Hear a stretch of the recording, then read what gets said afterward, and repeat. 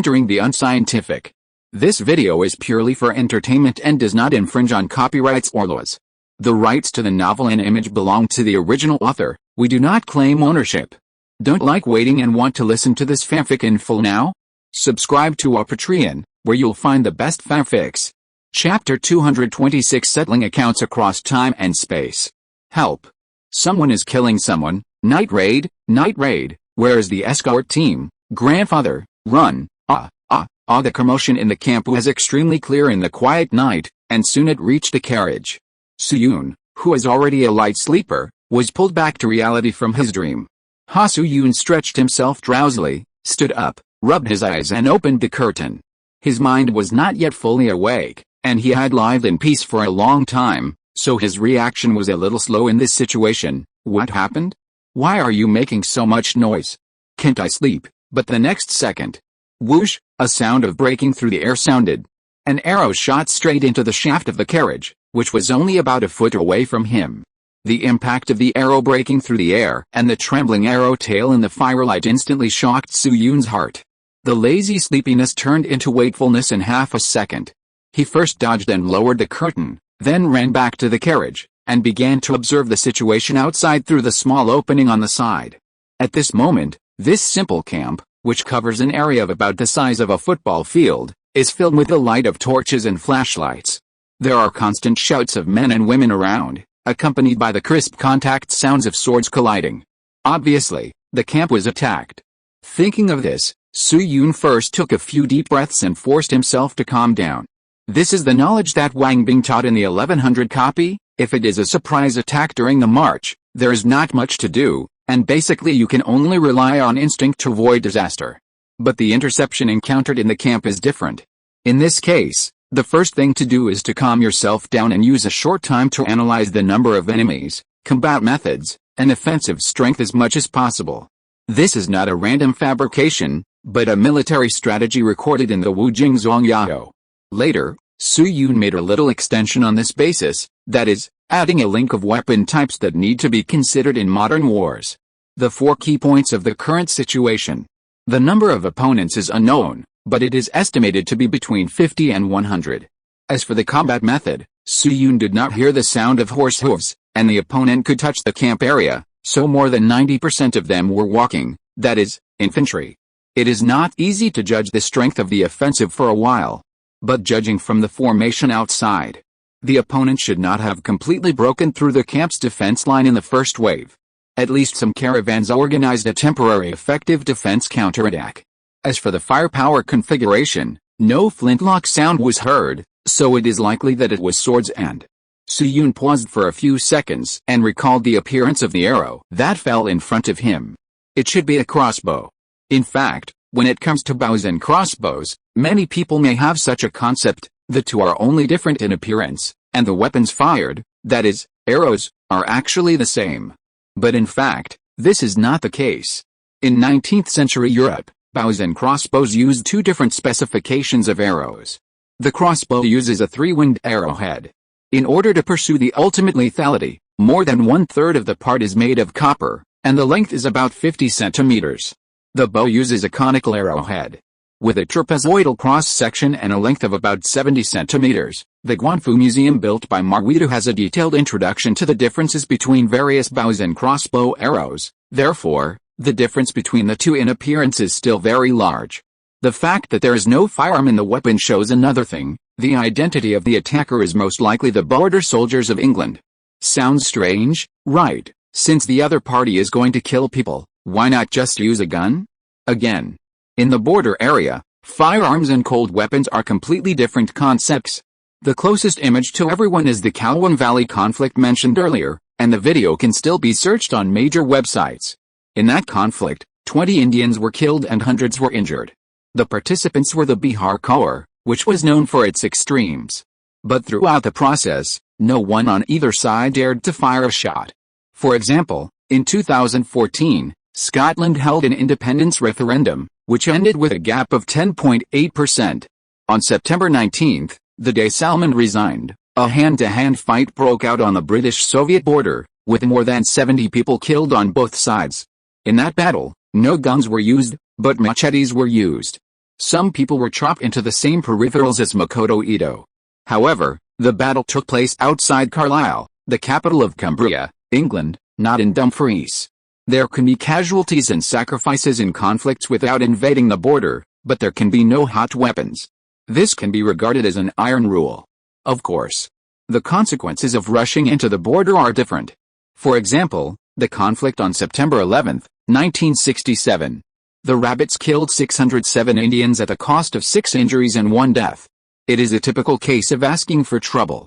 In short, Dumfries is now a public area between the Soviet Union and the United Kingdom, and an absolute sensitive point on the border. Although it is not clear why the English army wants to attack here, this unspoken rule must be followed. Knives, guns, crossbows and arrows. Su Yun listened to the shouts from outside for a few seconds, and suddenly frowned. Not good. Thompson and Will. Thompson is the main person in this mission. Although Will is a passerby, Su Yun has regarded this honest boy as a friend in the past 2 days. You know, they live in tents made of cloth. And according to the arrangement of the camp, the tents and carriages are parked in 2 areas, nearly 100 meters apart. Danger, danger. Thinking of this, Su Yun pondered for a moment, turned out his package, and pulled out the sword forged in the University of Science and Technology. Then he turned out a breastplate. This thing was bought from Teobeo after he learned that the copy was in the 15th century. In fact, he originally bought a Gothic neck armor for more than 400 yuan, which can protect your breasts to your neck and chin. But before entering the copy, considering that the igniter had been invented at this time, and the armor was heavy, it would probably not be of much use. He disassembled the breastplate and brought it here. If he had known that he would encounter such a cold weapon battle, he might have brought the entire neck armor with him. Then Su Yun fixed a breastplate on his chest, tightened his windbreaker, and rushed out of the car with a long sword. Help! As soon as Su Yun appeared, he saw a sergeant holding a Gothic saber beside him, howling and rushing towards a businessman. The full name of the Gothic saber is actually the British Gothic cuffed infantry sword. However, because this weapon has an arc and is a single-edged weapon, it is translated into knife in the Chinese context. Su Yun's state of mind is not so cold that he would not help. Seeing this, he quickly took a flash step and rushed towards this person. Stop, the daily update of 30,000 is coming. In the Northern Song Dynasty copy, Su Yun practiced the Li Feiyu sword art for more than a year, and there was a big man like Wang Bing, who has the ceiling of the Northern Song Dynasty, to practice with him. Although Wang Bing could still easily beat him with one hand before leaving the copy. But Wang Bing also admitted that it was not difficult for Su Yun to make a name for himself in the martial arts world. After all, the Li Feiyu sword art was a quick learning method.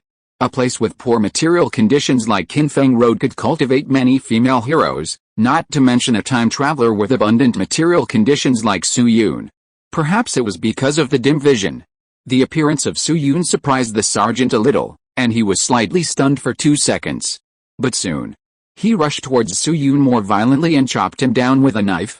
Su Yun's legs were one in front and one behind, and his steps were slightly bent, pressing the center of gravity very low, making a forward posture. Then he found the right opportunity and pulled the sword to the right with both hands. The first move of the Li Feiyu sword art, the Kai'ernglau throwing the embroidered ball. Clang, a spark flew, and the Gothic saber broke with a sound. The sergeant's action of attacking also stagnated. Then, without waiting for the other party to react, Su Yun rushed to the other party in a flash and hit him in the stomach with the hilt of the sword. Then, while the other party was holding his stomach and wailing, he used the technique he learned from Wang Bing to dislocate the other party's 2 arms and cut one of his tendons. After the man lost his fighting power, Su Yun picked up the steel sword again and rushed to the tent area. After all, he was from the 21st century and was somewhat resistant to killing people. In addition, the other party did not kill his compatriots, so it was better to leave his trial to the Scots. Anyway, his tendons had been cut, and his right hand would not be able to use his strength in the future, and he could only carry light objects with difficulty. Therefore, even if he was redeemed by the English side, he would not have any chance to go to China to do evil. That's it. Su Yun relied on the advantages of weapons and the Li Feiyu sword art to dodge all the way, and soon crossed to the vicinity of the tent camp. Clang, Su Yun parried an attack again, wiped the mixture of blood and sweat on his forehead, and shouted loudly to the surroundings, "Mr. Thompson, well, are you still there?" The next second, At least 6 places around him responded with "I'm here." Soo-yoon. Then he sighed and continued to search despite his risk. At the same time, due to the fear of providing targets for the crossbows, Soo-yoon did not dare to use the flashlight to shine, and could only rely on the surrounding firelight to make a rough analysis. Therefore, the efficiency of searching for people was undoubtedly much lower. But on the other hand, this environment also increased the possibility of Thompson and William's survival. After all, a field the size of a football field can still hide people in the dark. Soo-yoon just walked and searched. After a few minutes, the number of British soldiers defeated by him had reached 8. At the same time, the sound of attack and killing came from the Scottish outpost not far away. It was obvious that the enemy had divided its troops into 2 groups this time. This was not good news, and it meant that there might be no reinforcements in the short term. But while Soo-yoon was frowning and analyzing the situation, he suddenly caught a glimpse of an area dozens of meters away from the corner of his eye. At this moment, there was a flashlight in that area, which was switching on and off at some strange frequency. This frequency seemed to be Morse code.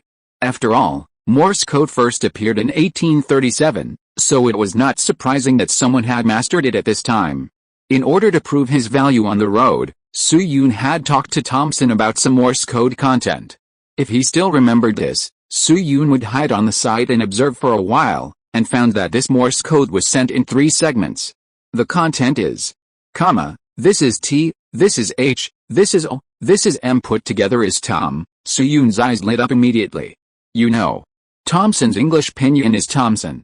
Although there are many people in the UK whose surnames begin with Tom, in this era, there are probably not many people who know how to use Morse code. Not to mention that most of the people gathered here are businessmen. Thinking of this, Soo-yoon hurriedly crouched and hurried towards that place. Clang clang clang. Just when Soo-yoon was still some distance away from the target, he suddenly heard the sound of weapons colliding and 2 familiar voices talking. Mr. Thompson, danger, don't worry about me, hurry up and go to London, go. Just at this time, a fire swept across the area, and Soo-yoon was able to temporarily see the situation on the scene. Thompson and Will were hiding on the side of a baggage carriage. Thompson had 2 obvious wounds on his shoulders and thighs, and he was holding a knife he had picked up from somewhere. He held the handle of the knife with both hands, with the blade facing forward, and protecting Will behind him. Opposite Thompson, stood a middle-aged man in black swordsman clothes. This man also had a beard, a medium build, and a head that was slightly larger than his body. He held a straight-bladed sword with a brass guard in his hand, looking at the 2 people who were forced into a desperate situation with amusement and contempt. If Will in this scene was Weir, or if Thompson was replaced by Tang Murkson, it would be a classic scene that could be made into an animation, but it was a pity that they could not be replaced. Seeing the middle-aged man's sword tip raised, Soo-yoon could not help it and rushed to the other side. Stop. Will had originally planned to fight to the death with Thompson, but when he suddenly saw Soo-yoon appear, his mouth was trembling with excitement. Mr. Luo Feng, he and Thompson had seen Soo-yoon's previous killing scene, otherwise he would not have risked being shot by a crossbow to send Morse code. Then he paused and reminded, Mr. Luo Feng, be careful, this man is an army captain of the King's Dragoon Guards. Mr. Thompson recognized the badge on his shoulder. His swordsmanship is very powerful, and he has been saying that he is waiting for you to come. King's Dragoon Guards. Soo-yoon repeated the term, and a sense of inexplicable meaning emerged in his heart again.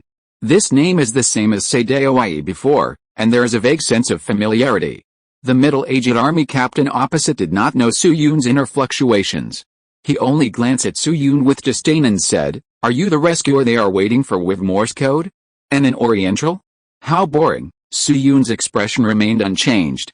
It was normal for a person who could become an army captain to recognize Morse code. Judging from the current situation, the cause and effect should be like this. Thompson and Will saw the process of his killing the enemy. Thompson thought that there should be no outsiders at the scene who could determine the Morse code, so he conveniently sent a signal using the frequency of the flashlight. As a result, the middle-aged captain discovered this situation first. After rushing to the scene, he injured Thompson but did not kill him, but waited for him to arrive. He planned to defeat himself in front of Thompson and the others, so as to defeat the confidence of the 3 people in one fell swoop, and finally kill the 3 people at once. What a bad taste. Then the army captain took out a handkerchief from the bag on his chest and gently wiped the blood off the sword, But my sword has not killed an Oriental. Boy, tell me your name, it's your honor? Su Yun frowned slightly, and a name came out, Mr. Chiu. The army captain nodded gently, holding the hilt of the sword with his right hand, and pointed the sword straight forward. James Hope Grant, remember my name? Su Yun was stunned. James Hope Grant? A few seconds later, a sense of enlightenment accompanied by anger suddenly surged from Su Yun's heart. So that's it. No wonder he felt a sense of familiarity when he heard about the King's Dragoon Guards. No wonder he felt a little unhappy when he saw this person for the first time. No wonder this person has such an arrogant bad taste. Because he is James Hope Grant, the commander of the British land forces in the Second Opium War, the puppet hand stained with the blood of countless Chinese compatriots, and one of the two main culprits in the burning of the old Summer Palace. According to the original history, Grant was promoted to captain in the army in 1835, and was promoted to major for his contribution in capturing Zhangzhongjing in the First Battle. He participated in the First Sikh War and the Punjab campaign with the third-class Order of the Bath he obtained, and then began his promotion. The first battle of this copy has not yet begun, so Grant naturally cannot follow the original trajectory and lead his troops to participate in the First Sikh War and the Punjab campaign. In the absence of special opportunities, he has wasted more than 10 years in the position of captain, which is also reasonable. Thinking of this, Su Yun couldn't help but take a deep breath. For the first time in history, he had an urge to kill. During those days in the Northern Song dynasty, he had seen blood at the request of Wen Bing. Su Yun even personally killed some extremely evil criminals with true crimes. It's just that he was influenced by modern people's concepts. Under normal circumstances, he would not be willing to kill people. This time was obviously not a normal situation. Then he held the hilt of the sword, moved the sword to the middle door, stepped on the fixed knee, and pointed the sword tip directly at Grant's throat. Grant frowned slightly, and suddenly felt a little uneasy in his heart. Su Yun's stance was too stable. Su Yun deliberately lowered his center of gravity and stance to minimize the impact surface of his lower body. No matter from which angle, this is a very useful and simple stance. A moment later, Grant took a big step forward, and the sharp sword with a cold light slashed towards Su Yun's right hand. Su Yun was not at all flustered. He was as if he had expected it, and still blocked with a move of Kyong Lao scattering embroidery balls. The next moment, he twisted his body to the left and pushed the sword forward with both hands. The sharp tip of the sword pierced directly into Grant's throat. Grant was startled and quickly turned his head to the side.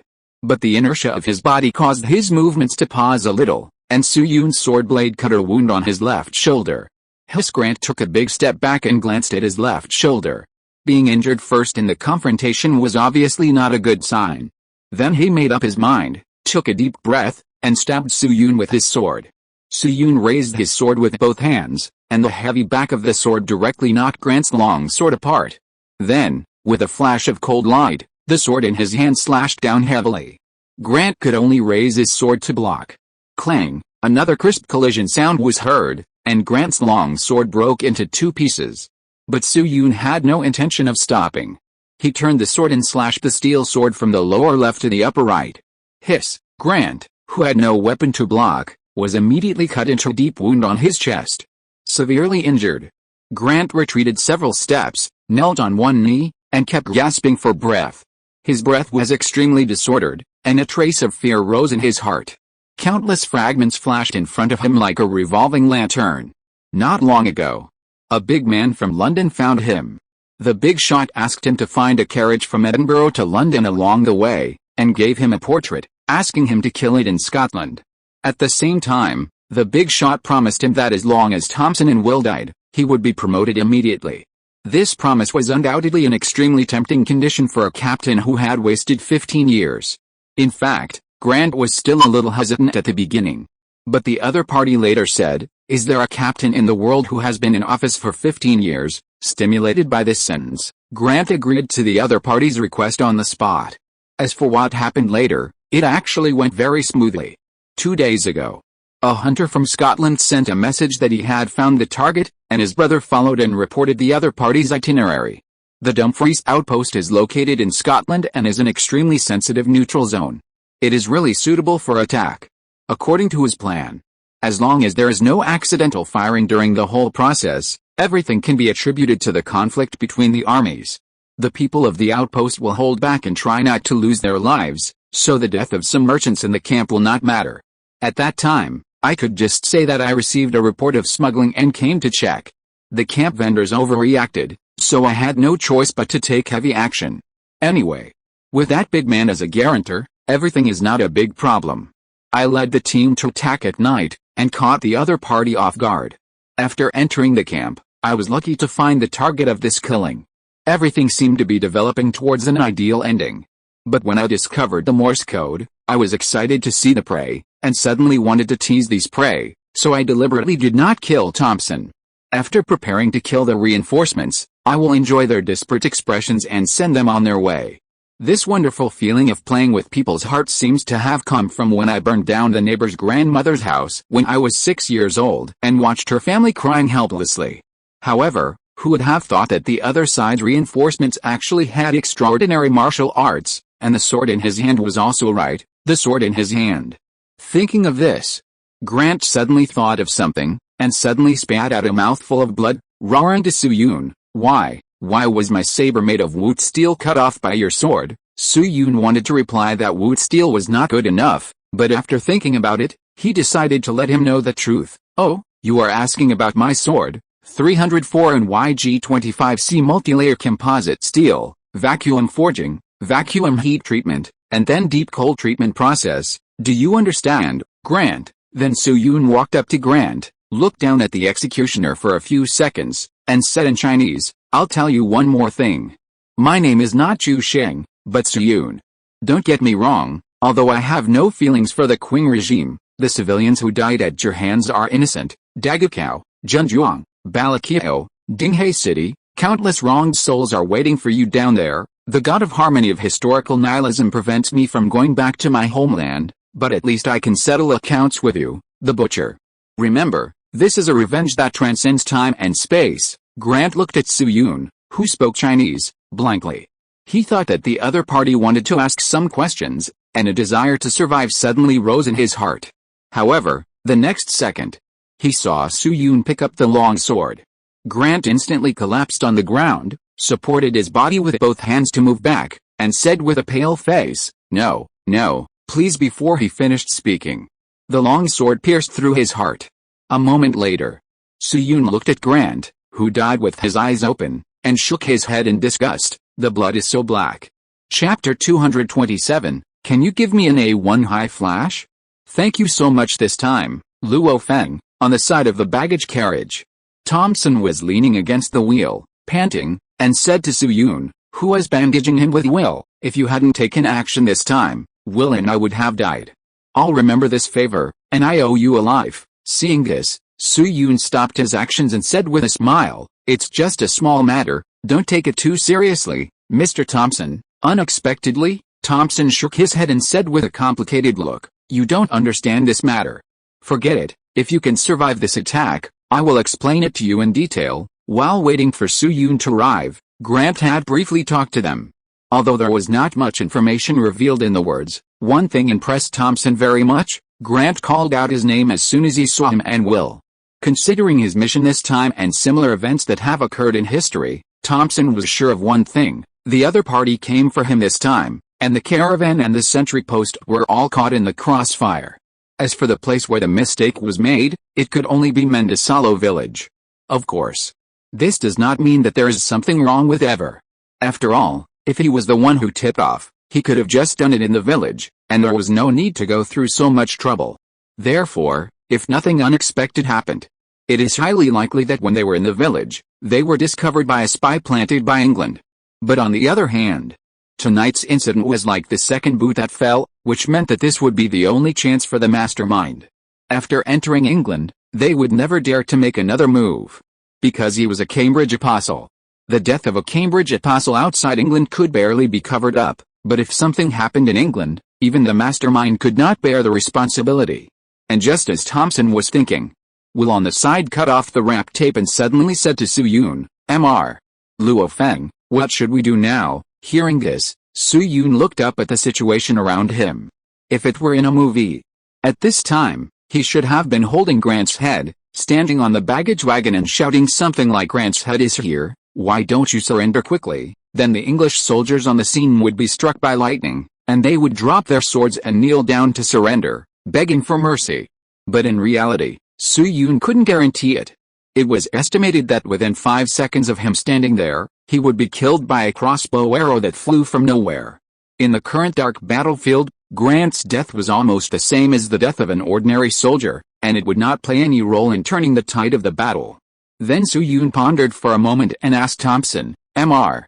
Thompson, is there no one in the caravan station with flintlocks or rifles?" Thompson shook his head, sighed, and explained, "Dumfries Town is the most sensitive trade zone between Scotland and England, so neither the Scottish Chamber of Commerce nor the English caravans are allowed to pass with guns. Therefore, most caravans will often bring a team of bodyguards equipped with muskets when they set out from the north to ensure safety along the way. When they reach the village of Waldaubury, 40 miles away from here, they will separate from the musket team and arrive at the sentry point with cold weapons at most. The route from Waldaubury to Dumfries Town will be patrolled by the military with sentry posts, and even the most daring robbers will not dare to rob in this area." Su Yun nodded in understanding.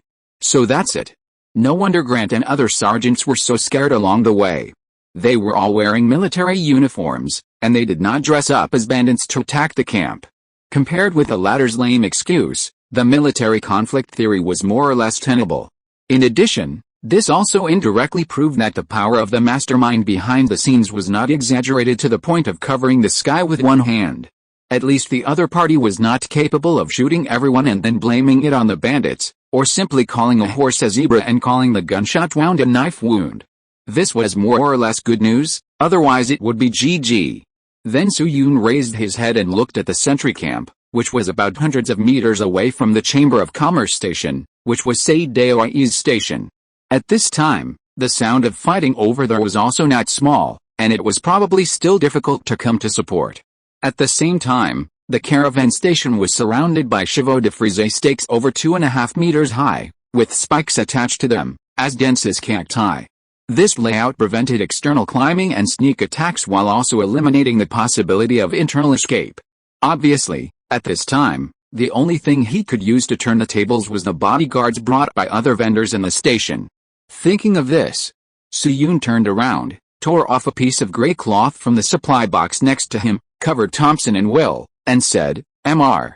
Thompson, Mr. Will, you stay here and don't move. I'll be back soon." After saying that, he swung a sword flower in a chick manner, then lay on the ground and slowly crawled in a certain direction. Under the gray cloth, Will subconsciously wanted to stop Su Yun, but was grabbed by Thompson with his uninjured hand. "Let him go, we just need to hide." Will opened his mouth and wanted to say something, but in the end he didn't say anything. Su Yun's target was the west side of the garrison where the battle was the most intense, which was the absolute center of the battlefield. There were originally many large wooden boxes of goods placed there, which could inherently block some sneak attacks from crossbow arrows and also hide the body. In addition, since goods were related to money income, most caravans would arrange some people to carry cold weapons to keep watch. Therefore, after the battle began, this place also became the most concentrated and stable defensive fortification. Su Yun moved to the periphery of the battlefield under the cover of night, and observed the battlefield again through the scattered firelight. The target was quickly locked on a wheelbarrow about 10 meters away from him. At this time, a young man holding a wooden stick was standing next to the wheelbarrow. His originally gorgeous clothes were now covered with mud and blood, but it was still vaguely clear that he was a handsome young man. Opposite this person stood a soldier holding a sharp blade and grinning, with blood on the blade. The soldier was approaching the young man step by step, as if you would say a line from the book, "Madam, you don't want Zhang to be bullied, do you?" As soon as he opened his mouth, the young man had been forced to the shaft of the wheelbarrow at this time, and kept shouting "No." Perhaps the pressure had reached its extreme. The young man suddenly shouted, raised his sticks above his head with both hands, and swung them at the other party with force. However, the soldier just slightly turned his body and dodged the attack. At the same time, he grabbed the young man's hand and hit his knee hard into the other's abdomen. Under the heavy weight of the abdomen, the young man immediately vomited a large mouthful of blood, stomach acid, and food. The sergeant laughed again, raised the blade above his head, and prepared to have a bloody head separation. However, Just as he was about to make a move, bang, the sergeant only felt a strong impact on his neck, and then he completely lost consciousness. Behind him, looking at the sergeant who was knocked unconscious by him, Su-yoon put down the stone in his hand, looked at the young man who was vomiting, and asked, "Hey, are you okay?" The young man covered his abdomen and took a few breaths, climbed up with effort, and sat on the ground without any image. "Mr. Thank you. If it weren't for you, I would have lost my life. I promised my girlfriend that I would go back and marry her after this business." Su-yoon, even though the situation was extremely urgent at this time, he also wanted to pat the other party on the shoulder and say, "Brother, you deserve this disaster. TMD, dare to plant such a flag? If you want to stand up, you must stand up and eat the axe." After the man's breathing became smoother, Su-yoon asked again, "What's your name?" "Gibson Lindsay." Gibson Lindsay. Hearing this name, Su-yoon was stunned again. No way? If I remember correctly, the great-grandfather of that person seems to be called Gibson Lindsay? Coincidentally the same name? Or is it the real person? Then Su-yoon quickly calculated the age. The man was born in 1909, exactly 59 years ago. A great-grandson in his 80s, seems to make sense? Thinking of this, Su-yoon's eyes softened when he looked at this person. But now is not the time to reminisce about the past, the battle situation is the focus. Then he took the initiative to help Gibson Lindsay to position further inside the wheelbarrow, pointed to the most intense battle and asked, "Mr. Lindsay, how many caravans are there?" Gibson Lindsay wiped the blood foam from the corner of his mouth, recalled carefully, and said, "There are about 10 or 20 bodyguards, and the adult men in the caravan are servants and followers, about 30 people. As for the old people who have no fighting ability, there are about 7 or 8, all of whom are the bosses of the caravan." Su-yoon nodded gently. Grant's position is captain, which is almost the level of a full company in later generations. In the British military system in the 19th century, he could command about 150 to 200 people.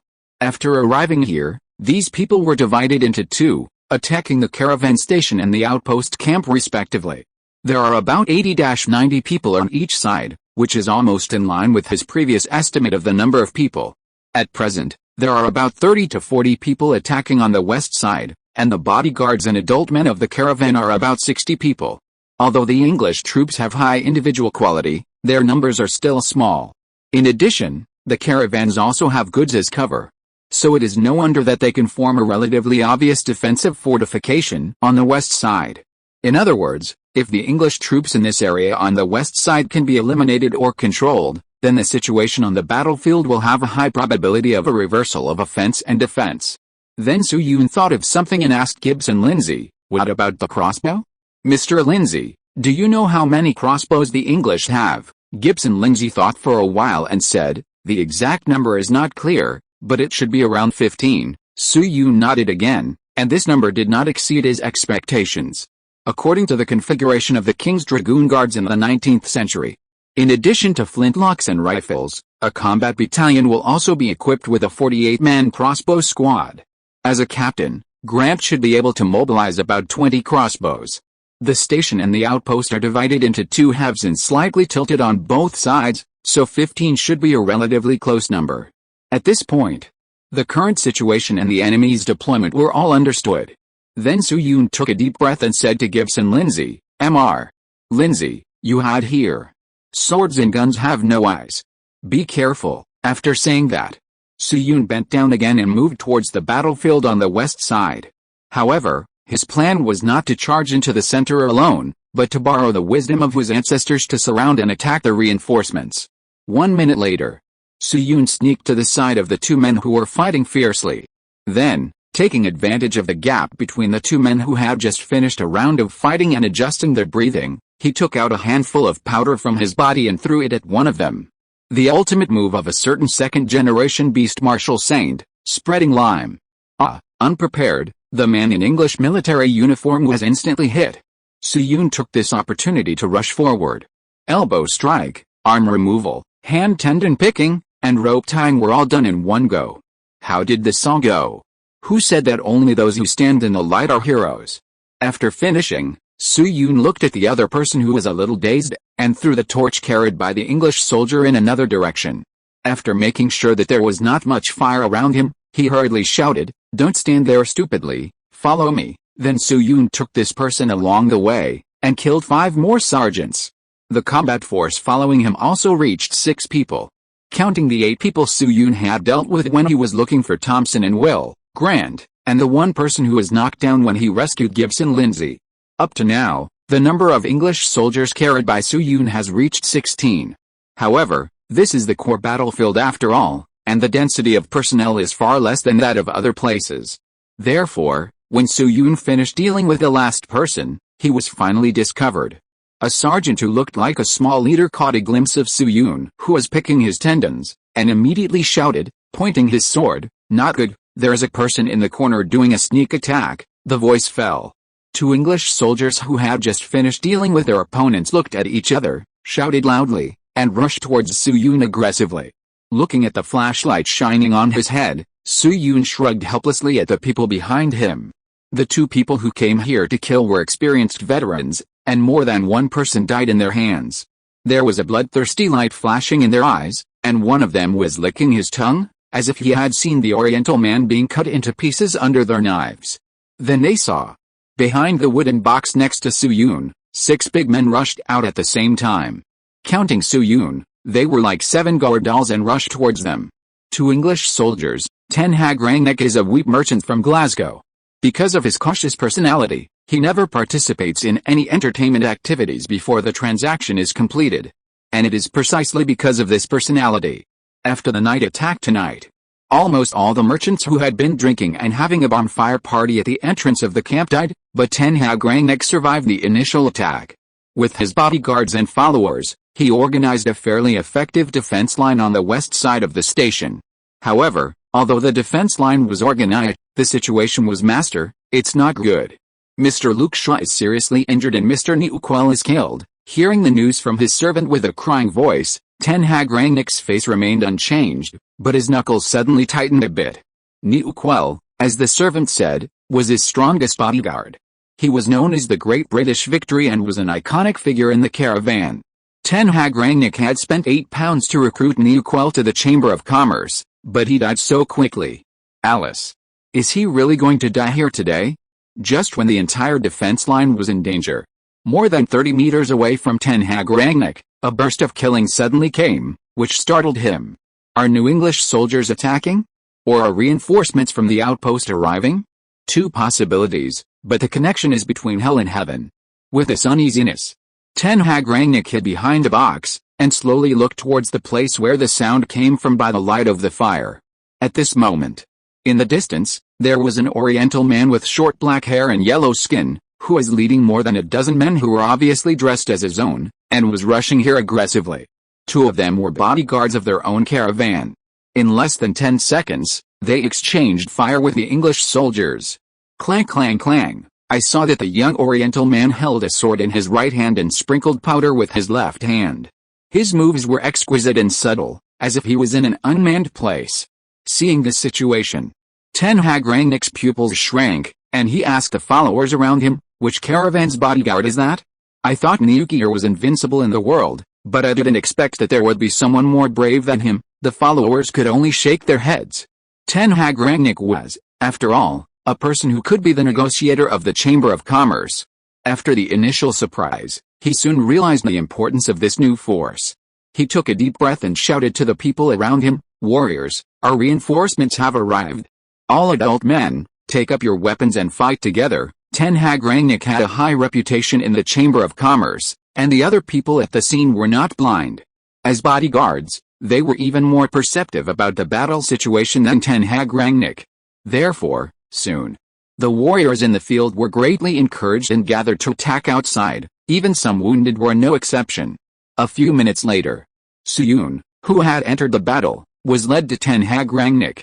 Without waiting for Ten Hag Rangnick to thank him, he said, "Sir, stop talking nonsense. First, tell me where the English crossbowmen are gathered." Su Yun's tone was very urgent, because there was a threat point from the beginning to the end, those crossbowmen brought by Grant.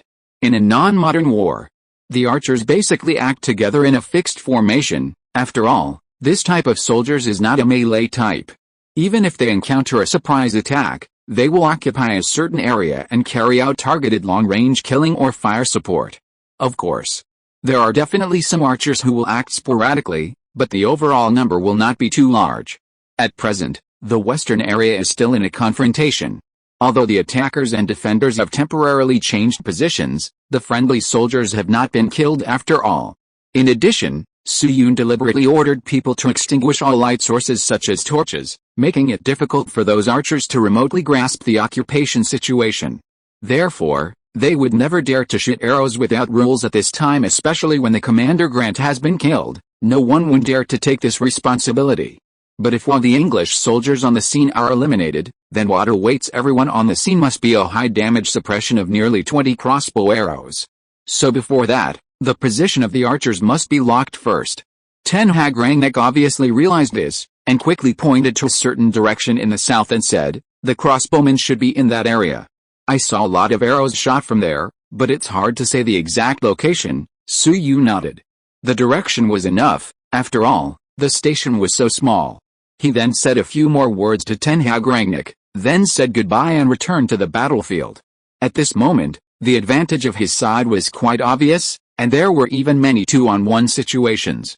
He called a few people with confidence. "Stancy Valenzuela Dick Vargas, follow me." The few people who were called out had all been saved by Su Yun, so they followed Su Yun and left the scene without hesitation. Then the group of 8 people followed a border under Su Yun's guidance. And Ten Hag Rangnick followed Su Yun's instructions and had people throw flashlights in another direction. Flashlights and torches are the few fishing floats in the dark night, so after discovering the light of the flashlight, 2 crossbow arrows immediately shot around the flashlight. Seeing this situation, a bodyguard who was good at using crossbows tilted his ears and judged the position by the sound. Mr. Luo Feng, the target is about 150 feet at 10 o'clock, it shouldn't be too far off. Su Yun nodded and led everyone to that direction. Sure enough, after walking a short distance, in their left front field of vision, there appeared an area with 5 or 6 flashlights, and even a smell of tobacco. Seeing this, Su Yun took a deep breath and took out a round object from his body. This was the life-saving equipment he prepared for this trip, a homemade flash bomb. Although a certain idiot author wanted to write down the homemade process, after asking a friend, he learned that this was an act strictly prohibited by law. And spreading related tutorials on the internet would lead to imprisonment. Someone reported me for spreading the method of incendiary bombs in the Song Dynasty copy before, but fortunately I was cleared after verification, therefore, the homemade process is omitted here. Anyway, the main components of flash bombs are phosphorus, potassium chloride and other things. With Su Yun's current status in the University of Science and Technology, it is not difficult to get them together. Then Su Yun shook the flash bomb. Pull out the fuse. Throw it hard in that direction. The crossbowmen gathering point not far away. After occupying the entrance of the station, the crossbowmen skillfully built a temporary trench with objects such as wheat sacks and boxes, and cooperated with the infantry to fight.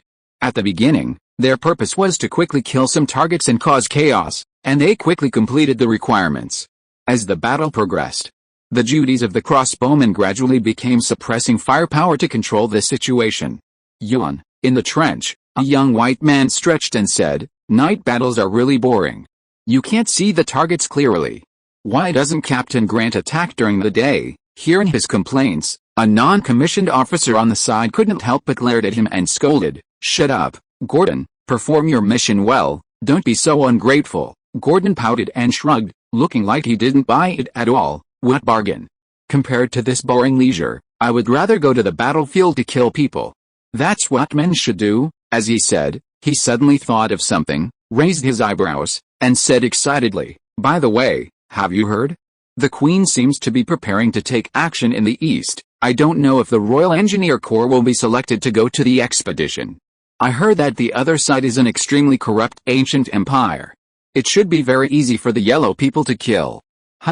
What is that? While talking, Charles George Gordon felt vaguely through the light of the flashlight that something was flying towards him again. Then, before he could react, a beam of extremely bright light appeared in front of him, instantly blinding his retinal nerves. This is not over yet. Students who have been bombed by flash bombs in their previous lives should know that although the name of the flash bomb contains flash, it actually has a strong impact force, which is even comparable to grenades and smoke bombs within a certain range. And this flash bomb happened to fall right next to Charles George Gordon. So, while the front was filled with white light, Gordon's chest suddenly felt an extremely strong impact force, as if it was going to tear him apart completely. At the last moment of his life, a voice suddenly came to his ears. "Yeah, I got an A1 high flash." Note, after looking up a lot of information and making more than a dozen phone calls, I finally found a unit where both Grant and Gordon had served. There was no way. I had obsessive-compulsive disorder, and killing an executioner didn't feel good enough.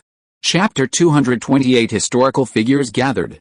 If James Hill Grant was one of the two main culprits in the burning of the old Summer Palace, then Charles George Gordon was undoubtedly a standard robber. Charles George Gordon. Sometimes he was called Charlie George Gordon because of the translation. He was born on January 28, 1833. His father was a lieutenant general in the British Army. He studied at the famous Taunton School and the Royal Military Academy in the UK. After graduation, Gordon became a crossbowman in the Engineer Corps in 1850. According to the historical trajectory, he would participate in the famous Crimean War in 1855 and went to China as a major in February. He did not catch up with the attack on Daga Fort, but caught up with the occupation of Beijing and the Summer Palace, and robbed a large number of precious cultural relics.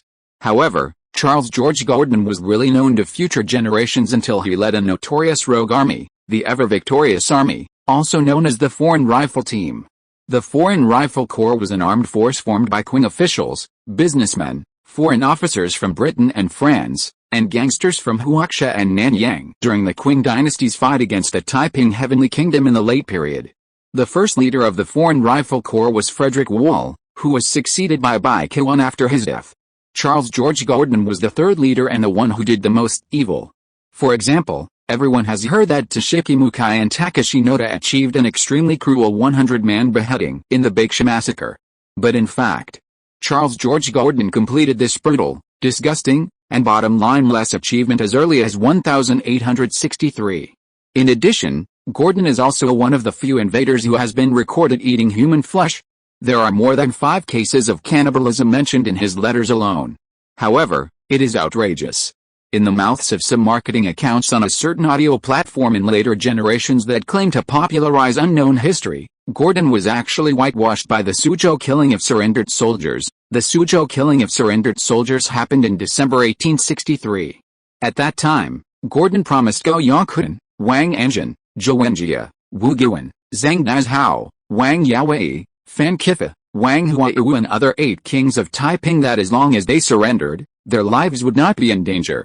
As a result, a few days before the surrender, Li Hongzhang thought of his younger brother Li Hezhang, who was shot in the leg because of the Taiping army's false surrender when he surrendered in Taikang a few months ago, and then went back on his word.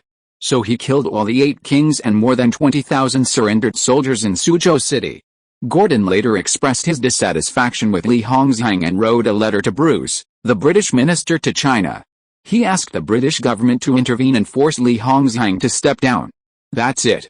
In the mouths of those marketing accounts, Gordon became a kind and trustworthy upright person. Don't you think it's outrageous? In fact, Gordon had an opinion on this, mainly because Li Hongzhang acquiesced to Chang Zuqi's killing of the surrendered generals and the killing of 8 surrendered generals at the Hongmen banquet, and did not inform himself of the whole plan. At that time, the ever-victorious army was stationed outside the city, but did not participate in it until the end of the whole plan.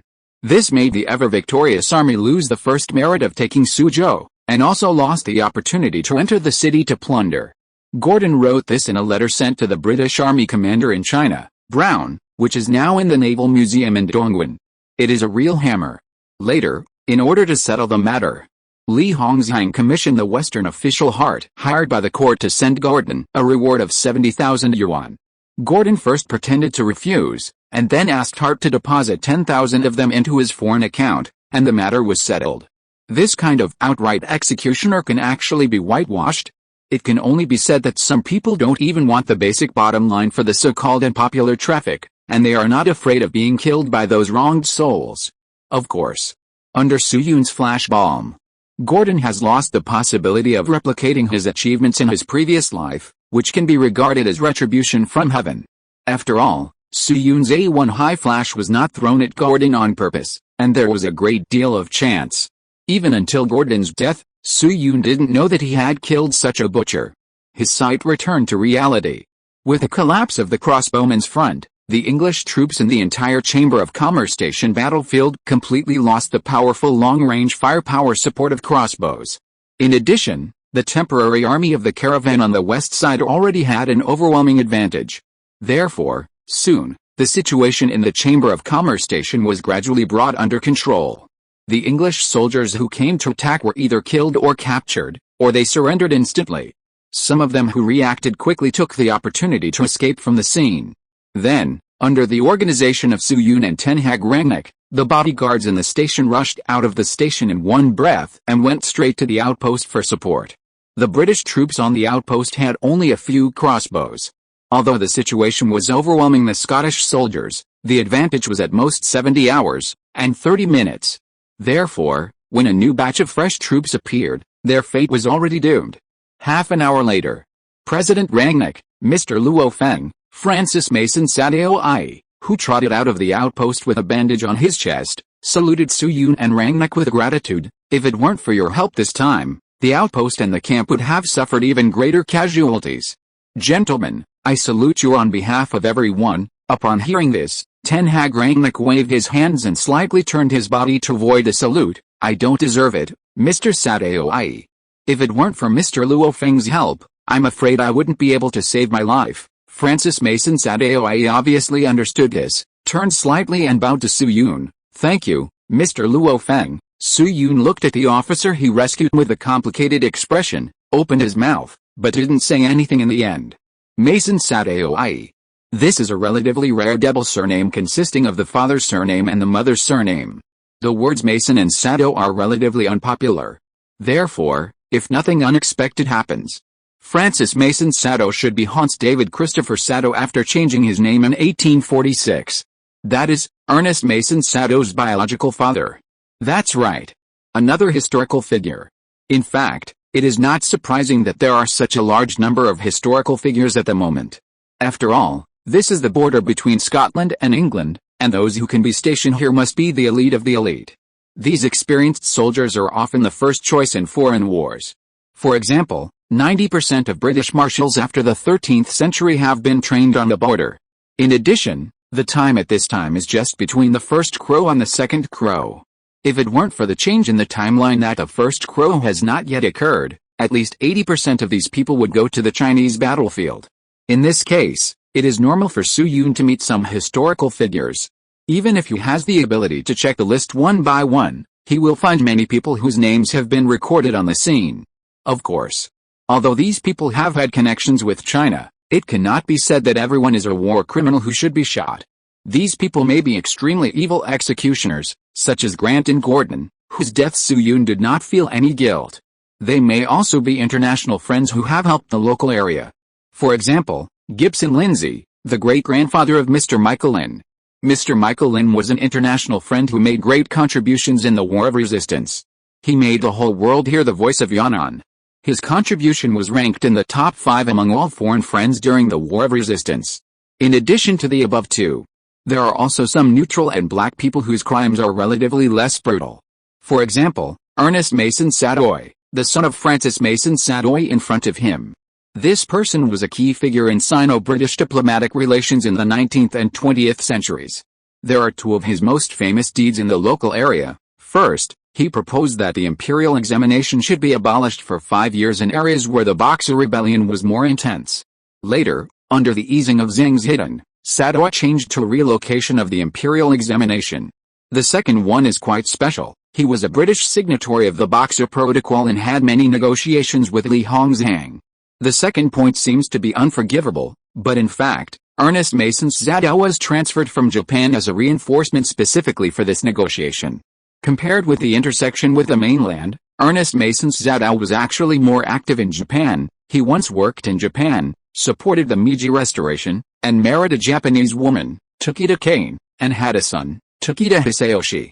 His status in Japan is somewhat similar to that of Stuart. So in terms of the mainland, how can we say that Ernest Mason Sadoy did not kill anyone, but some of the clauses he proposed did increase the pressure on the Qing government? In terms of definition, he is obviously not a war criminal, but saying that he is a worker has some whitewashing implications.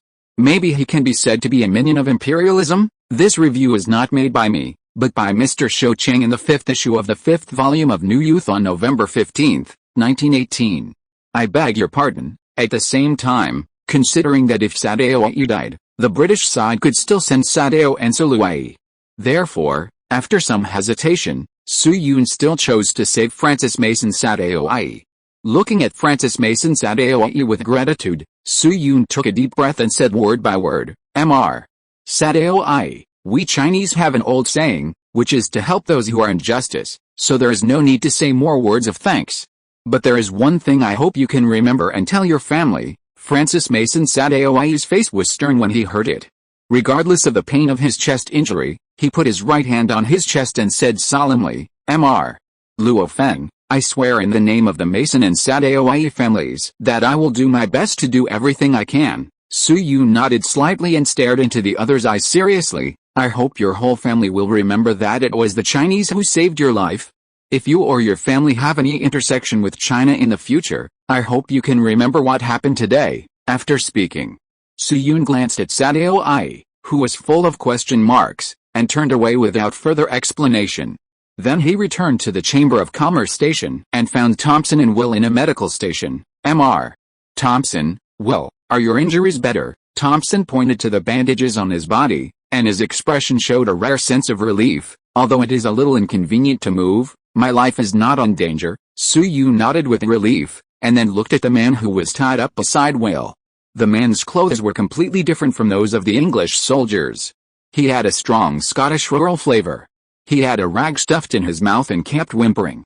Su Yun looked at him and asked Will, who is this man? Will snorted coldly and turned the man over. Mr. Luo Feng, do you know him? Su Yun looked over. The man was a big man with a fierce face, tall, and his neck was a little ruddy due to years of drinking. Su Yun pondered for a moment, and said uncertainly, he seems familiar, as if. By the way, I seem to have seen him in Mendisalo village, if I remember correctly, when father ever took us to Sterling to buy the main axis. He seemed to be sitting at the gambling table next to him. The reason why Su Yun had an impression of this person was mainly because it was the end of autumn, and this person was the only shirtless person at the gambling table, which was very conspicuous. In addition, Su Yun had just arrived in this dungeon not long ago, and the people he had contact with were limited. Therefore, he naturally had an impression of such a maverick man. Hearing what Su Yun said, Thompson nodded solemnly. Yes, he is the hunter from Mendisalo village, named Kurtz. After he discovered our trace, he went to the garrison in England overnight to report the news, and his brother McCall followed us all the way. After we entered the garrison, we passed our latest movements to Grant, who came by a detour. However, McCall died at the hands of one of Ronnick's bodyguards in the battle, and we only caught Kurtz in the end. As he spoke, Thompson pointed to the carriage not far away and continued to explain. He is the only person who has seen our true faces, so he was arranged by Grant to the garrison battlefield so that he could find us in the dark. After all, our carriage is not difficult to distinguish. Do you remember the crossbow arrow that was shot at you when you first showed up? That was Kurtz who pointed it out, but they didn't know that Will and I were sleeping in the tent. Su Yun was slightly stunned when he heard this, and then he realized it.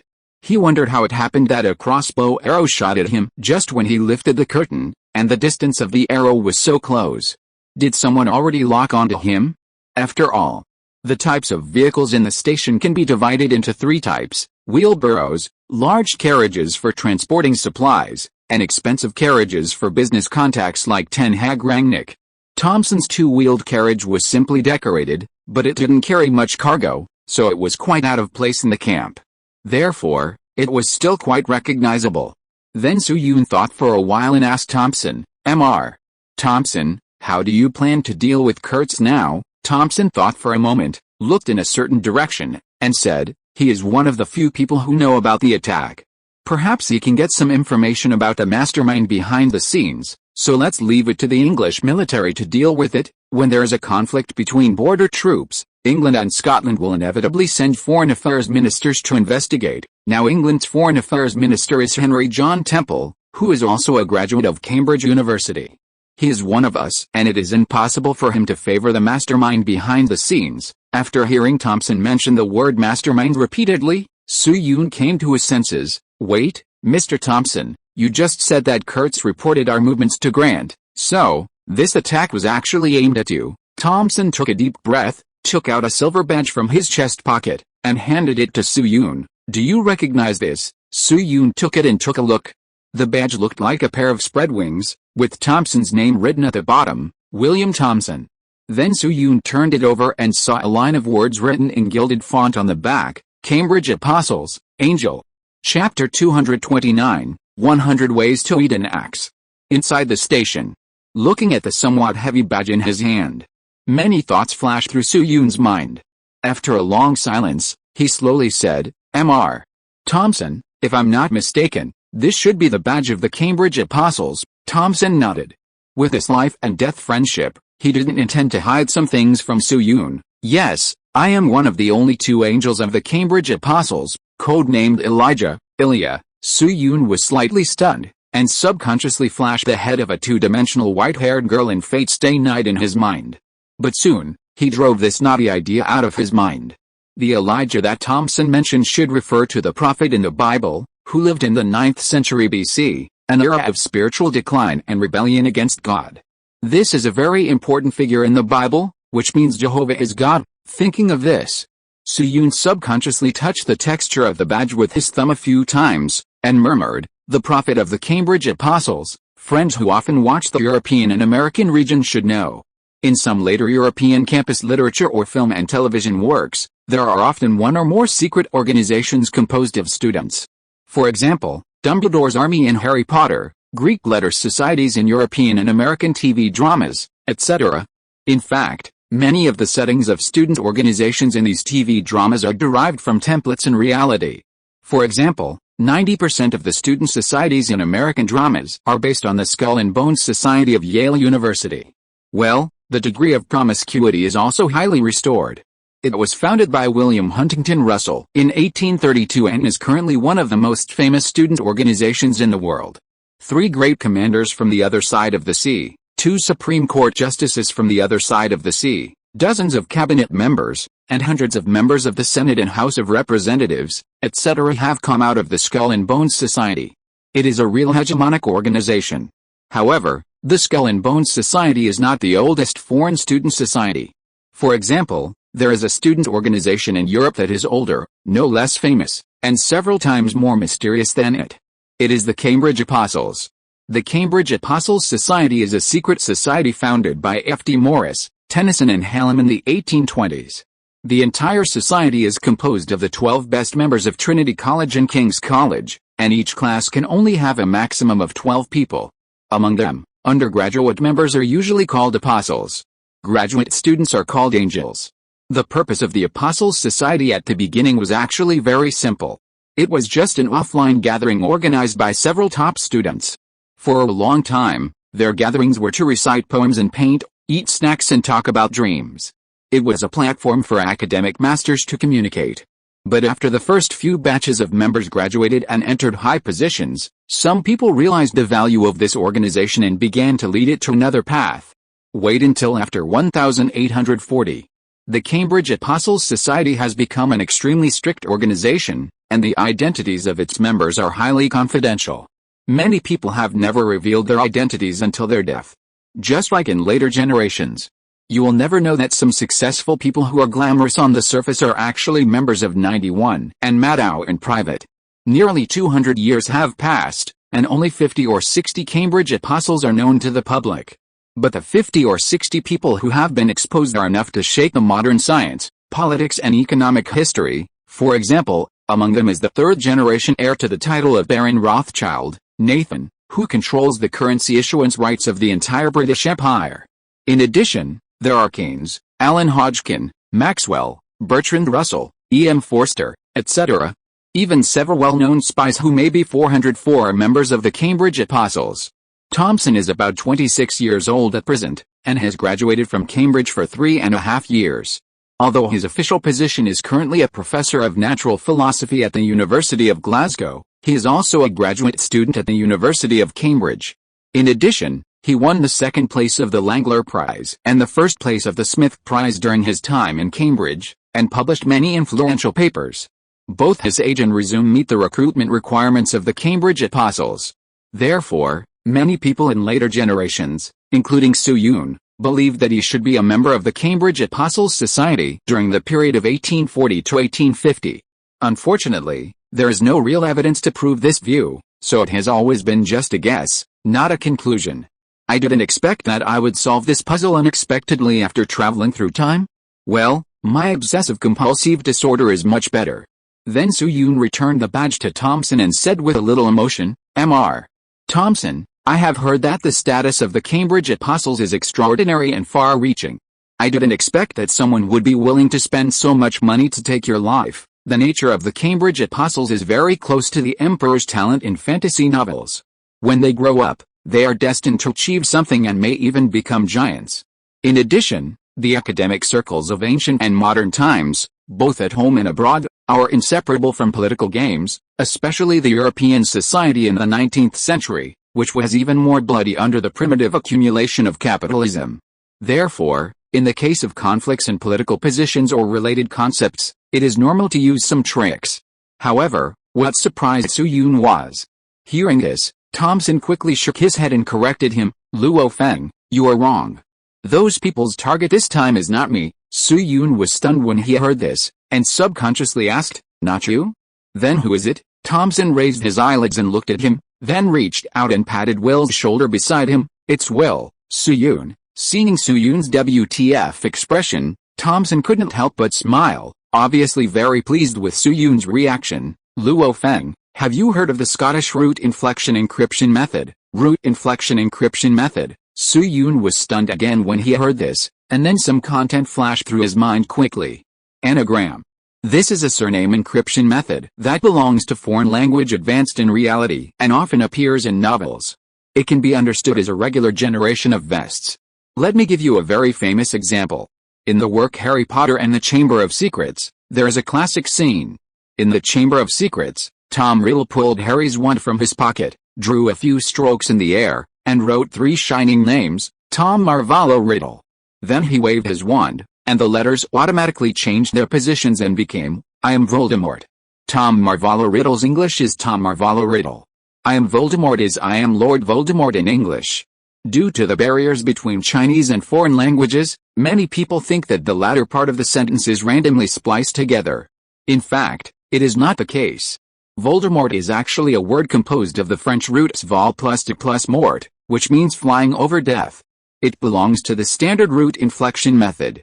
In addition, if you have watched Bleach, you may also be impressed by Conan's 132nd episode Magic Lover Murder Case. This episode tells the story of Ren and Sanako going to an offline magician-lover meeting. Conan went home with Maori Kagoro because he had a cold. As a result, halfway through the journey, the radio in the car said that someone was killed, and the murderer was a netizen nicknamed Shadow Magician in the Mariko meeting. So Conan and Maori immediately rushed back to the villa, but the only suspension bridge was already burning. Conan risked his life to rush across the suspension bridge, and finally fell outside the door of the house. The method of committing the crime in this episode is classic, but what is more impressive is another thing. Kato Kid used the alias of a fat man named Oitakiki, and the naming idea was also a root inflection encryption method, but it was partially Japanesized by Aoyama Leozai. The root inflection used by Aoyama Leozai in this episode is to pay tribute to Conan Doyle, which is the classic Scottish root inflection encryption. If there are still students who have not forgotten the Scottish celebrities mentioned at the beginning of the copy, they should remember that they actually gave clues at that time. According to the Scottish root inflection encryption, suppose the person's name is ABC, def, GHIZK, then first you need to split the last name into 2 words, such as Gi and ZK. Then move the first word after the split, that is, Gi, to the front of the name, forming the name Gi, ABC, def, ZK. After doing this, then add a letter in front of Gi at random. This letter is a meaningless cover word and can be removed when restoring. For example, if a W is added, it will be WGHI, ABC, def, ZK. Then the third step is to check whether there are X, T and Z in the beginning WGHI. If these 3 letters are present, they need to be replaced with other lowercase letters. Because these 3 letters are also meaningless in the Scottish root grammar. For example, X should be decomposed into two lowercase l, that is, LL, which can be regarded as straightening the two crossed lines of xt is replaced by a lowercase f, and z is a lowercase y. This replacement is limited to the first word. As for the original word of LFY, it is distinguished by uppercase. Then comes the last step, swap the first letter of each word except the first and last two letters. That is, the first letter of the second word is exchanged with the first letter of the second to last word, the third is exchanged with the third to last, and so on. The first letters of ABC and DEF are exchanged to become DBC and EVE. If there is an odd number left, the word remains as it is. In this way, the surname ABC, DEF, GHIZK becomes WGHI, DBC, EVE, ZK after encryption. Seeing that Su-Yun seemed to understand something, Thomson smiled again. He took out a pen and paper and wrote Will's full name in front of him, small, Kames, Jlerk, Well. Encrypt according to the root inflection. The first letters of Kames and Jlerk must be exchanged. Then their original forms are James and Clerk. The S in small at the beginning is a meaningless word and can be directly removed when restoring. So small becomes mall. Then the L is lowercase and there are two of them, indicating that it is the decomposition of X. Therefore, the original form of the first word should be Max. Then it is spliced with the last Well, and Will's real name appears, James Clerk Maxwell. The moment he saw this name, Su-Yun's pupils suddenly shrank, and the whole person was struck by lightning, and his mind was blank. It turned out to be him. After a moment, he took a deep breath and recovered from the shock. When this identity was substituted into the things he had encountered in the past few days, everything could be perfectly explained. No wonder this person wore square leather shoes with metal buttons on the upper when they first met. No wonder he knew the past of the Mavericks very well and could talk about his life experience. No wonder Thomson was willing to teach mathematics knowledge to such a country boy late at night. No wonder the mastermind would go to such lengths to send out troops and kill Thomson and his men on the border. This was because he was the second tuition-free student at Cambridge University after Maverick, and one of the greatest physicists in history, James Clerk Maxwell. At the same time, a light curtain suddenly appeared in front of Su-Yun. Ding, the mission has been activated. This mission is divided into main and side missions, and the side mission is being generated. Side mission has been generated. Side mission name, 100 Ways to Eat an Axe, Su-Yun. If you're listening to this novel on a channel other than Fanfic World, it means they downloaded and uploaded it without effort. We cordially invite you to visit our channel, Mundo Fanfic Novelis. There you'll find the original version of this story and you can explore many other novels of various genres. We're waiting for you to immerse yourself in a world of incredible novels. Chapter 230, the third-rank genius in the history of human physics. Looking at the prompts on the light screen in front of him, the muscles on Su-Yun's face twitched a few times, and his mood was vaguely subtle. Is this considered a flag? To be honest, judging from the intelligence at the time, Su-Yun's deduction ideas were not too problematic. When Will and Thomson reported their names, the halo did not give any hints, and Thomson also made it clear that he was going to Cambridge to find an old professor. Considering that the main character must be related to Thomson, the halo also seems to like to discover some unpopular characters. Su-Yun thought of Hopkins, and the deduction process was completely reasonable and there were no major omissions. Unexpectedly, the name Will was actually a pseudonym. The real identity of this Scottish youth was Maxwell. Maxwell, in the 21st century when Su-Yun traveled through time. There are two issues that have always been controversial among the people, and basically there will be a fight once they are raised. One is the dispute between the sweet, salty and spicy parties of tofu pudding. The other is who is the greatest scientist in history between Newton and Einstein. It was mentioned a long time ago. Nature did not select the 20 greatest physicists of the millennium in 2000. That was a rumor from Cheyenne Forum. Because for websites and magazines, no one dares to make an official statement on this issue. But on the other hand, although those journal websites will not take sides, they occasionally provide platforms and organize some activities for industry insiders to vote. For example, Physics World and Physics Web Survey often do this. From 1999 to the present, there have been 29 scientist selections organized by core journals in the Q1 zone of the JCR division. The Icons column of TV station B before it did those shady operations also organized 2 selections in 2007 and 2011, 29 plus 2 equals 31. This number is the total number of scientist selections organized by authoritative journals and media since the new century. In these 31 selections, Xiaoniu or Laoniu ranked first 14 times, and Einstein ranked first 17 times. The two are inseparable. While the two gods were fighting for the first place, there was a person who was as stable as Mount Tai in the third place. He was Maxwell. In these 31 selections, except for Galileo who took 4 times and Planck who took 3 times, the third place in the remaining 24 selections was Maxwell without exception. So how awesome is Maxwell? On June 13, 1831, Maxwell was born in Edinburgh, Scotland. His father was a defense lawyer named James Clark. The reason why Maxwell had an extra surname, Maxwell, was because the Clark family and the Maxwell family had a deep relationship. For example, the great-grandmother of little Maxwell came from the Maxwell family, and little Maxwell's father also inherited some real estate from the Maxwell family. However, although Maxwell's family was wealthy in his childhood, he was often ridiculed by his peers because of his strong accent and other problems. So he was more withdrawn and didn't like to talk much. At the age of 8, Maxwell's mother died of illness, which made him more taciturn. But fortunately, Maxwell's father did not give up his love for him, but actively encouraged and accompanied him to grow up, and sent him to Edinburgh School. At the age of 15, Maxwell published his first paper Ovoline in the Journal of the Royal Society of Edinburgh. In 1847, the 16-year-old Maxwell entered the University of Edinburgh as he wished. Since then, he has won the first place in his grade for 4 consecutive years, and also won the Comp Gold Medal of the University of Scotland for 4 consecutive years, the thing that Thomson won once.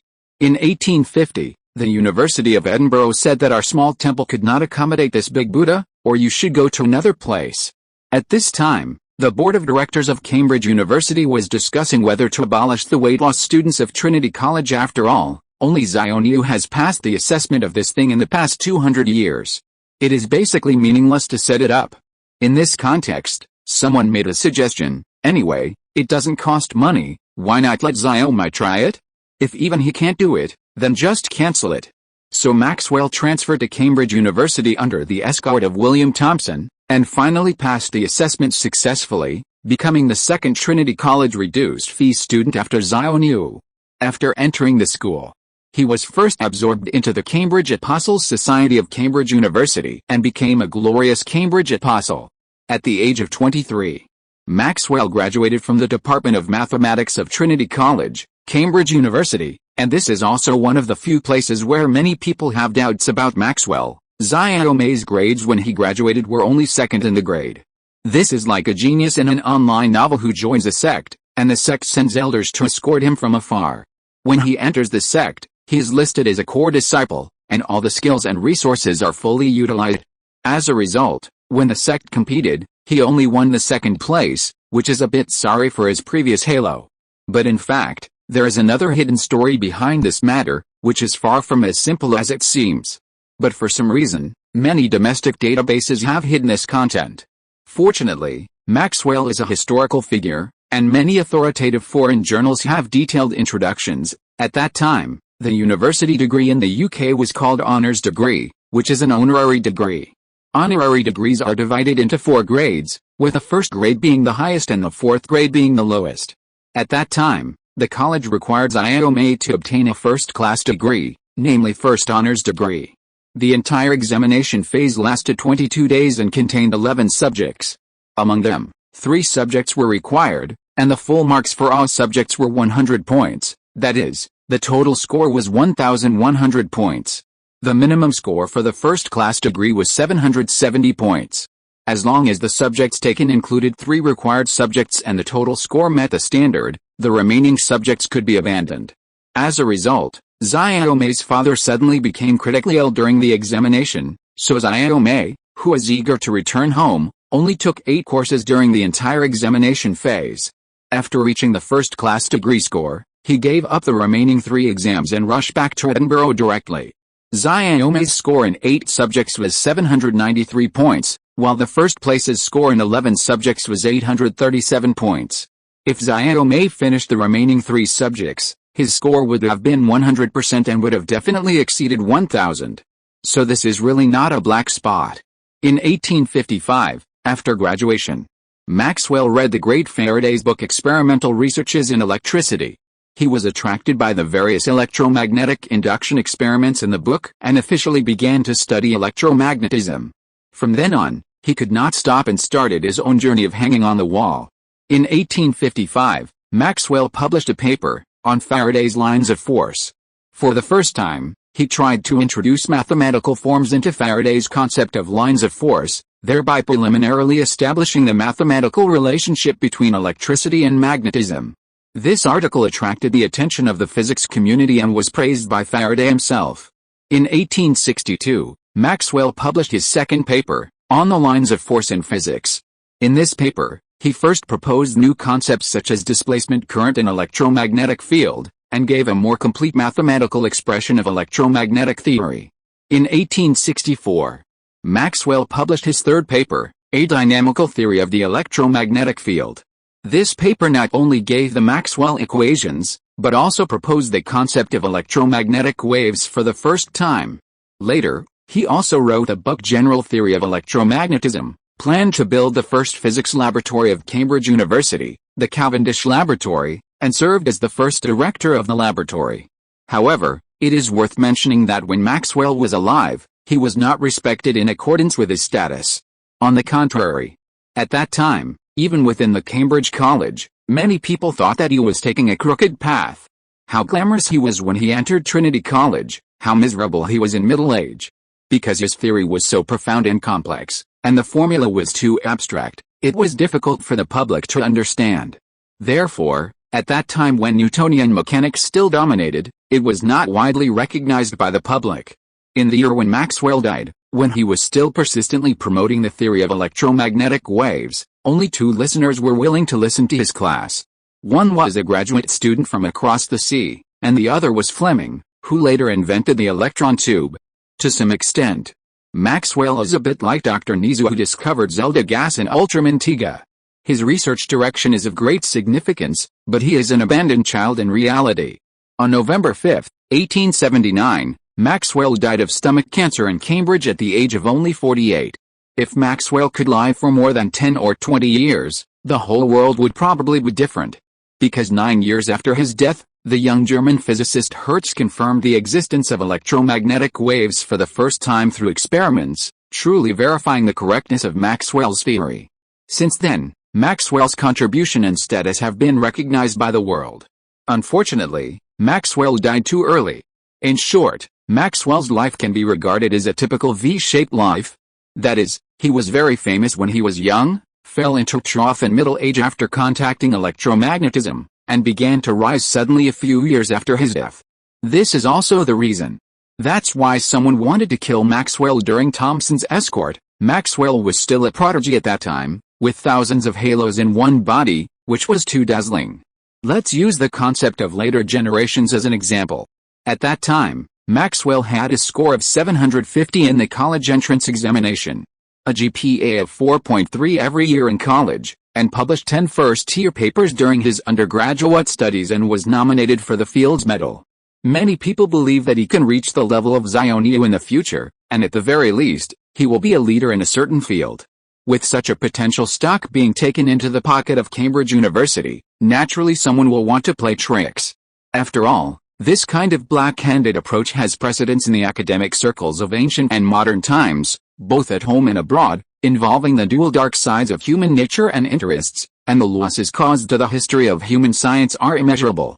For example, Zhang Zhongjing was poisoned when he was Professor Lucas, and Jin Lao was assassinated twice when he returned to China.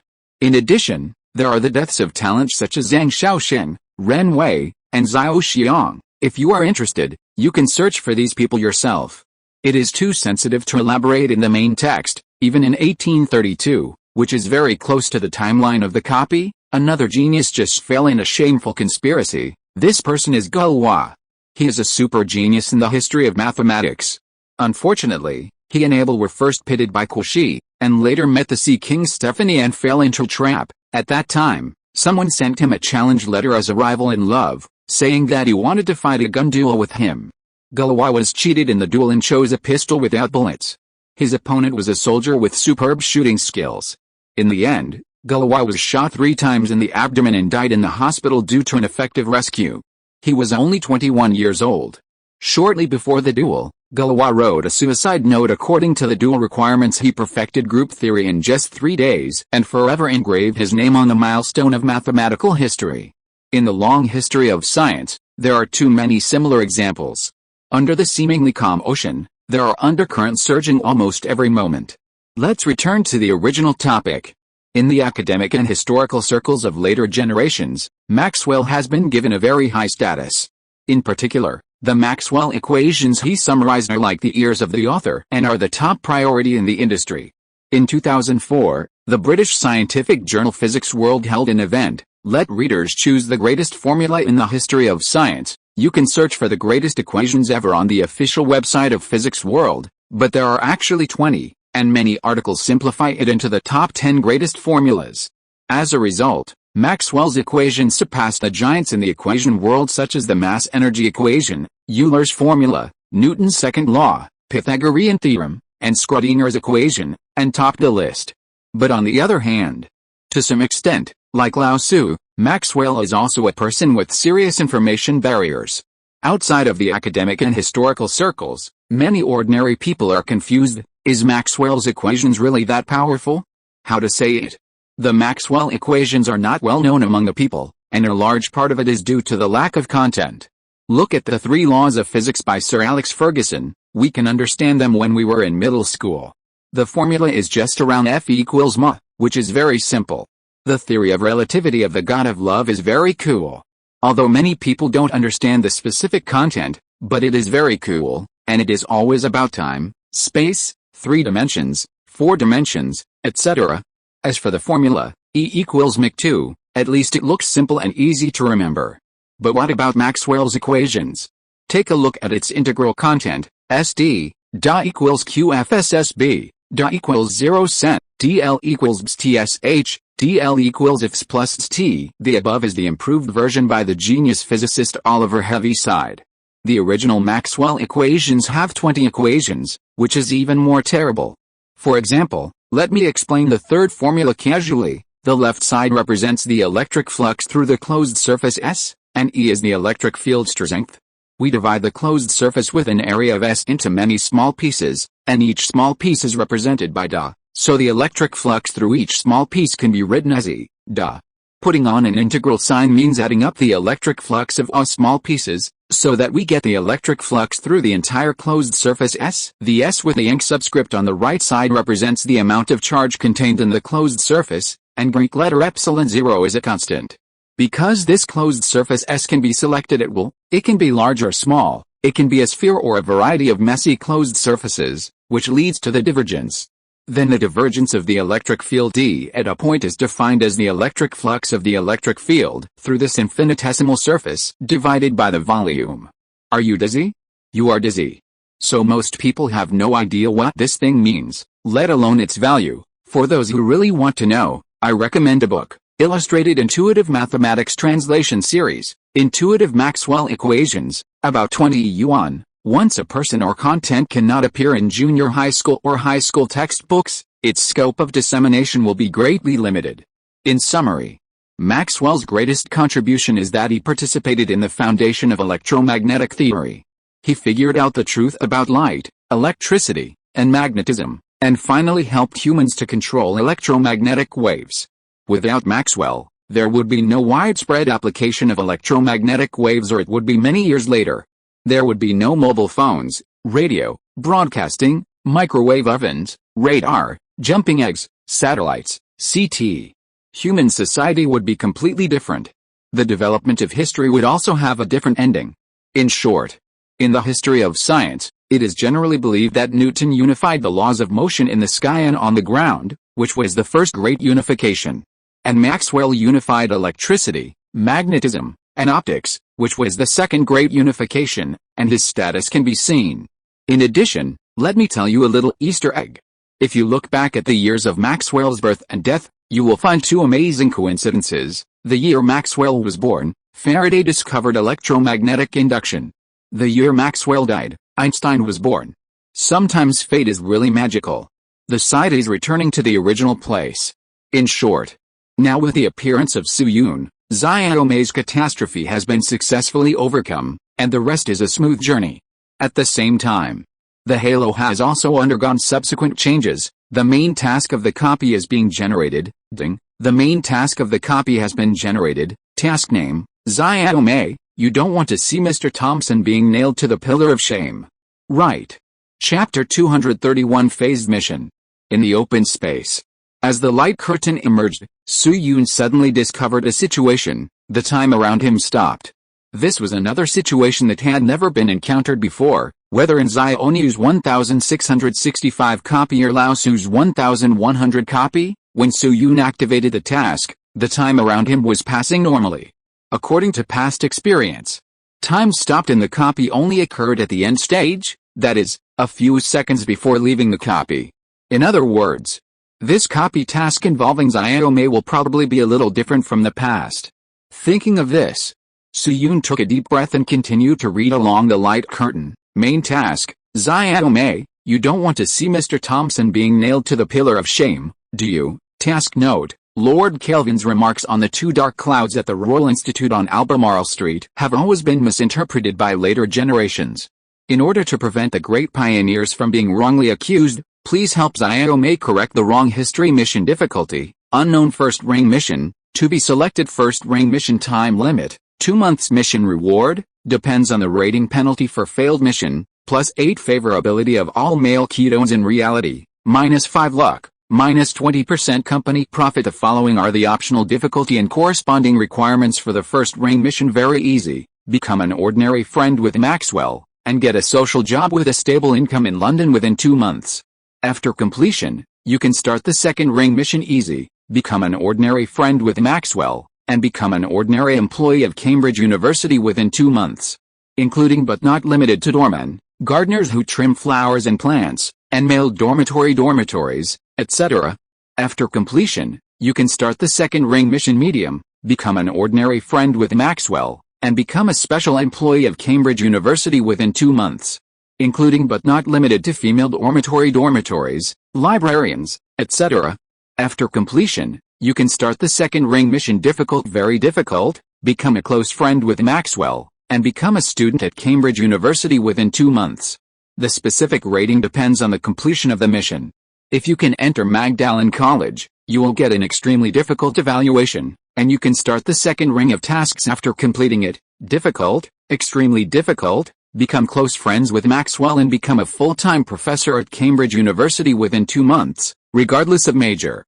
If you can become the president of Cambridge University, you will get an extremely difficult evaluation, and you can start the second ring of tasks after completing it. Impossible, become close friends with Maxwell, become the King or Queen of England within 2 months, and conquer all of Europe at the same time to get this evaluation, and you can start the second ring of tasks after completing it. Supplementary note, after completing the first ring of tasks, the Waller can return to reality for a short time.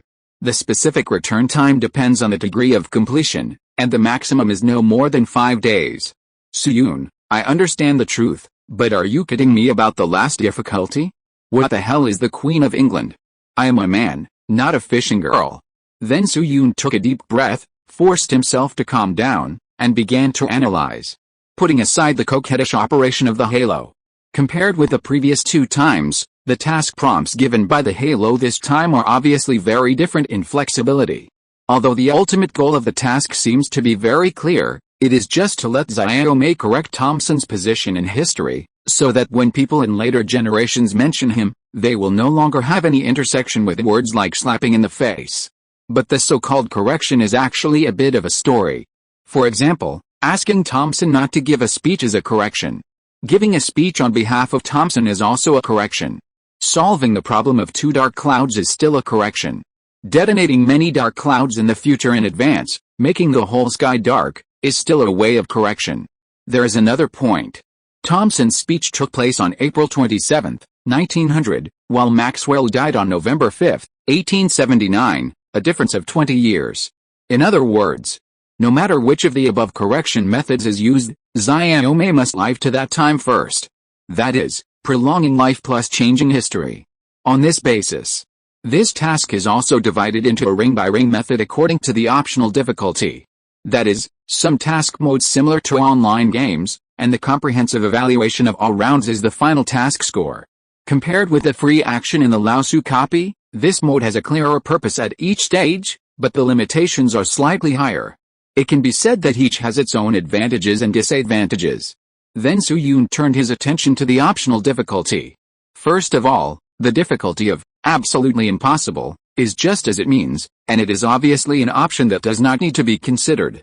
Unifying Europe in 2 months, you let Paradox players basically have no chance to do it in the game. At the same time, the option of extremely easy can also be excluded.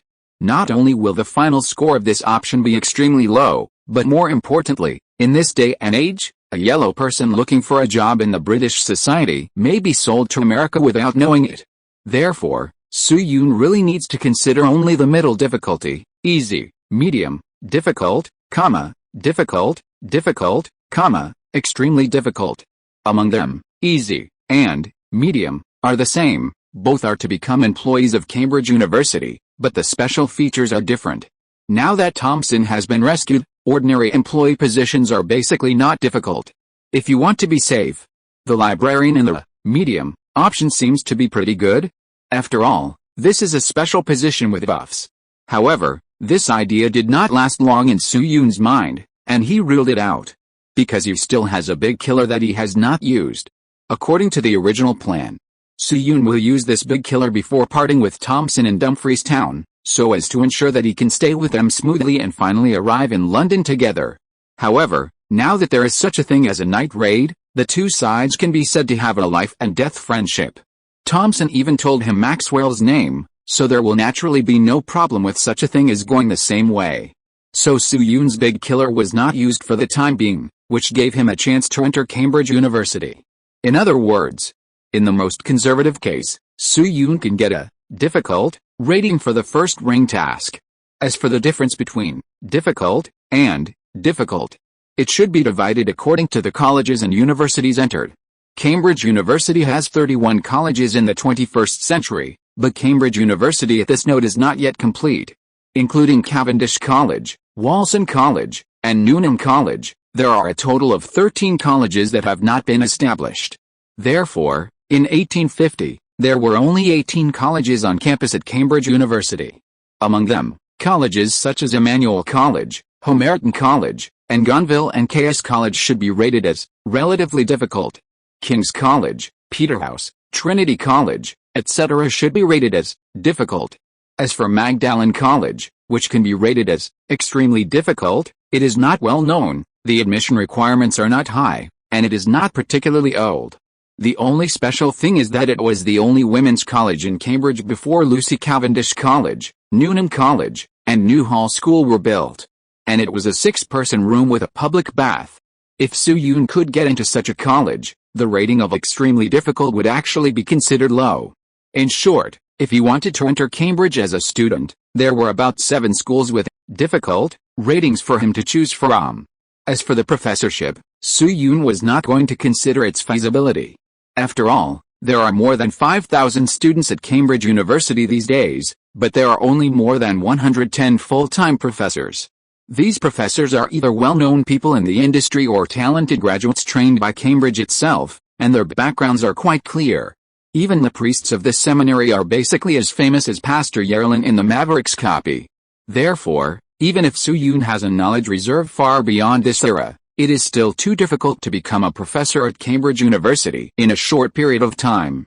Thinking of this, Su Yun's eyes flashed a trace of determination. He took a deep breath and pointed his finger at the column of relatively difficult, extremely difficult. After a moment, the light screen changed again. Ding. The difficulty of the first round of the Wallfacer's mission has been determined. Whether it is moderate, difficult or challenging yourself, it is up to the Wallfacer himself to decide. Friendly reminder 1. Sometimes it may be nice to give yourself a knife. Friendly tip 2. The Wallfacer is not a commoner this time, and the story of his previous life can also be explored. Friendly tip 3. Don't forget to eat the axe. Su Yun, can we not mention the axe? Then he turned his attention to friendly tip 1 again, frowning slightly. How to say it? This hint is somewhat consistent with his previous judgment. That is, This body of his should have a specific identity or origin at this point in time. As for whether the halo generated a Su-Yun out of thin air 24 years ago, or directly applied it to his own personality, it is unknown. However, judging from the previous Easter eggs of Yang Wei's triangle, using the rules to directly change the world line and generate a corresponding resume in the consciousness of all people who know him should be a way with a higher probability. This is also a way that Su-Yun can accept more. After all, if it is the former, then he will become a soul.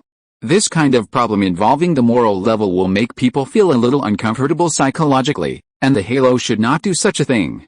While Su-Yun was thinking, with the finalization of the difficulty he chose, the time of the dungeon was no longer stagnant, and everyone returned to normal. Thompson glanced at Su-Yun and continued to say what he said before time stopped, saying, "Luo Feng, the whole thing may be complicated to explain, and it can't be explained in a few words. In short, Maxwell's identity is a bit special, involving the heritage of Cambridge University, so we can only keep the whole operation secret, but don't think that Maxwell is not famous now. Maybe in a few years, he will become a great scientist." Xiaomei, who was standing aside, scratched his head shyly when he heard this. Although he used a fake name, his personality was not fake at all. He was a very honest big boy. Now he heard Thompson's praise, naturally he felt a little embarrassed. Su-Yun pretended to be confused and nodded. After all, Xiaomei is really not famous outside the university circle now, at least not someone that outsiders like Su-Yun can get in touch with. If Su-Yun said that he had heard of Xiaomei's name, it would be a bit difficult to explain. Su-Yun was silent for a moment, and then he organized his thoughts and said to Thompson, "Mr. Thompson, I don't have many acquaintances in the UK, and the address of the relative in London was left more than 10 years ago. Maybe they have moved, so if possible, can I continue to go to London with you and will, no, Mr. Maxwell." After saying that, he stared at Thompson closely, waiting for his reply. Although he was quite sure that Thompson would accept him, everything was uncertain before the matter was officially concluded. For example, if a certain tortoise in the local area who had a dream of becoming an emperor could stand up Real Madrid, what else was impossible? Fortunately, the worst situation did not happen. After a moment, Thompson nodded gently. "Of course, Mr. Luo Feng." Chapter 232 London News. Although both England and Scotland, these two countries, which belong to the British system, actually know the reason why the Dumfries outpost was attacked. But this matter involves border disputes after all, and there are also many direct members and even bosses of large chambers of commerce who died in this riot. Therefore, there is no need to communicate in advance. Scotland and England sent their own investigation teams at the same time. Among them, the representative of England was Henry John Temple, the then Minister of Foreign Affairs and the 28th Prime Minister of the United Kingdom. Although he is also a graduate of Trinity College, Cambridge University, it is generally believed in later generations that this person is talented enough to be selected as one of the top 10 diplomats in human history. But Su-Yun's impression of him is not very good.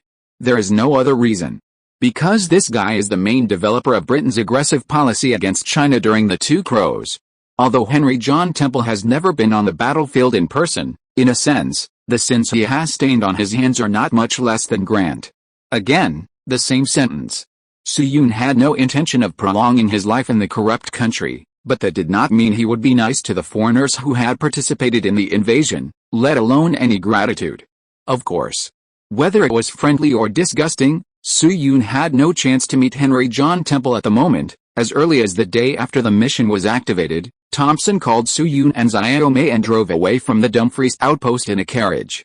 According to Thompson's words, the political game of the mastermind behind the scenes was left to Henry John Temple. He would make concessions and cut meat. Anyway, there would definitely be an explanation. Those of them who were engaged in academics rashly got involved, and they probably didn't know how they died in the end. Therefore, after leaving their mailing addresses with Gibson, Lindsay and Ten Hag Rangnick, the three of them happily headed for the UK.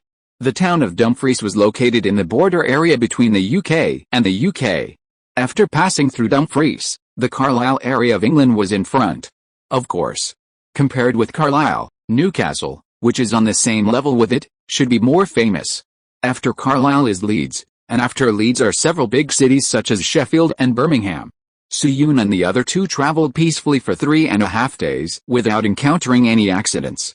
Finally, on the morning of the fourth day, the group arrived in London, the capital of England and the core city of Europe's politics and economy. Over the years, with the beginning of the Industrial Revolution and the prosperity of commercial trade, the population of London has been increasing. Today, the population of London has exceeded 1 million, and it is prosperous everywhere. The residents are happy. Outside the city checkpoint, Soo-yoon sat in the front room of the carriage, and Xiaomei and the two stretched their necks and tried to look forward. The towering chimneys that were vaguely visible in the sight were endlessly emitting black smoke, and the thick fog made it impossible to see the buildings farther away. The coughs at the checkpoint station came one after another. Here, people are clearly divided into two groups: nobles sitting in gorgeous carriages, whose faces cannot be seen but the pictures can be imagined, or the upper class, and civilians with grayish-yellow faces and haggard bodies. Both men and women look much older than their actual age. In the farther corners of the city, you can see ragged children, prostitutes standing by, and a large number of drunkards holding a bottle of wine in their hands and stretching their legs against the wall. For these people, it seems that only by drinking all day can they dispel the haze that invades the body. This is a city with cold colors from head to toe. The tall buildings and roaring machines are always showing the prosperity that belongs to the core of Europe. But the incense generated by this prosperity did not sprinkle on the common people, but floated to the higher clouds, the sky and the ground. They are completely two different worlds. Soo-yoon looked up at the sky, and then looked at an old man with mud all over his face not far away. He couldn't help but sigh deeply. Since defeating the French Empire led by Napoleon in 1815, Britain has become the strongest overlord in Europe. It is known as the empire on which the sun never sets. But hidden under this prosperity are the blood and tears of countless British civilians. This matter can actually be traced back to the end of the 18th century. At that time, with the development of the Industrial Revolution, the amount of coal burned in London began to increase sharply, and almost every industry needed a huge amount of coal. For example, countless newly built factories had to burn coal, and trains also had to burn coal. As a result, a large amount of carbon monoxide, carbon dioxide, sulfur dioxide, and nitrogen dioxide were emitted into the atmosphere. In the absence of any airflow disturbance, these gases and water mist condensed together and mixed to form yellow-brown smoke. This is an extremely harmful gas, similar in nature to the smog of later generations, but much more toxic than smog. What is worse than smog is the living conditions of civilians at this time. According to statistics in the book The Life and Labor of the People of London, in this period, 30.7% of people in London live below the poverty line, living a life of hunger and clothes. Today, more than 5,000 civilians in London die of respiratory diseases every year. More than 3,000 civilians die from work at their jobs. This is the number of deaths during work, not including deaths after returning home. More than 7,000 civilians died of famine. The former include some nobles, and 99% of the latter two are civilians. Elizabeth Gaskell wrote a work in 1885 called North and South, which describes the life of the lower-class civilians in Britain. If you are interested, you can go directly to watch the British drama North and South. In addition to the love story between the male and female protagonists, you can see that the lower class depicted in it really has no security. At that time, even children had to go to work. If they didn't come for a day, they would be unemployed immediately. It's difficult to get a raise. It's still difficult to improve the working environment. For example, the female protagonist's friend died of pneumoconiosis because she inhaled too much cotton wool. There are too many people in it who are just trying to survive and give their children a bite of bread. In sharp contrast to the lives of the lower-class people is the aristocratic life in London. These nobles drank red wine and ate beef every day, recited 242 details to pay attention to at the banquet, and considered whether to spend dozens of pounds to buy jewelry tomorrow. In 1850, the prosperity brought by the Industrial Revolution had nothing to do with the people at the bottom who were just trying to survive. The sentence in the initial stage of Capital, "Every pore was dripping with blood," is the best commentary on this era. Just when Soo-yoon was in a heavy mood, a weak voice suddenly came to his ears. "Sir, give me something to eat." Soo-yoon turned his head and found that a little girl of 7 or 8 years old was standing next to him. The little girl's face was dark, her eyes were bright, her clothes were tattered, and her hair was stained with mud and weeds. Obviously, she was of standard white descent, but her face was extremely unhealthy and sallow at this time. Seeing this, Soo-yoon couldn't help but feel relieved. Although he has never had a good impression of foreigners, and he himself is not a saintly character, the Huadan biosciences founded in later generations even fought with the European and American regions and the Japanese and Korean regions. But this hostility does not include the current situation. Anyone with basic sympathy will inevitably feel a little pity when encountering this situation. Then he thought for a moment. Turning around and taking a few potatoes from the car, Xiaomei also took out a few loaves of bread in tacit understanding and placed them together at the front of the car. Su-Yun packed these things in a small cloth bag, handed it to the little girl, and instructed, "Take it, hold it tight, don't let others take it away. If you are very hungry, don't eat too fast, it's not good for your stomach." Gurgle. The little girl swallowed her saliva, took the cloth bag, bowed, and ran back to the crowd. Su-Yun saw Xiaomei look at each other and sighed together. Before they could continue to sigh, Thompson, who had been watching coldly, suddenly spoke. "Gentlemen, are you moved after your love?" Xiaomei, a simple boy, did not notice the sarcasm in Thompson's tone at all, and nodded vigorously. "Yes, Mr. Thompson, this little girl is so pitiful." Hearing his words, Thompson's mouth curled up a little. "Pitiful? Look at your pockets before you talk." Xiaomei was stunned when he heard the words, and then looked at his waist. After a moment, he suddenly cried out, and his hands quickly touched his waist. "Hey, where's the pipe in my pocket?" Seeing this, Su-Yun also gradually realized something, and his left palm quickly pressed on his waist.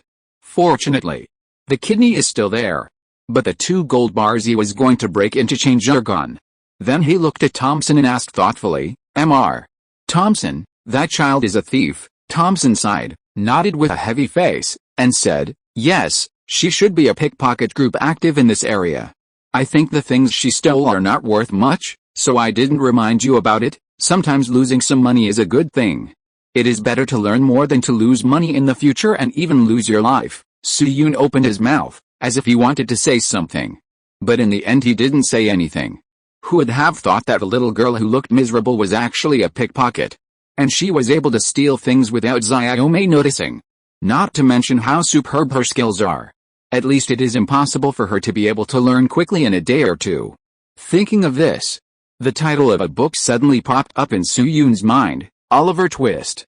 The protagonist of this work, Oliver, mistakenly entered the thieves' den organized by Fagin after arriving in London, and there were no less than 10 children who were trained to be pickpockets.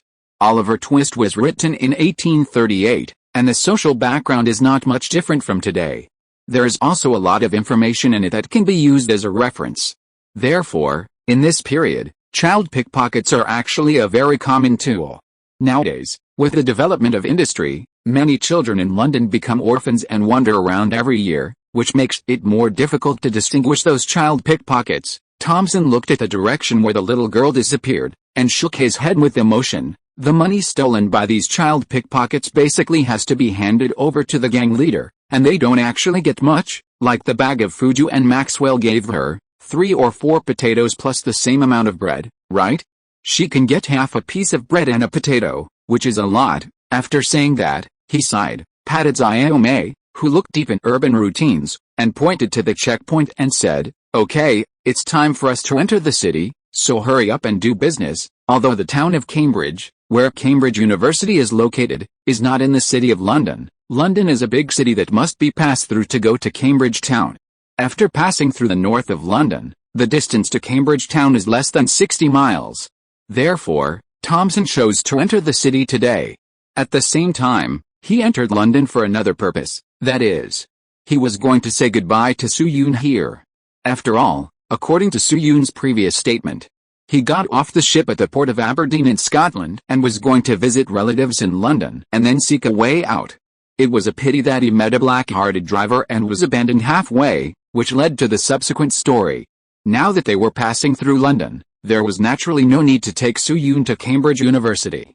15 minutes later, Thompson and his party passed the checkpoint and entered the city of London. Luo Feng, after entering the city, Thompson looked around and asked Su-Yun, "Where does your relative live?" "Maxwell and I will take you there. Now that we know the specific address, it will be convenient for us to write to each other in the future." Su-Yun pretended to ask for a while and said, "I remember it was at 13 Bessem Street in Islington." Bessem Street. Thompson was slightly stunned, his eyes widened a little, and then he said, Luo Feng, didn't your relative leave any other backup addresses? Su Yun looked at him pretending to be confused, and asked knowingly, Of course not, Mr. Thompson, what's the matter? Thompson's brows were twisted into a ball when he heard this, and he said carefully, Luo Feng, you may not know that a cholera broke out in London 2 years ago. Islington was a severely affected area. Therefore, many buildings were demolished and abandoned at that time. Bessem Street is in the center of Islington. The residents there have either moved away or have already. Hearing this, Su Yun quickly put on an ignorant look, like a sea king pretending to be innocent. No way, while making this expression. He also gave himself a score in his heart. 90 points. In 1848, a cholera outbreak occurred in London, killing more than 52,000 people, which was also the most serious cholera outbreak in British history. Among them, Islington and Camden were the hardest hit areas of cholera, with a mortality rate of 68%. Su Yun's main focus in this life is biology, so he naturally remembers the time and the most central location of such a major event. Although the timeline has changed now, the cause of the cholera outbreak has nothing to do with scientific theory. Therefore, Su Yun is more than 80% sure that this cholera outbreak has also occurred in a copy. Of course, if this cholera outbreak really did not break out because of the flapping of butterfly wings, Su Yun also has other ways to make his relatives disappear. The sight returns to reality. Su Yun stared at Thompson for a few seconds, then he put on a hesitant expression and said, Mr. Thompson, the address I got was the one my aunt left in a letter 7 years ago. There is no other backup address. Now that something like this has happened, I guess it's impossible to find them. He paused and continued, But Mr. Thompson, my original plan was to stay in London to work after meeting them, and then use the salary I earned to make up enough tuition to go to university. I originally planned to apply for University College London as an auditor, but now that I have met you and Mr. Maxwell, I would like to ask, I wonder if I have the opportunity to study in Cambridge. Chapter 233, Saint's Treasure. What? In the carriage. Hearing Su Yun's words, Thompson, who always had a cool demeanor, rarely showed a dull look on his face, and asked Su Yun, You want to study in Cambridge, after returning to God? Thompson suddenly felt a big hole filling his chest, and he didn't know how to spit it out. He wanted to pat the shoulder of this peer in front of him and say, Please, brother, that's Cambridge University, okay? Now the whole UK and even Europe, it can even be said to be the world's top university. Students who can enter Cambridge to study are all the best of the best, even women's colleges. The current population of the whole UK is 27.39 million, and the gross enrollment rate of higher education is 7.5%. DOI, CNKI, Sun, WGJY, 0.2007 to 2012, in other words. Now in the whole UK, including Scotland, Wales and Northern Ireland, the number of people who take the A-level, the British University Entrance Examination, every year is as many as 140,000. You know, today's Cambridge University is not like the later generations, with a total of 19,000 undergraduate, master and doctoral students, and an average of more than 5,000 students enrolled each year.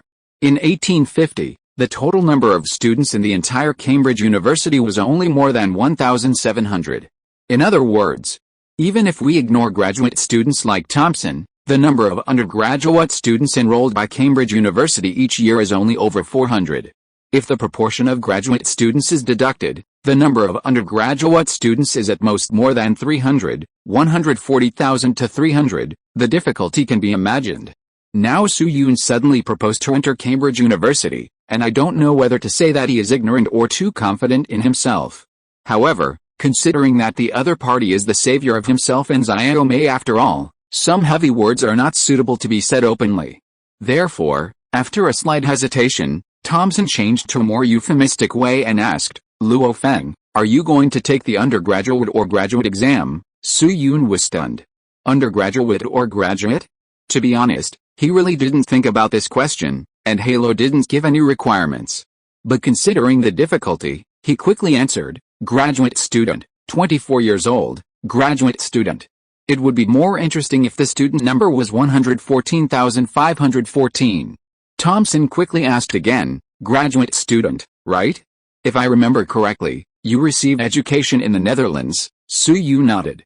He had used this rhetoric once in the Mavericks copy, And now he was very good at it. That's right, Thomson had a general idea, and he lowered his eyelids and continued to ask, according to the classification of UNH universities in the Netherlands, Cambridge University belongs to the standard U-type university, and a VWO certificate of completion is required.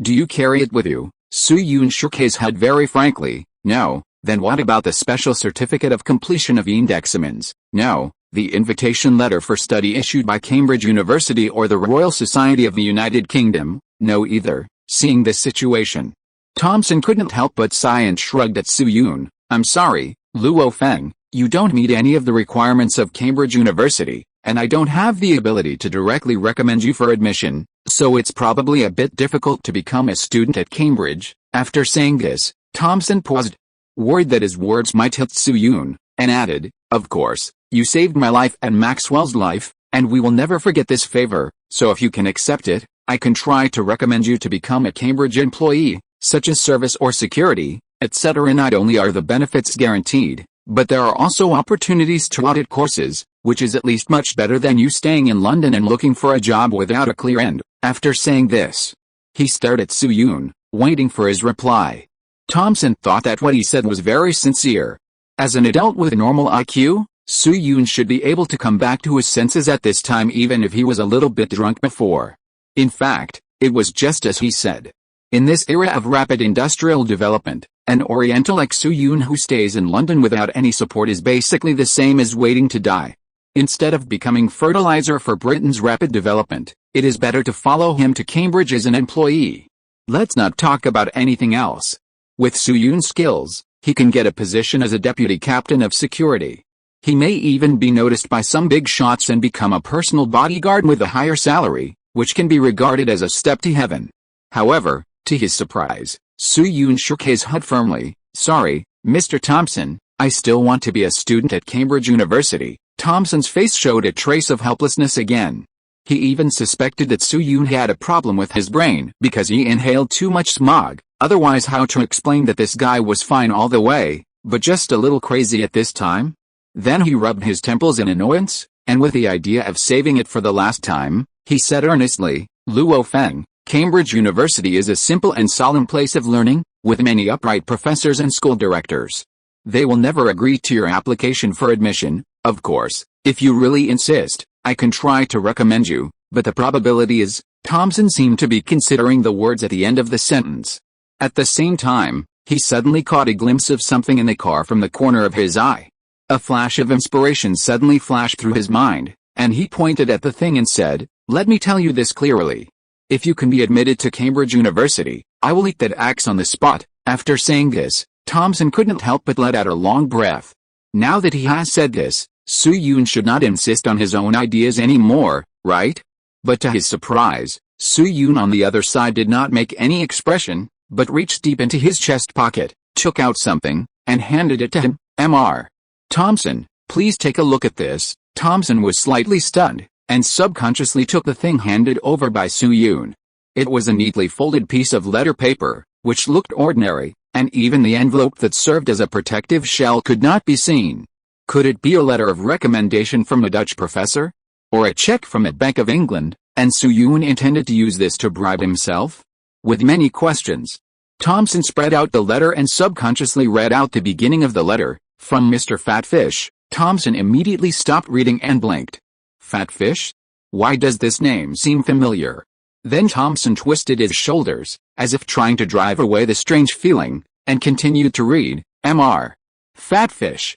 It has been 5 years since you left without saying goodbye, and Uncle William, Auntie, and Leilani still miss you very much. At that time, you only left a letter on the stall, informing that you met your family near Grantham Parish, and then left without even paying for the meal. As you read, Thomson's voice became smaller and smaller, but his pupils became larger and larger, and his body gradually began to tremble.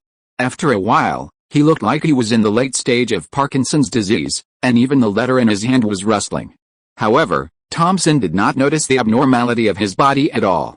He just stared at Soo-yoon and asked word by word, Luo Feng, is this a handwritten letter from Lord Newton? Hearing this, Maxwell on the side could not sit still. What? Sir Newton's handwritten letter? He rushed to Thomson's side, his face full of expressions that wanted to grab the letter but was afraid of damaging it. In the end, he could only say weakly, "Can you take a look, Mr. Thompson?" Seeing this time it was So-yoon who shrugged at the two of them and nodded. "Yes, Mr. Thompson, this is the letter that Sir Newton wrote to Feiyu. It is genuine. I think it shouldn't be difficult to exchange this letter for a place as a student at Cambridge University." That's right. The confidence that supported So-yoon in choosing the difficult, extremely difficult task group came from this handwritten letter from Zhongjing. At that time, when Lao Tzu went to Wazhou Mountain to visit his own grave, So-yoon unexpectedly received a letter for help written by Zhongjing. In the letter, Zhongjing mentioned some problems to him, and So-yoon wrote a reply based on those problems and sent it back to Zhongjing through the aperture. That reply triggered a second change in the timeline of Zhongjing, and ultimately directly led to the third copy, which is the special era background of the current copy. At that time, the letter paper and fountain pen that So-yoon used to reply were all new items provided by the Halo. At that time, the Halo also generated a table with Jia Ran's photo sticker on the table. In other words, during this whole process, Zhongjing's letter had been in So-yoon's hands and had not been touched. At the same time, after So-yoon left the space, the letter was also received in his bag together with Hawking's invitation letter. Therefore, after learning that the third copy was the Western world starting in the 16th century AD, So-yoon stuffed the letter into his backpack as a pre-departure material. Although in conventional history, Zhongjing did not actually write this letter. But So-yoon does not have to give it away in its entirety, right? If the opportunity is right, he can cut out the part that does not involve fat fish and take some of the content as letters from Zhongjing and his friends. Zhongjing's handwriting is very representative, and with enough fonts, it is easy to distinguish the authenticity. For details, please refer to chapter 23. It says that there's Zhongjing's handwriting. Cambridge University is Zhongjing's alma mater. In the real world, Zhongjing has always been held in high esteem. Even the tooth cup used by Zhongjing is the same. If this thing is handed over to Cambridge University, it may get some unexpected returns. After all, it is just a piece of paper the size of a palm. As a result, So-yoon did not expect that he had traveled through a timeline that had been changed twice. After receiving the reply letter from Fat Fish, Zhongjing really left a lot of theoretical wealth. In this context, for Cambridge University, how much value can the source of all evil sent by Zhongjing have? It is no exaggeration to say that if this thing is placed in a novel of Wen Yunliu, it is a sage's handwritten treasure, or a foundation of Tao at the moment of enlightenment. In reality, it is also a national treasure-level historical relic. For example, the animal heads of the Old Summer Palace, the Mona Lisa of Gaul, the scepter of the Egyptian pharaoh, and the one across the sea. What was it across the sea? Oh, I forgot. A country with a history of 200 years has a barren history. As for the fact that he clearly knew Zhongjing but pretended to be a passerby, he could completely apply the template of Zhongjing's pseudonym and explain it in one sentence. I was not familiar with you two at that time, so of course I didn't dare to say it out. In short, if such a handwritten letter from Zhongjing can't even get the qualification of a student at Cambridge University in this timeline, then Zhongjing can really lift a coffin lid. By the way, I don't know whether Zhongjing in this timeline was cremated or buried. However, what makes Zhongjing's spirit in heaven feel a little relieved is that Thompson is obviously not a person who betrays his teacher and ancestors. He ignored Zhongjing's request to read the letter and folded the letter carefully. Maxwell, I'm sorry, you are not qualified to touch items of this level now. I can't promise you this. After saying that, he took out several envelopes from the package in the carriage. He first put the folded letter into one of the envelopes, and then put another envelope on it, and repeated it over and over again. In the end, Thompson nested the dolls 4 times before he gave up, and then took out the small box containing alcohol before, the one that was used to clean So-yoon's wound. He took out all the things in it at once and solemnly put the envelope into the box. Finally, Thompson locked the box carefully and held it in his hands with both hands. His expression was as pious as if he was holding the calf's urn. After doing all this, he looked at So-yoon, and a rare smile appeared on his face, and said, "Luo Feng. No, Mr. Luo Feng, with this letter, I can make a promise to you now. Even Professor Milladang, the most old-fashioned professor at Cambridge University, will never raise any objection to your admission. We will be alumni from now on. Welcome to join Cambridge University, Mr. Luo Feng. Su-yoon smiled and shook hands with him. "It is my honor to be an alumnus of Mr. Thompson. Please take care of me in the future." Thompson nodded, turned to Xiaomei and said, "In that case, Maxwell, let's hurry up and catch up with the quota." "What are you doing?" He saw him opposite. Maxwell held the axe in one hand and waved it in front of Thompson, with the same simple and honest expression on his face. "Mr.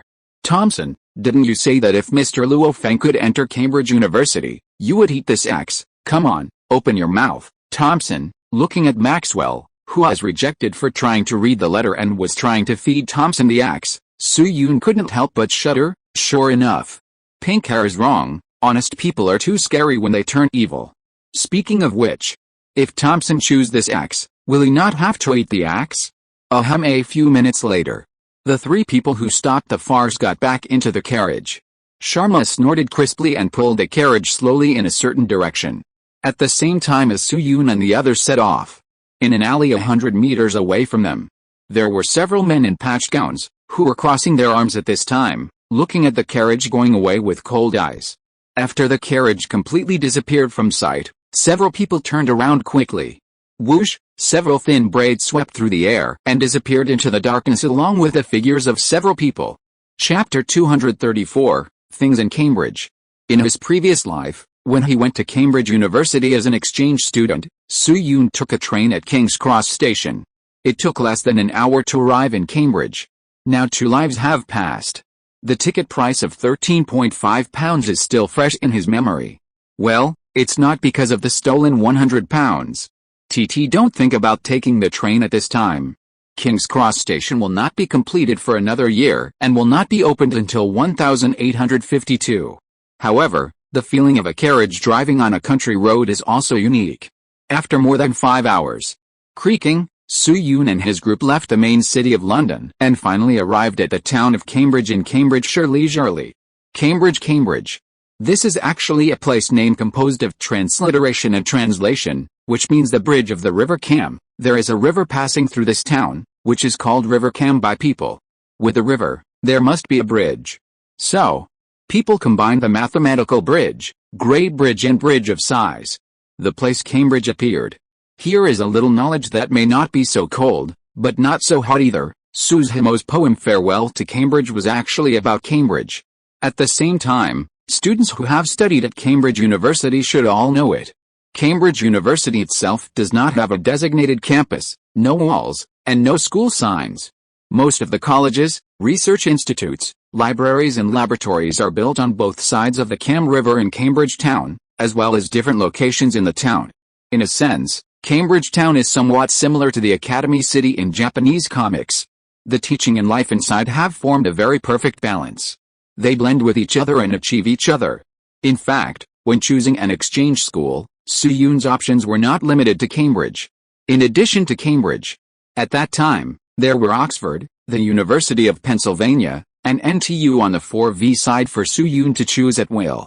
After all, it was only a 1-year exchange student, and the credits obtained had to be converted into the original school's scores, and the degree certificate was still obtained at the school. Therefore, the admission difficulty of exchange students is a little lower than that of international students, and there are naturally more options. However, Su-yoon finally chose Cambridge. There was a very important factor in this, which was derived from an article in Yale that he read in the early 2000s. The title of the article was "You Can Still Study in Cambridge Without Going to School for a Day." The content was the story of a boy named Alex Doherty who was enlightened to be admitted to Cambridge University without a high school diploma. At that time, the article in Yale said that this was a report seen in the Times, and the author optimized and recounted it. Between the lines are praises for foreign education and reflections on domestic education. Therefore, Su-yoon has always had a good impression of Cambridge University, and finally he naturally applied for an exchange student at Cambridge University.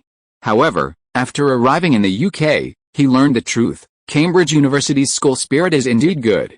After all, it is a top university in the world, and the school spirit cannot be bad. But the so-called boy Alex Doherty, TMD, does not exist at all. Later, Su-yoon even called the Times to ask. As a result, the other party also made it clear that they had never published such an article, and the website search was also blank. This is speechless. Now look back. Whether it was Reader or Yilin back then, I don't know how many anti-intellectual remarks these magazines have published. They glorify foreign affairs under the guise of chicken soup. It's really despicable. Let's return to reality. I don't know if it's because he's back to his own territory, but the expression on Thompson's face is much more lively than usual. He introduced the situation on campus like a host. This is the Bridge of Sighs, and it's also the most famous bridge at Cambridge University. Cambridge University has strict academic standards. Many students who don't study hard will come here to sigh and cry after failing the exam, so it was named the Bridge of Sighs. After saying that, Thompson pointed forward again. At this time, a two-story building with a large area can be vaguely seen. That building is the Wren Library of Trinity College. Sir Newton's Mathematical Principles of Natural Philosophy, first edition in 1686, the letter he received from fatty fish, his hair, and underwear are all kept in the library. Note, this is a true story. As for Sir Newton's statue, it was erected in King's Square. St. John's College has always claimed that Sir Newton thought of the Newton spot under one of the trees, and shamelessly made it a tourist attraction. Su Yun glanced at the buildings in the distance. He didn't know if it was because of the distance, but he felt that these buildings were not much different from those in later generations. Then he thought of something, turned around, and asked Thompson, "By the way, Mr. Thompson, where's Sir Newton's grave?" Thompson nodded in the direction they came from, and explained, "In Westminster Abbey, in the center of London. I was going to take you there before, but then you took out a letter, and I didn't dare to stay in London for too long." Su Yun nodded thoughtfully, and Thompson's answer was within his expectations. Westminster Abbey, also known as Westminster Abbey, is located in the center of London, the capital of the United Kingdom. This church is not only a place for nobles to hold weddings, but also the most famous mausoleum in the United Kingdom. Many very famous celebrities are buried here. For example, Churchill, Darwin, Hawking, and the real Maverick, etc. Although there have been some changes in this timeline today, it seems that it has not affected the placement of the Maverick's coffin.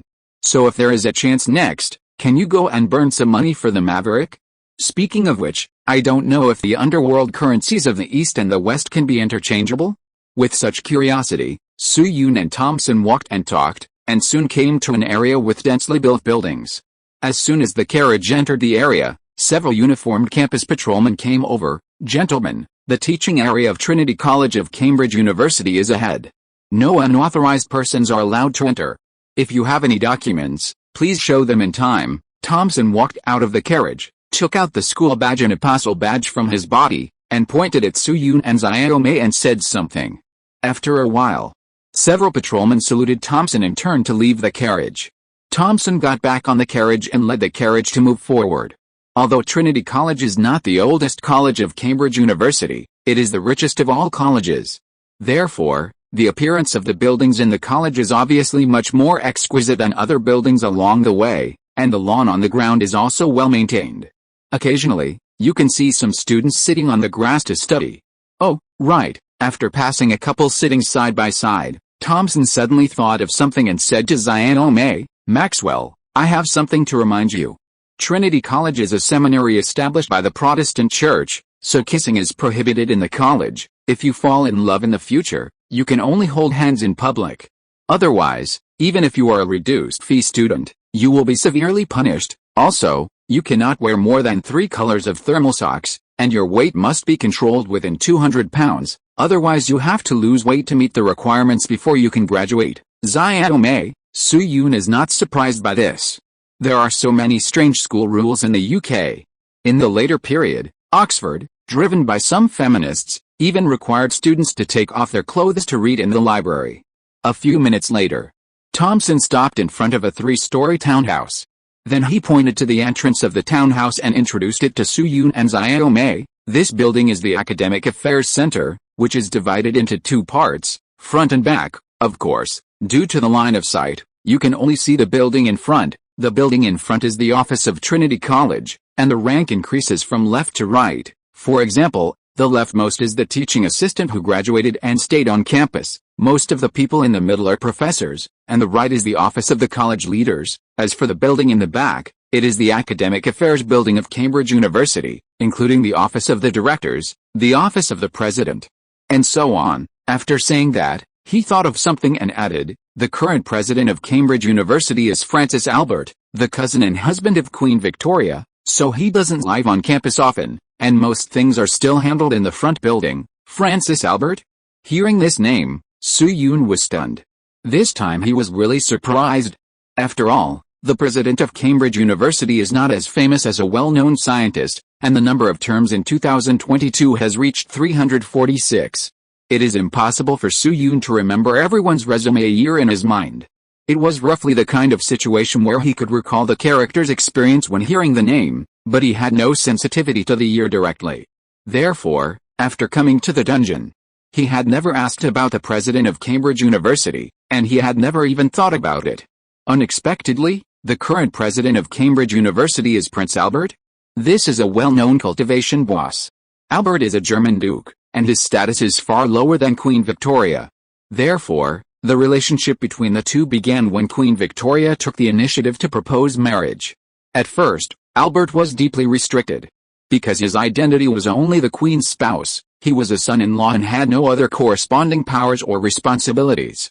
However, as time went on, he began to start from the bottom and absorb many public demands. For example, implementing educational reforms, promoting abolitionism worldwide, managing royal affairs and the Queen's office, etc. He personally trained Queen Victoria into a female emperor, and he was the uncrowned King of Britain. Later historians basically recognized that Albert eventually had a very important influence on Britain. No other member of the royal family can compare with him in this regard, and in fact it will be very difficult for anyone to surpass him in the future. This kind of character is almost similar to Ning Liheng in The Son-in-Law in the novels of Gideon. It can be called a legend. In addition, this great British prince is one of the few British nobles who can be called clean in terms of China. Because he was born in 1819, he was only 21 years old when he was born, and he had just married Queen Victoria. At the same time, he died young in 1861, and suffered from severe gastric cramps in his later years. So he hardly participated in some of the things of era. Therefore, his identity made him destined to be a beneficiary in the war of aggression against China, but he was not a decision-maker or executioner behind the scenes. From a personal emotional point of view, Su Yun would at least not reject dealing with him, which is too rare in the British superstructure today. Albert is only 31 years old now, and he has become the president of Cambridge University.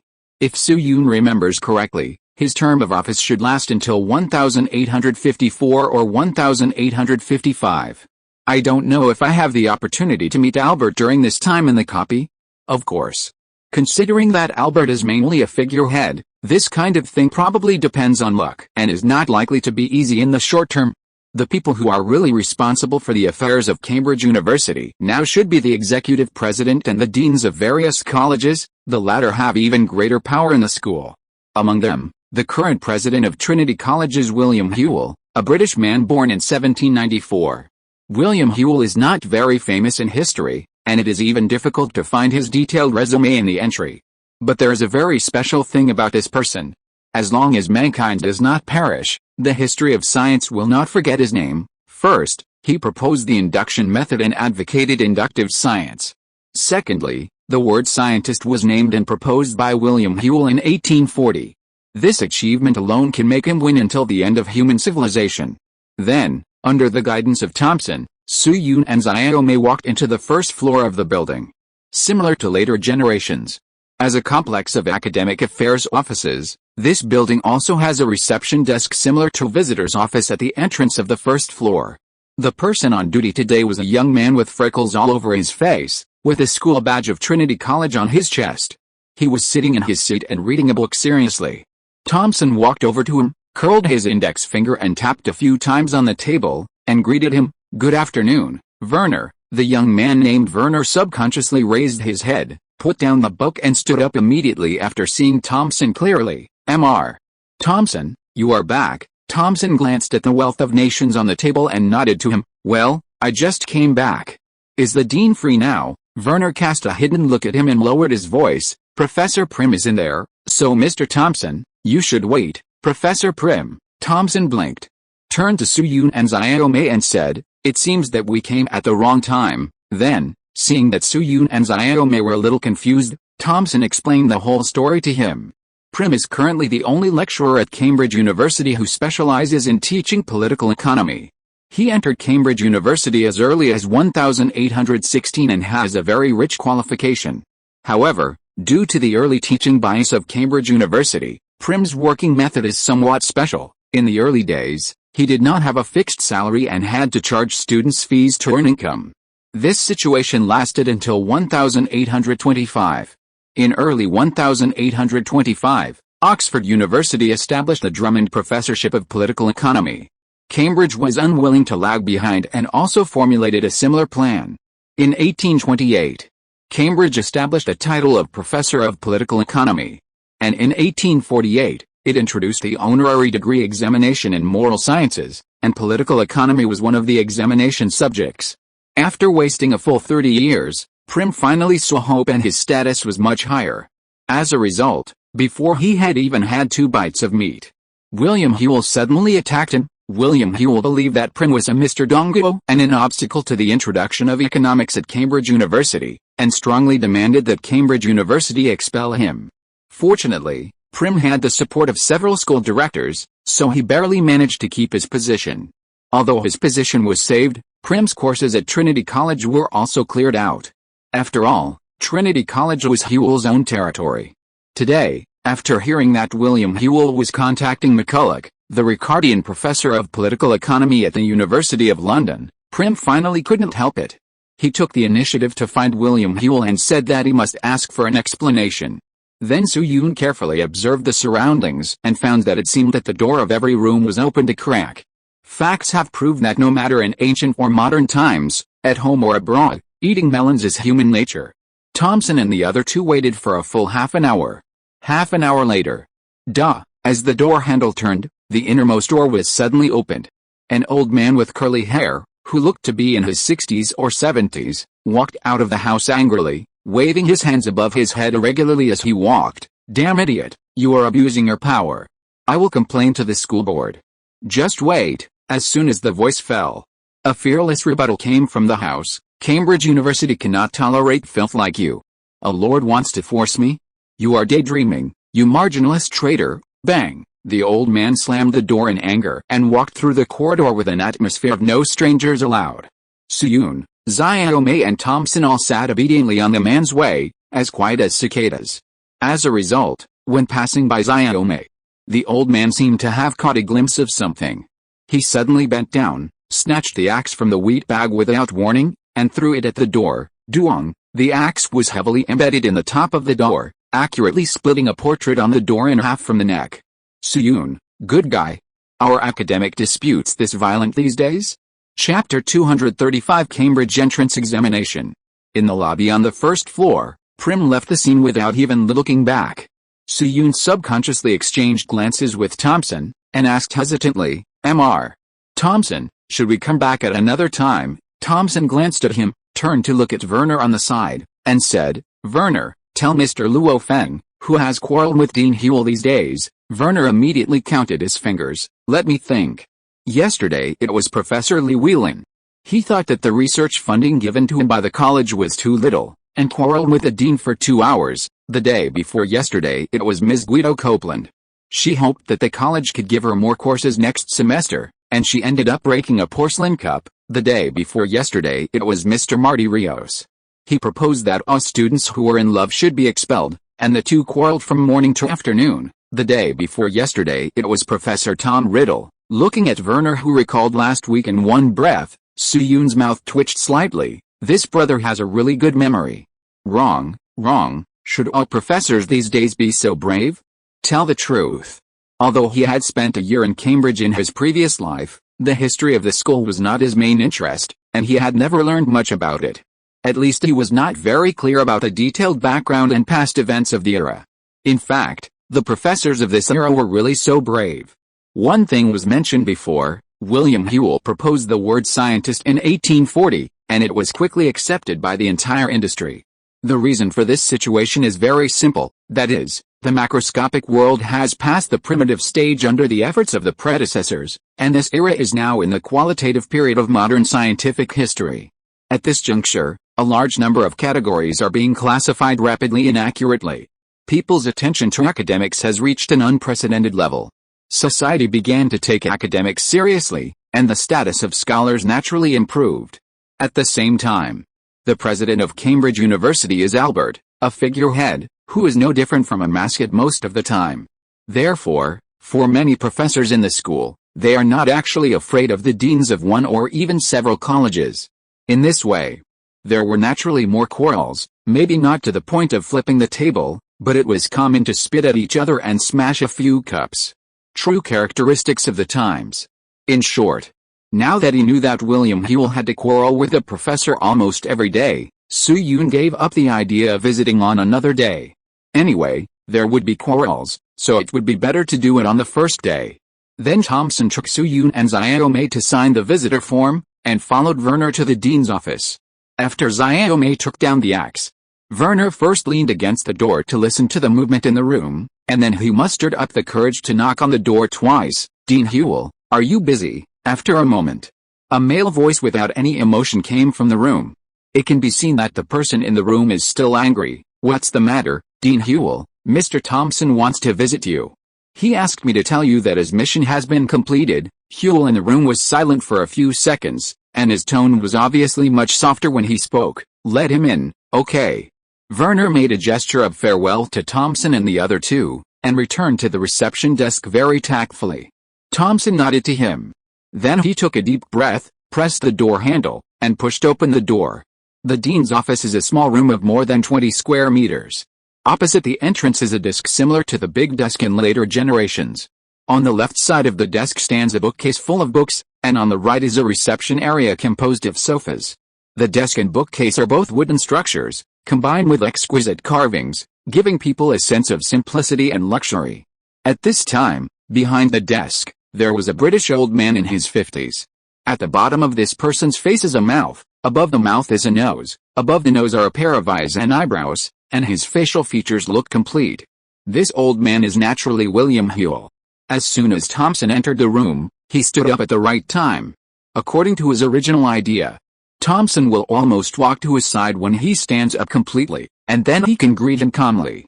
Then he looks at Whewell with a gentle look, extends his hand in a friendly manner, and says in an elder-like manner, "Welcome to Cambridge University, Maxwell classmate." The impression is perfect JPG. In fact, the initial picture of the whole process is exactly the same as he expected. Thompson pushed open the door and walked towards him quickly, and a young man appeared behind him. The young man's innocent smile has a wild beauty, and he's holding an axe in his hand. What the hell is this? Seeing Wheat with a silly smile on his face and an axe in his hand, William Whewell shuddered all over and subconsciously reached for the percussion rifle in his drawer. But William Whewell was the president of Trinity College after all, so it didn't take him long to react. He was a little stressed. This was the campus of Cambridge University. At the same time, he also noticed another situation. In addition to Wheat, there was also an Oriental with short hair following Thompson into the house. Who is this? A businessman from the East? Or a relative of Wheat? Or is he Maxwell, and the one holding the axe is actually the coachman? Just as William Whewell had a series of questions in his mind, Thompson had already walked to his side, pointed at Xiaomei and said, "Mr. Whewell, I have fulfilled my mission. This is James Clerk Maxwell, the second student in the history of Trinity College to receive a fee reduction." William Whewell, being interrupted by the two sudden variables of axe and Su-Yun, William Whewell had a short memory gap, and for a moment he actually forgot the routine he had prepared. He first shook hands with Thompson in a slightly hasty manner, and then greeted Xiaomei while avoiding the sharp edge of the axe. Then he looked at Su-Yun with an inquiring look and asked Thompson, "Student Thompson, who is this Oriental friend?" Thompson was stunned when he heard this, and said in surprise, "Why, Mr. Whewell, didn't Mr. Temple send a telegram to you, just like a flashlight?" The telegraph was invented by British as early as 1801, in reality it was 1830, and now it has become a kind of efficient and mature means of long-distance communication. So it stands to reason Henry John Temple should have explained the whole thing to William Whewell after arriving at the outpost. But why did the head of Trinity College seem to be completely unaware of it? In an instant, Thompson's mind was filled with a 400,000-word political game plot. Facing Thompson's question, William Whewell shook his head and said, "Mr. Temple attended a strategic emergency meeting not long ago, so he set out for the border 2 days ago and probably hasn't arrived yet, so I don't know anything about the true situation of the whole thing except that you were attacked. After all, the English army was the attacker, and the Scots couldn't tell us everything. Thomson understood. Grant, the planner of the attack, had died in the station, most of the English soldiers had died, and the few ordinary sergeants who were captured were not qualified to get in touch with the inside story. The only living person who knew the truth of the whole incident was Kurtz. At this time, Kurtz had been strictly guarded by Sadaoe in a cell, and the attack took place in Scotland. Therefore, before Henry John Temple arrived, the English side was really unable to figure out the cause and effect of the whole incident. Thinking of this, Thomson temporarily changed what he wanted to say and described the attack in detail. Jilligwilla. Abba abba gulu gulu meow meow meow. 10 minutes later. William Whewell took a deep breath, looked around at the 3 people in front of him, and a trace of fear flashed in his eyes. So that's it, he was really a little scared. In this day and age, Great Britain has not yet passed the whole country scale train, let alone airplanes. Therefore, if you want to take Xiaomei to Cambridge, there is only one choice besides swimming: carriage. Compared with the uniqueness of the transportation method, there is a lot of objection to the selection of the guide.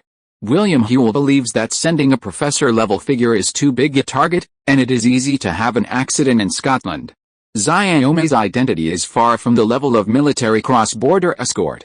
Therefore, after repeated discussions, the school board finally chose Thomson, who was a fellow villager of Xiaomei and also an apostle of Cambridge. Unexpectedly, even though Cambridge University was so well prepared, the whole process was still a bit thrilling. Thinking of this, William Whewell could not help but look at Su Yun and said gratefully, "Mr. Luo Feng, thanks to your presence this time, otherwise our Cambridge University would have lost 2 very outstanding students. At the same time, the 2 families behind them will also suffer irreparable trauma. You saved more than 2 people, so I personally represent Trinity College and Cambridge University, and also on behalf of the families of the 2 students, to formally thank you. In addition, if there is anything that Trinity College can help with, just speak up." Hearing this, Su Yun winked at Thomson. Thomson heard the music and understood the elegant meaning. He saw him walk to William Whewell and put Xiaomei's letter in front of the person in charge of Trinity College. "Mr. Whewell, please take a look at this first. This is something passed down from Mr. Luo Feng's ancestors." Whewell glanced at Thomson in confusion, but still picked up the letter and read it. After a while, gurgle, Whewell's Adam's apple rolled a few times, and he swallowed hard. He suddenly raised his head, looked at Thomson, and then looked at Su Yun. Then, without waiting for Thomson to speak, he put the letter on the table, and rushed to the window cabinet of the bookshelf, and at the same time put his hand into his pocket, as if he was taking something out. A few seconds later, Whewell's movements of rummaging in his pockets suddenly became a little bigger. He patted his body with both palms, and his expression and tone were a little hurried, strange. "Where are my keys? Where are my keys, Su Yun?" Facts have proved that the more you need something, the harder it is to find it. Is a universal theorem, which is applicable to both ancient and modern times. After a while, William Whewell, who still couldn't find the key, suddenly thought of something, and flashed to Xiaomei's side again, snatched Xiaomei's axe, and controlled the force to smash it towards the window. Xiaomei, clang, the glass shattered instantly under the heavy blow. William Whewell ignored the glass shards on the ground and respectfully took out a small box from the window with both hands. He then put the small box on the desk, opened the lid, and took out a piece of paper. William Whewell carefully spread the paper on the desk, took out a magnifying glass from the pen holder, bent down to examine it. Seeing this, Thomson quietly walked to Su Yun and Xiaomei and explained, "This is one of the handwritings of Sir Newton preserved by Trinity College. It is a benefit for the successive deans. The content is the requirements for the forging of his own coffin." 5 minutes later, William Whewell slowly raised his body, his lips trembling. "Mr. Luo Feng, is this your ancestral letter?" Su Yun heard this, and a trace of recollection and remembrance appeared on his face, and he affirmed, "Yes, the brother Feiyu, who was a close friend of Sir Newton, was an ancestor of my family. Our family has always kept this letter, but unfortunately my family has fallen into poverty and I am ashamed to face my ancestors and elders on the east side of the Thames, so I can only take out this letter helplessly, Hoping to exchange it for a postgraduate place at Cambridge University, William Whewell trembled a little less, and nodded thoughtfully. The reason why he was able to become the Dean of Trinity College, Cambridge University, is certainly not low in academic circles. After all, you can't convince others without ability. But more reason should be attributed to his influence in society. He's a well-known philosopher in Europe today, and has a lot of say in all aspects. Otherwise, do you really think that if any random person puts forward the word scientist, it will be immediately known and accepted by the general circle? Because of this, William Whewell can be said to be one of the people who understand the global situation best. He knows very well. The decadent country in the East is on the verge of collapse, and a bunch of hungry wolves are eyeing it, ready to eat at any time. Affected by this. In recent years, those Orientals who do business or live in Europe have generally had a hard time. It is good to have a simple business suppressed, and some cannot even guarantee basic human rights. For example, in 1843, a cholera outbreak occurred in Rome, and Italy simply forced more than 40 Orientals to test a medicine on themselves, and only 8 people survived. In this context, it is not difficult to understand that Su Yun hopes to obtain an identity asylum at Cambridge University. In 1850, the graduate students at Cambridge University were 3+1 models, which lasted for a full 4 years. In these 4 years, Su Yun can make friends on campus and avoid disasters on campus. And his personal safety can still be guaranteed. When he graduates from Cambridge University in 4 years, his graduate degree will not only guarantee him great wealth in his life, but at least allow him to live a decent life in London. As for academic contributions, William Whewell didn't even think about this. What academic level can such a person who came in through the back door have? Do you really think he is his fat ancestor?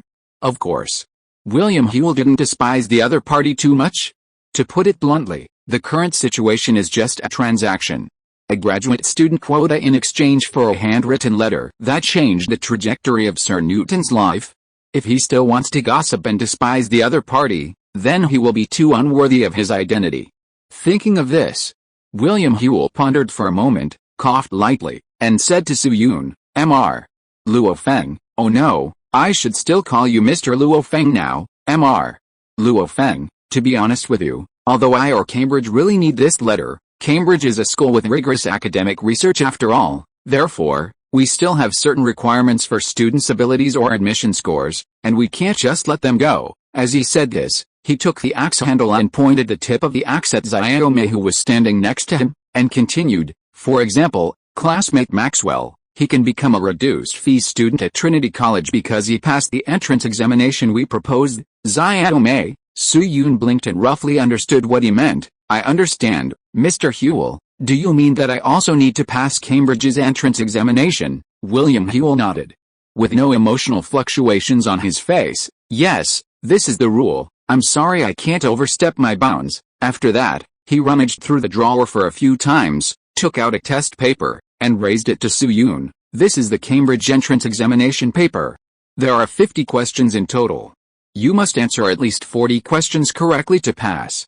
The examination time is 2 hours. Su Yun was shocked when he heard this. Although there is a full 170 years between 1850 and 2022, this is the entrance examination paper for Cambridge, and the difficulty is obviously different. In addition, there are still many mathematical theorems and even tools that have not been proven at this time, so the way I can solve the problem is actually quite limited. However, at this point, I can only bite the bullet. With an accuracy rate of 80%, there should be a chance, right? Then Thompson moved a table from an empty room next door, and Su Yun started to do the test questions directly in the dean's office. After taking the test paper, Su Yun took a deep breath and looked at the test paper solemnly. I saw that the beginning of the test paper was a math problem. 1 + 1 equals? Su Yun. Then he continued to read it. The second question 1 + 3 equals? The third question 2x4 equals? And opposite Su Yun, William Whewell, with his hands behind his back and a serious face, raised his lips a little. I am talking about the Cambridge entrance examination questions. The junior high school affiliated to Cambridge is also Cambridge. Note 1. Cambridge really has a secondary school, located in the Eddington area in the northwest of Cambridge, and it has the highest outstanding rating in Ofsted too. As expected, I knew that some readers would ask how the Cavs hair was preserved. I put the real picture in advance in this chapter. But the underwear did not pass the review. In addition, I ask for monthly votes at the end of the month. Chapter 236 Another historical boss. Speaking of the question of 1 plus 1 equals to how many, many people may think of the answer to.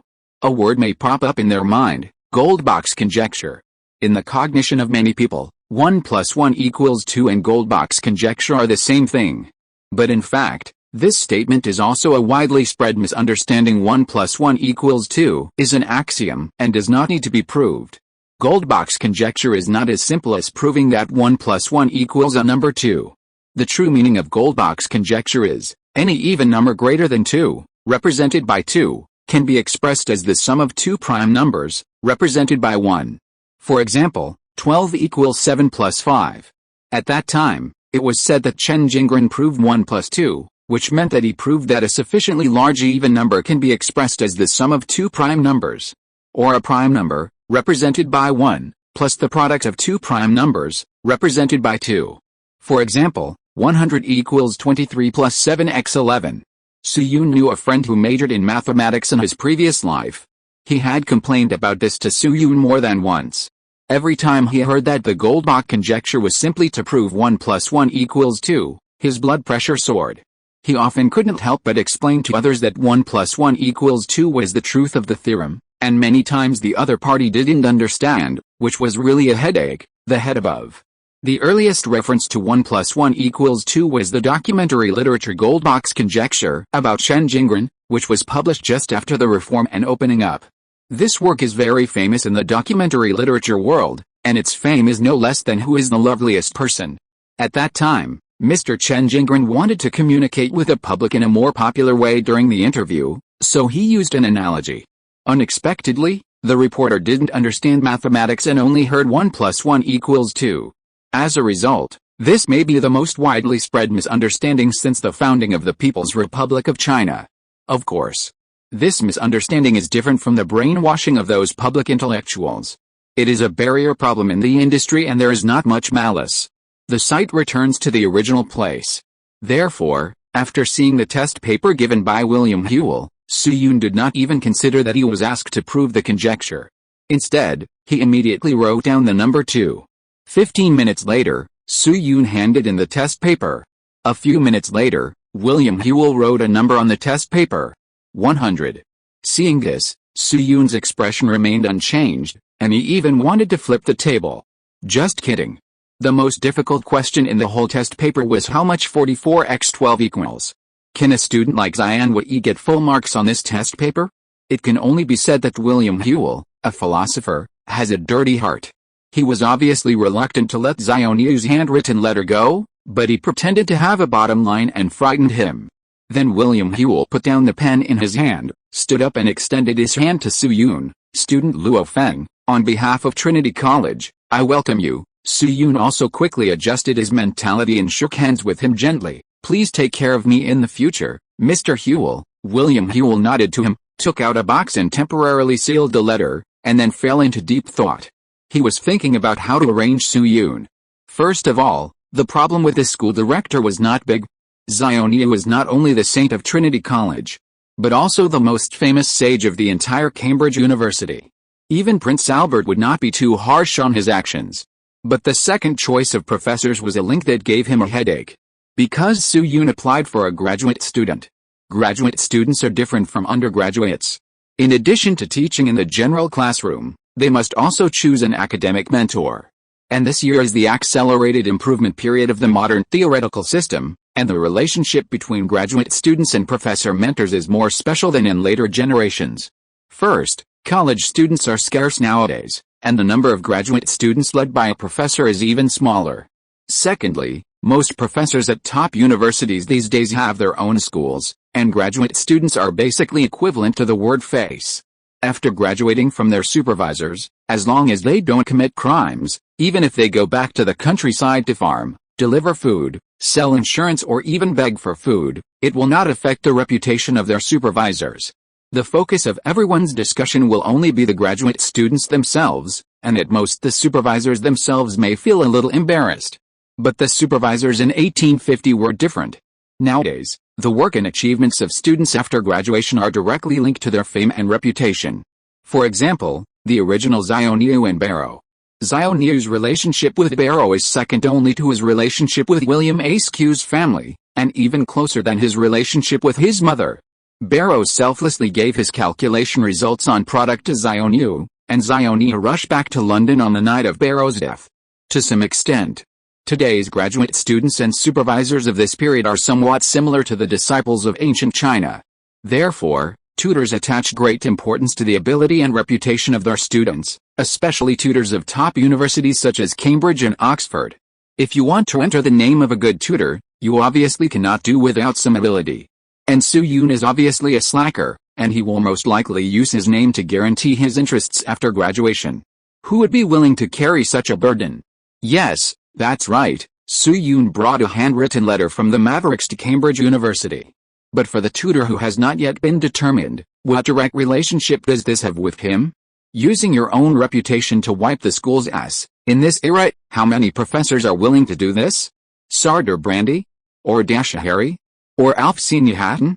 These people are obviously not suitable. Thinking of this, William Whewell couldn't help rubbing his temples in annoyance. It's hard to bear, and at this moment, Werner's voice suddenly came from outside the house. Mr. Dean, the school's new Professor Lucas wants to see you. The new Professor Lucas. William Whewell was slightly stunned, and then his eyes lit up. Yes. How could he forget about this professor? Then he motioned for Thompson to take Su-Yun and others to sit down, and said to Werner outside the room, please ask him to come in. Werner, okay, Mr. Dean. A moment later, the door was pushed open again. A man in his 30s with a full beard, who looked a bit like Wolverine, hurried in. Mr. Whewell, is my class schedule for next semester available? Are you receiving guests? William Whewell nodded calmly, stood up and led him to Su-Yun and others, and said to him, well, let me introduce you. This is William Thompson, a graduate student at Trinity School. You should know him, right? The bearded man nodded and shook hands with Thompson. Thompson was the first in mathematics in the school last year and this year. Of course I know him. William Whewell pointed at Su-Yun and the others and said, as for these two, they are Maxwell and Luo Feng. Maxwell, the bearded man raised his eyebrows, ignored Su-Yun, and confirmed with Whewell, is that the Scottish student with reduced fee? Whewell nodded slightly again. Yes, that's the one, but he didn't finish his words. The bearded man rushed to Xiaomei in one step, put his hands on Xiaomei's shoulders and shook them. So you are Maxwell? Welcome to Trinity College. Are you interested in being my student? I will definitely train you to be an excellent student. Then we can become famous together as master and apprentice. Looking at this man who spoke so fast that he even omitted punctuation marks, a question mark appeared on Xiaomei's face. Seeing this situation, William Whewell's mouth twitched slightly, and he quickly interrupted the bearded man's actions and introduced him. Ahem. Maxwell, let me introduce you. This is our new Lucasian Professor of Mathematics at Cambridge University, Mr. George Gabriel Stokes. Mr. Stokes likes excellent students very much, so sometimes he may be more enthusiastic. Just get used to it, just get used to it. While William Whewell was looking for an excuse to cover up Stokes' behavior, Su-Yun, who was pretending to be a little transparent, had this expression on his face. 0v0. Oh my god. Stokes is alive. Another big guy. Stokes is a very famous mathematician and mechanic in the history of modern science. He was born in Ireland, but spent most of his time in the UK. The most famous theorem in curve integrals, Stokes's formula, was derived by him. In addition, he shared the naming rights of the Navier-Stokes equations, also known as the famous NS equations, with a Gallic scientist CLMH Navier. Students studying fluid mechanics should also be deeply impressed by it. The central problem of turbulence theory, known as the last mystery of classical physics, is to find the statistical solution to this set of equations. At the same time, the smooth solution and existence of this problem have been set as one of the 7 Millennium Prize problems by the Clay Mathematics Institute. By the way, Wei Donggai, who was very popular on the internet before, also studied the NS equation. Stokes' father died of illness in his early years. Stokes went to study in the UK at the age of 16. His tuition during his time at Pembroke College was funded by Cambridge University. In 1849, Stokes was appointed as a professor of mathematics at Cambridge University, and soon became the Lucasian Professor of Mathematics, which was the position held by Maverick and Barrow. Stokes served as Lucasian Professor for 50 years, and later served as Secretary of the Royal Society and President of the Royal Society. He was the second person after Maverick to hold these three positions at the same time. According to the normal historical trajectory, Stokes will meet Xiaomei in a year and a half, and the two hit it off at first sight. Xiaomei later applied for Stokes' lecture student. But now with the appearance of Su Yun, history has changed a little bit again. But this is normal. At this point in time, it is a period of talent in the modern scientific community, and a large number of talents are studying or working at Cambridge University. Therefore, it is not a rare thing for Su Yun to meet a future big man like Stokes. As time goes by in the future, he is destined to meet more historical celebrities. Even if he is interested, at this time, in London, 60 kilometers away from him, there is a Mr. Ma and his wife Yanni who are preparing to move to 28 Dean Street. But what Su Yun doesn't know is, Stokes is not having an easy time now. For ease of understanding, here is an introduction to the situation of each college at Cambridge University. Many people may subconsciously apply the college template of later generations when they see the word college. That is, a university is divided into civil engineering college, computer science college, humanities college, etc. Each college has a strong specialty, and there is almost no overlap in core subjects. But this template does not apply to many colleges at Cambridge University. Take the 18 colleges in Cambridge in 1850 as an example. These colleges have a high degree of administrative autonomy, and each college can actually be regarded as a miniature university. They all offer a series of majors such as physics, chemistry, mathematics, history, etc., without the so-called functional division of labor. It's just that some colleges are stronger in a certain major, and some colleges are weaker in a certain major. At most, the theological college will add a theology course, which I will not elaborate on. At present, there are 16 colleges with mathematics departments at Cambridge University, and the teachers are all decided by the college leaders. Now Stokes has just been at Cambridge University for less than a year, and his footing has not yet been firmly established, and he is still in the adaptation and running-in period. Although he won the position of Professor Lucas, he still couldn't convince the public. Therefore, many colleges chose more experienced professors for the sake of stability. Of course, there are only so many mathematics professors at Cambridge University. If they are divided, there will definitely be resource allocation in the end. It is impossible for a professor to not be able to teach a single class. But don't forget that Stokes is Professor Lucas, representing the highest honor of the mathematics major at Cambridge University.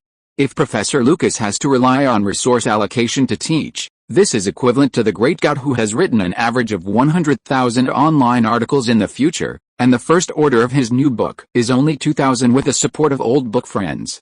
Tisk tisk, it's embarrassing. Therefore, Stokes came to visit William Whewell today with a very clear purpose. He hopes to get the mathematics course schedule of Trinity College. After all, Trinity College is different from other colleges. It has the most famous and largest mathematics department at Cambridge University. Even if only Trinity College is one among the 18 colleges, Stokes will be able to meet his colleagues with his chest held high. What he didn't expect was that before he could even talk about class scheduling, he actually met Xiaomei, a super genius. You know, in the previous test for reduced fee students, Xiaomei got all A's in the high school course papers, B+ in the university papers, and C in the postgraduate papers.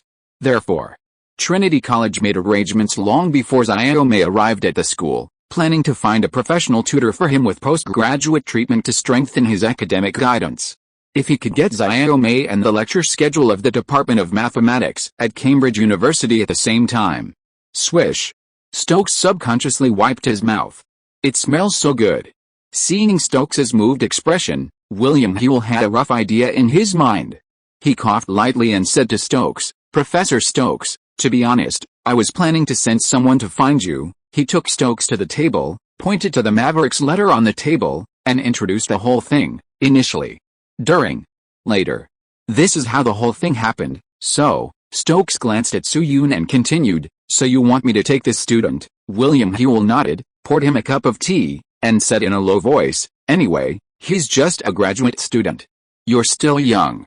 Even if he doesn't achieve much in the end, public opinion won't be too harsh on you." At the same time, As compensation, I can decide to give you all the mathematics courses at Maxwell and Trinity College. Professor Stokes, you don't want to have no classes in the future, do you? If you're listening to this novel on a channel other than Fanfic World, it means they downloaded and uploaded it without effort. We cordially invite you to visit our channel, Mundo Fanfic Novelis.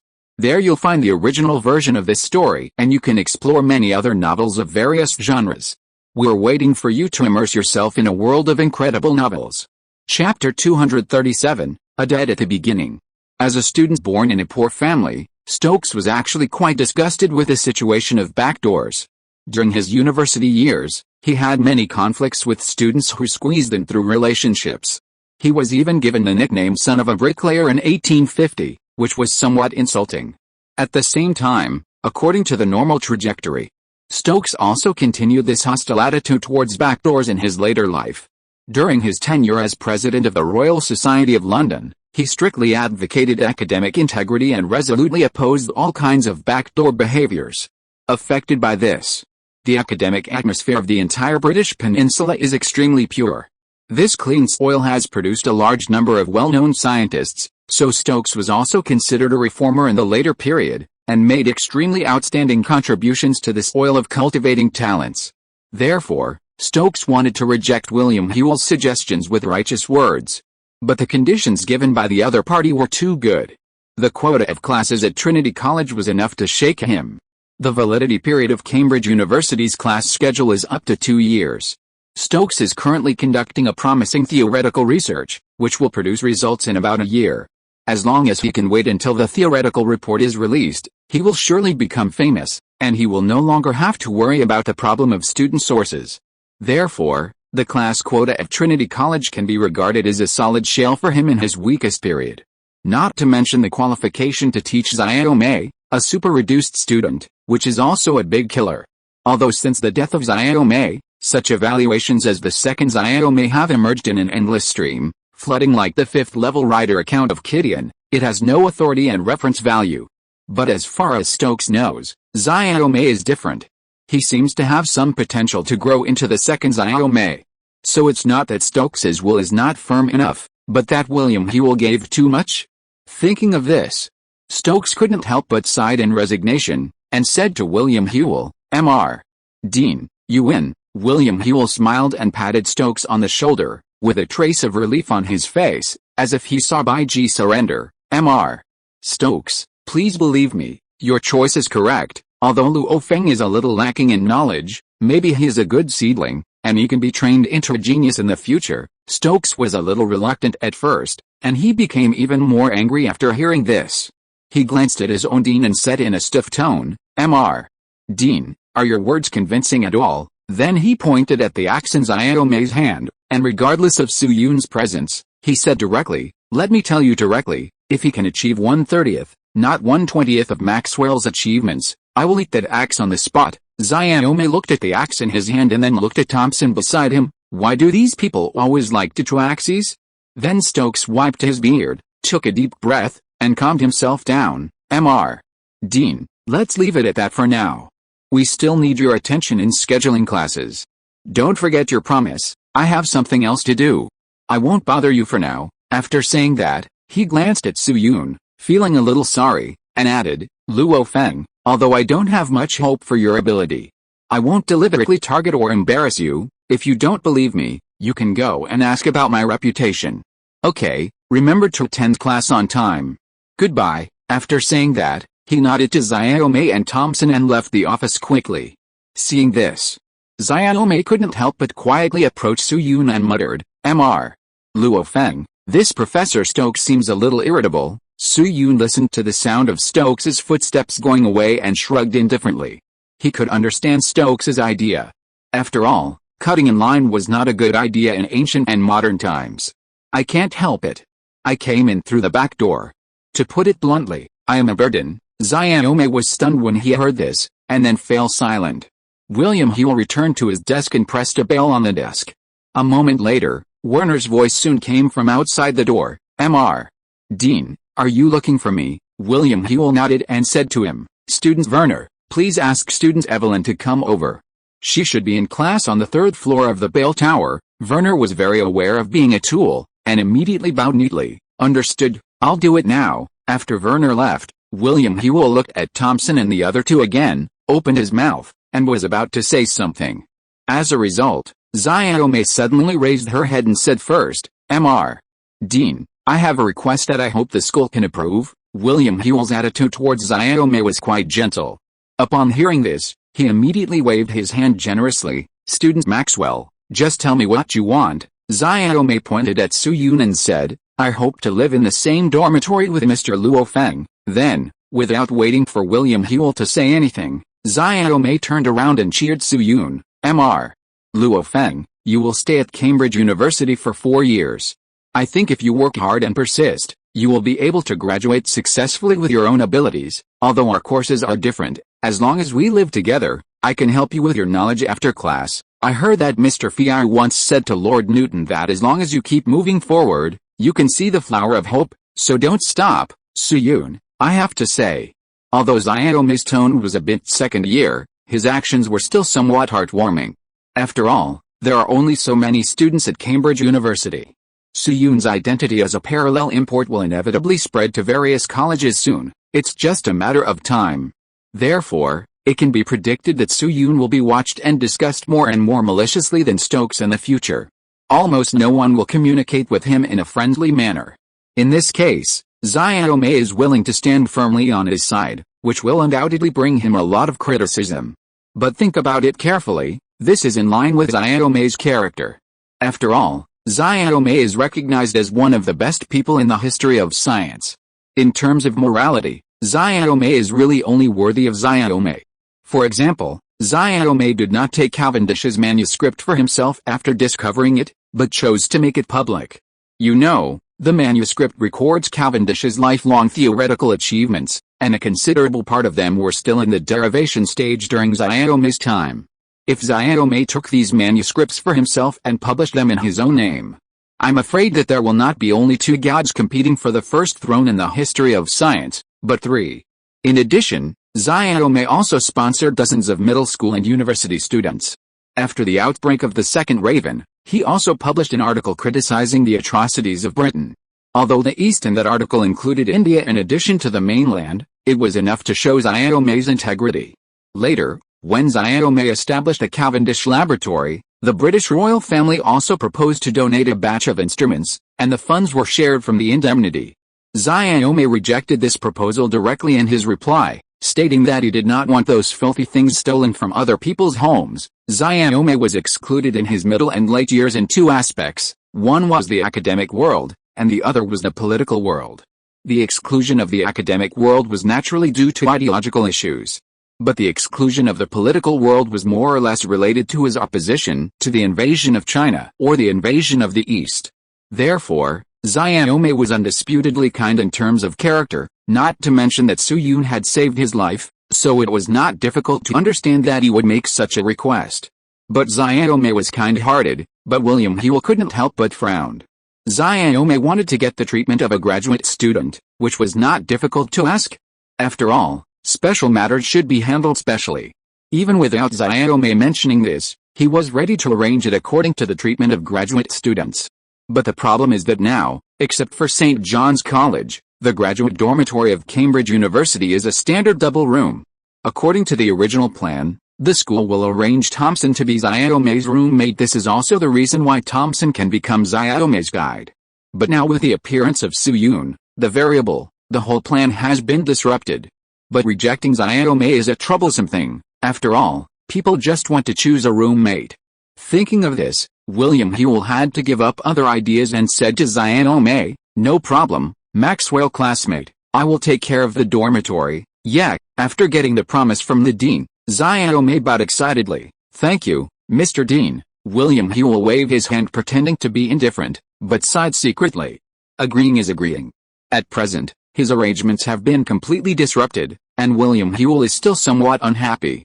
Is there any way that will not have a substantial impact and can give himself a way out? Thinking about it, William Whewell suddenly had an idea in his mind. That's right. That thing. He quickly walked to the window that was broken, looked around for a while, and soon found a piece of brown paper. He took the croft paper in his hand, came to Su Yun, put on a very kind expression, and said to Su Yun, "Student Luo Feng, I remember you said that Mr. Feiyu was your ancestor, right?" Su Yun nodded and replied, "Yes, he is one of my distant ancestors." Then, just when Su Yun thought that William Hewell was going to ask a few questions to verify his identity, the Dean of Trinity College suddenly smiled brightly and clapped his hands heavily. "That's great." Then, without waiting for Su Yun to reply, William Hewell simply spread out the croft paper, pointed at it and explained, "Student Luo Feng, Mr. Feiyu once made a deal with Lord Newton. Both parties invested in technology and funds and developed a very famous ketchup. Do you remember this?" Su Yun nodded. "Of course I remember." William Hewell's smile became brighter, and he continued, "Then you should also know that later, because he couldn't contact Mr. Feiyu, Lord Newton kept Mr. Feiyu's dividends with him. Both parties agreed that the storage fee is 0.08% per day, Mr. Feiyu agreed to this storage method in his reply letter. The original letter is in the Museum of Cambridge University. Su Yun, he had a bad feeling in his heart. William Hewell looked at Su Yun, whose forehead was gradually covered with cold sweat, and gently raised the croft paper in his hand. According to the bill statistics, the fund kept by Lord Newton has distributed dividends 5 times. The amounts are £67, £113, £279, £760 and £2,766 respectively. The total is £3,885. Let's round off the previous interest and date and start calculating directly from the last £2,766 deposited into the fund. William Hewell quickly wrote down a series of numbers on the paper. As the Dean of Trinity College, his mathematical skills are still very strong. The last dividend was deposited in 1723, which was 4 years before Lord Newton's death. There are 127 years between 1723 and 1850. 127 x 365 x 3885 x 0.08% is 144,071.34 pounds. Su Yun, he suddenly wanted to ask William Hewell, "Boss, can this money be treated as the extra money owed in the previous life, without interest being included?" Chapter 238, After the Old Friend. In the Dean's office. Looking at the number 144,071.34 on the paper in front of him, Su Yun felt bad. £140,000. If he remembered correctly. In Around the World in 80 Days, published in 1872, the protagonist's expenses for traveling around the world were only £20,000. According to the way the protagonists spent money all the way, these £20,000 were basically the same as the purchasing power of several million Chinese yuan in later generations. In addition, there was also a plot in Holmes' The Case of Identity. At that time, Holmes said, "I think a single lady can live well with an income of £60 a year." The female client opposite said, "Even if it is much less than £60, I can live well." So based on the above two books, it is estimated that £1 is about 1,000 yuan. Of course. What Su Yun didn't know was that there was actually a website called Measuring Worth in Later Generations, which can query the relative value conversion of British currency from 1270 to the present. Just find calculators a compare after entering the website. According to the website data, in 1860, the value of £1 is approximately equivalent to 84.71 pounds in 2022, which is about 716 yuan in today's Chinese currency. It is also worth mentioning that the purchasing power of the pounds between 1860 and 1900 was increasing. By 1900, £1 was about 840 yuan in today's Chinese currency. Now this copy is affected by the completion of the second transformation of the Mavericks, and the industrial productivity is higher than that of the local 1850. Therefore, if converted, £1 can be about 750 yuan. 144,071.34 x 750 is 108 million. Su Yun, so I didn't eat or sleep at Cambridge University, and I owed a small goal? It's fun. Besides, who knows if that weird halo will make an Easter egg, and when I return to reality, the debt will also be transferred. That would be a lot of fun. Su Yun dares to bet. If a table made of ore can be used to make a photo of Jiaran, it will definitely do that. So, you must not bear this debt. Thinking of this, Su Yun could not help but be silent for a moment, and his mind began to work quickly. Unlike later generations, in the 19th century, There was indeed an overdraft rule for custody fees, that is, after deducting the principal, you can continue to deduct from the negative number. For example, the Bank of England, which was established in 1694, once sued the Fitzpatrick family for custody fees. In 1713, Lamar Fitzpatrick, the patriarch of the Fitzpatrick family, kept a box of jewelry in the Bank of England. Later, Lamar Fitzpatrick was killed in the war with Spain, and the entire family went into exile in France. It was not until 1798 that a new Fitzpatrick patriarch took over. At that time, the Bank of England sued the new Fitzpatrick patriarch to the British court, and finally ruled that the Fitzpatrick family should compensate for the custody fees after deducting the jewelry, totaling £264. This incident was also recorded in the archives of the British Supreme Court, and ranked 6th in the 18th century archives on its official website. However, under normal circumstances, the custody fee for keeping property is not too high. For example, the City Bank of New York, which was established in 1812, which is the predecessor of Citibank, only charged 1/1000th of the annual custody fee for funds in addition to the luxury goods deposit fee. However, the daily custody fee of 0.8% of the Mavericks was agreed by Fatfish in his reply, so it cannot be settled with a regular custody fee.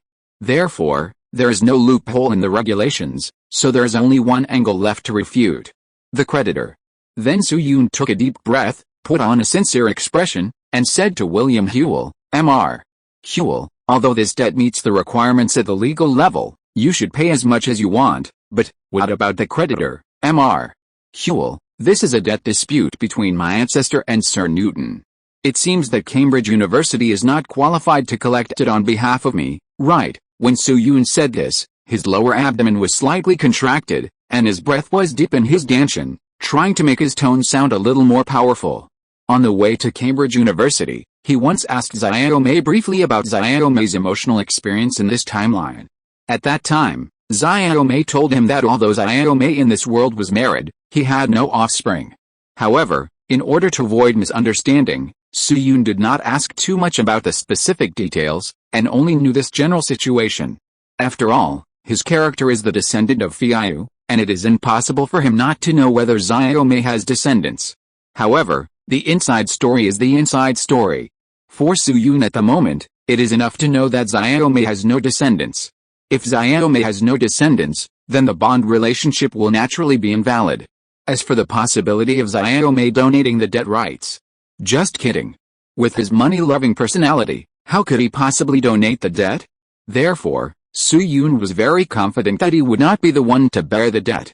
However, what puzzled him was that, just when he thought William Hewell was going to have a blowjob with him for other reasons, a verbal battle, the Dean of Trinity College unexpectedly showed a hint of approval on his face, and affirmed, yes, Trinity School and even Cambridge University are not creditors, and they really cannot interfere with this debt. But, before he finished speaking, Werner's voice suddenly came from outside the house, Mr. Hewell, I brought classmate Evelyn. William Hewell was stunned when he heard this, and threw a meaningful look at Soo-yoon, and said to the outside, thank you for your hard work, classmate Werner, please let her in. A moment later, the door was pushed open, and a girl walked in. The girl was about 1.6 meters tall, with thick long golden hair, slightly curly. Her blue eyes were like a transparent sapphire, her skin was as white as jade, and her whole body was filled with the innocence and youthful grace of a young girl. At this time, she was holding a book Classical Mechanics in her hand. When she saw William Hewell, she bowed slightly and said, Mr. Hewell, good afternoon. William Hewell nodded at her, motioned her to come to his side, and introduced to Soo-yoon and others, this is Evelyn from Peter College. She is currently a first-year graduate student and is also the director of the Student Home Affairs Department of Cambridge University. This time, your dormitory matters will be arranged by her. Then William Hewell whispered a few words to Evelyn. Evelyn, this is about the situation. You can arrange Maxwell and Luo Fen to the same dormitory later. Evelyn lowered her eyes, and her expression did not show much emotional fluctuations. No problem. There is a vacant studio in the graduate dormitory behind the chapel. I will arrange them there. There are two main types of dormitories at Cambridge University. One is catered and the other is self-catered. Among them, catered is a single room, which provides breakfast and dinner, and is also the first choice of the rich second generation. Self-catered is divided into 3 levels: studio with private bathroom and kitchen, en suite with private bathroom and shared kitchen, and standard with shared bathroom and shared kitchen. Among them, the staff are responsible for cleaning, taking out the trash, and changing the sheets and quilts. Useless knowledge has been added. JPG. Evelyn provides the highest standard of studio dormitory. Soo-yoon can be said to have enjoyed the benefits with Xiaomei. But at the same time, Soo-yoon also had a doubt in his heart: why can Evelyn, a freshman, have such great power? Even if Cambridge University supports student autonomy, Evelyn's qualifications should not be enough. This is much more power than Thompson. Could this be a descendant of the royal family? Just as Soo-yoon was thinking, William Hewell spoke again. Student Luo Feng, didn't you just say that you need to find a bondholder for your debt? Soo-yoon was slightly stunned, and subconsciously said, that's right. Upon hearing this, William Hewell suddenly raised a strange smile on his face, pointed at Evelyn and said, now there is one. Soo-yoon. William Hewell ignored him, and whispered to Evelyn. Soon. Evelyn's somewhat cold face gradually showed a trace of surprise, and she looked at Soo-yoon from time to time. After a while, William Hewell coughed lightly and said to Soo-yoon, Student Luo Feng, let me formally introduce you again. The full name of this Evelyn is Evelyn Askew, and she is also the only descendant of Sir Newton who has a blood relationship with her now. Evelyn Askew. Hearing this name, Soo-yoon stood still on the spot. Then, in his mind, the appearance of Mr. Williams' family subconsciously emerged. Askew. How long has it been since I last heard of this surname? At least 200 chapters, right? I didn't expect that in this world, I would suddenly intersect with them. On the way to Cambridge, Soo-yoon actually thought about who might intersect with him in this era. Among them were Stokes, Darwin, and even the couple in London. It is no exaggeration to say that he even imagined the scene of chatting and laughing with Queen Victoria. But he didn't expect that he would actually meet the descendants of the Askew family. However, William Hewell was unaware of Soo-yoon's emotional state at the moment. Seeing that Soo-yoon seemed absent-minded, he added, classmate Evelyn's ancestor is Sir Newton's uncle William Askew. He became a wealthy farmer after making a fortune from ketchup, and the family's somewhat poor life was improved as a result. But more than 100 years can change a lot of things. The Askew suffered an accident at the end of the last century, and many members of the tribe were killed and wounded. In recent years, the population has dwindled, so there are only a few members left. Classmate Evelyn's branch is considered a branch of the Askew family, and is the descendant of William Askew's youngest daughter, Lilani Askew. Before William Hewell finished speaking, Soo-yoon suddenly stood up and asked him, Mr. Hewell, what did you say? William Hewell was stunned by Soo-yoon's actions for a few seconds. But he soon regained his composure. I said that classmate Evelyn's ancestor was William Askew. He made a fortune from tomatoes. I'm asking about the last sentence. The last sentence. William Hewell's expression became more and more confused. He raised his eyelids and looked at him. Are you talking about Lilani Askew? Soo-yoon nodded heavily. William Hewell scratched his hair lightly.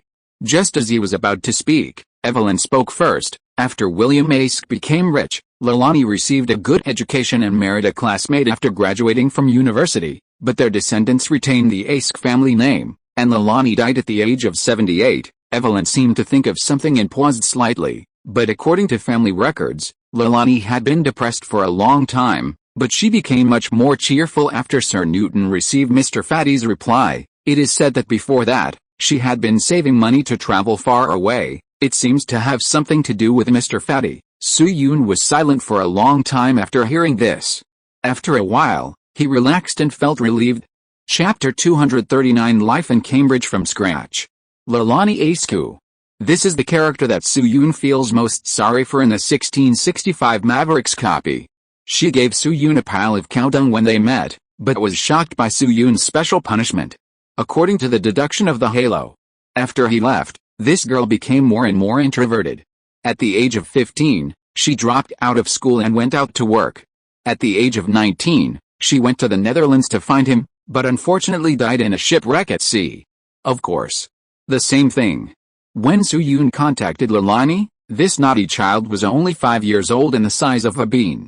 Therefore, Lilani's feelings for Soo-yoon are obviously not the love of adults. Mainly at that time, William and his wife were always worried about the loss of goods and had no time to care about their daughter. The sisters Ella and Andrea formed a small circle exclusive to the twins. The older sister Lisa was obsessed with chatting with the Mavericks. Therefore, Leilani's social circle is actually very closed, and no one understands or even cares about her. This is also a major factor in her becoming a naughty child. To put it bluntly, she hopes to be recognized by rebelling. In this context, Soo-yoon's punishment for Leilani is really too different. It left an indelible mark in Leilani's young heart. Therefore, many factors combined together, causing Soo-yoon to become an indelible obsession in Leilani's heart. If you want to say how much Leilani likes or even loves Soo-yoon, this is obviously impossible, unless the naughty child is also a reborn. Otherwise a 5-year-old girl cannot understand what love is. This situation is not uncommon in later generations. For example, Soo-yoon himself remembers a benefactor. When he was in the first and second grades of elementary school, he saved up pocket money for a whole week to buy a very expensive kite. As a result, he was robbed by another group of children in their early teens on the way home. Don't think it's funny. People who have experienced the security in the last century know that children in their teens all carry knives. At that time, a big brother in military uniform came and drove away those naughty children. That scene left an indelible impression in Soo-yoon's heart. Later, Soo-yoon chose to study at the University of Science and Technology, joined Changfei after graduation, and even liked to wear red when writing books, largely because of the influence of the soldier. To be honest, Soo-yoon had long forgotten the other person's appearance, and he might not even recognize the other person when he appeared in front of him. But on the other hand, this whole incident has become a symbol, which is deeply imprinted in Soo-yoon's heart and will never be forgotten in this life. As a person who has had similar experiences, Soo-yoon can fully understand Leilani's thoughts. Because of this, he has always been dissatisfied with Leilani's death. Now that he knows that Leilani's personality has changed after receiving the letter, and she has also married and had children, this sense of relief is really too pleasant. As for the regret caused by the other party's marriage, it doesn't exist. At that time, Leilani was just a 5-year-old girl, her body was dirty because of playing, and her face was not very clear. If Soo-yoon didn't even let go of such a little girl, then there must be something wrong with his psychology. Wait. While feeling comforted, another thought suddenly popped up in Soo-yoon's mind. If Evelyn is a descendant of Leilani, doesn't that mean she can become his creditor? Perhaps in the local concept, family branches separated by 100 years should not have the right of inheritance in theory. But don't forget. This is Europe, a place that can be called a potpourri. Therefore, things like collateral inheritance rights are not too common in Europe. The most representative one is the grievances between Scotland and England mentioned earlier. After the death of Elizabeth I, her successor was her great-nephew, King James VI of Scotland. You know, the blood relationship between the two is actually 7 generations apart, almost 100 years. Therefore, from the legal point of view of the United Kingdom, Evelyn is fully qualified to inherit the debt of the Mavericks. Soo-yoon, William Hewell obviously saw that Soo-yoon had realized this, and his expression became even brighter. Student Luo Feng, after becoming an adult 3 years ago, Evelyn became the only heir to Sir Newton's legacy. By the way, this is a qualification recognized by the Royal Society of London and the British royal family, so according to the inheritance law, the debt inheritance regulations, Hewell took out a clean piece of parchment from his body, and put it in front of Soo-yoon with a pen. With a sly smile on his face, student Luo Feng, write an IOU, I can decide, and the money can be paid off within 50 years, Soo-yoon continued. Evelyn, who was standing aside, saw this and could not help but frown slightly. William Hewell's actions were legally compliant, but she, the person involved, was a little confused in terms of reason. It's like in 2022, one day you are called to the teacher's office, and the principal points to Pierre and says that he owes you 100 million. What do you think? Undoubtedly, compared with excitement and anticipation, the proportion of speechlessness and confusion is obviously higher. Let's not talk about other problems, just talk about the amount of debt. Is it so easy to pay back 100 million? This is real debulo, not the happy beans of landlord. So Evelyn really has no intuitive concept of this amount.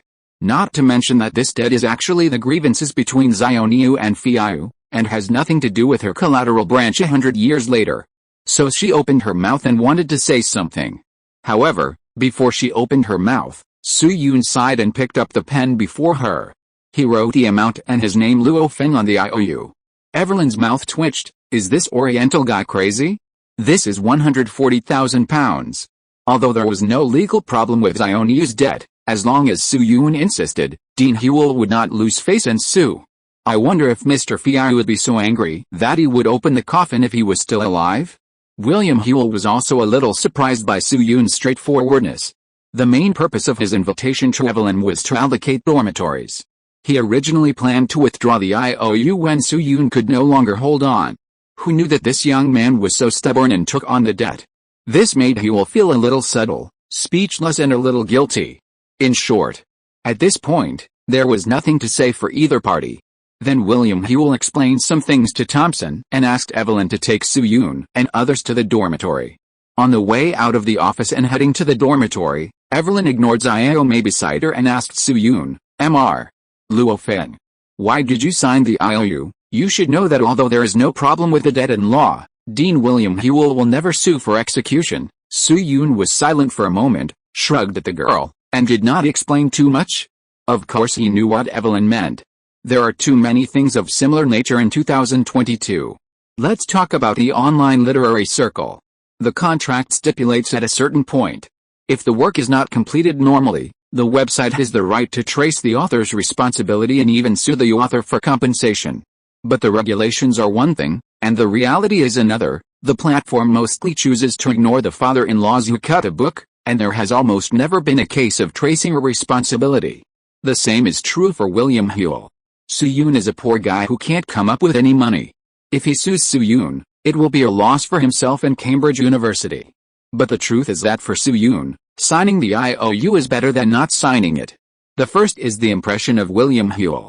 Just now, after Xiaomi proposed to live with him, William Huel was obviously unhappy because his plan was disrupted. This is a bit like an old father in the future who sees his daughter not developing according to his own plan, but getting together with a son-in-law. If he doesn't vent this anger, his situation at Cambridge University will be very cramped. After all, Su Yun has to complete a phased task this time, and he is destined to deal with Cambridge University. Now that he has signed the IOU, William Huel's attitude has obviously eased a lot. If he can maintain a good relationship with William Huel, it will be beneficial to his long-term development. The second reason is Evelyn. Evelyn is the descendant of Lilini. How can I say that when I look at her? Su Yun feels like he is looking at his granddaughter. In addition, she is the only heir to the Mavericks property at present. In Cambridge, she is basically the son of the emperor or the descendant of a saint. If he can talk to her, Su Yun's situation will also be much more comfortable. Finally, there is the issue of the amount of the IOU.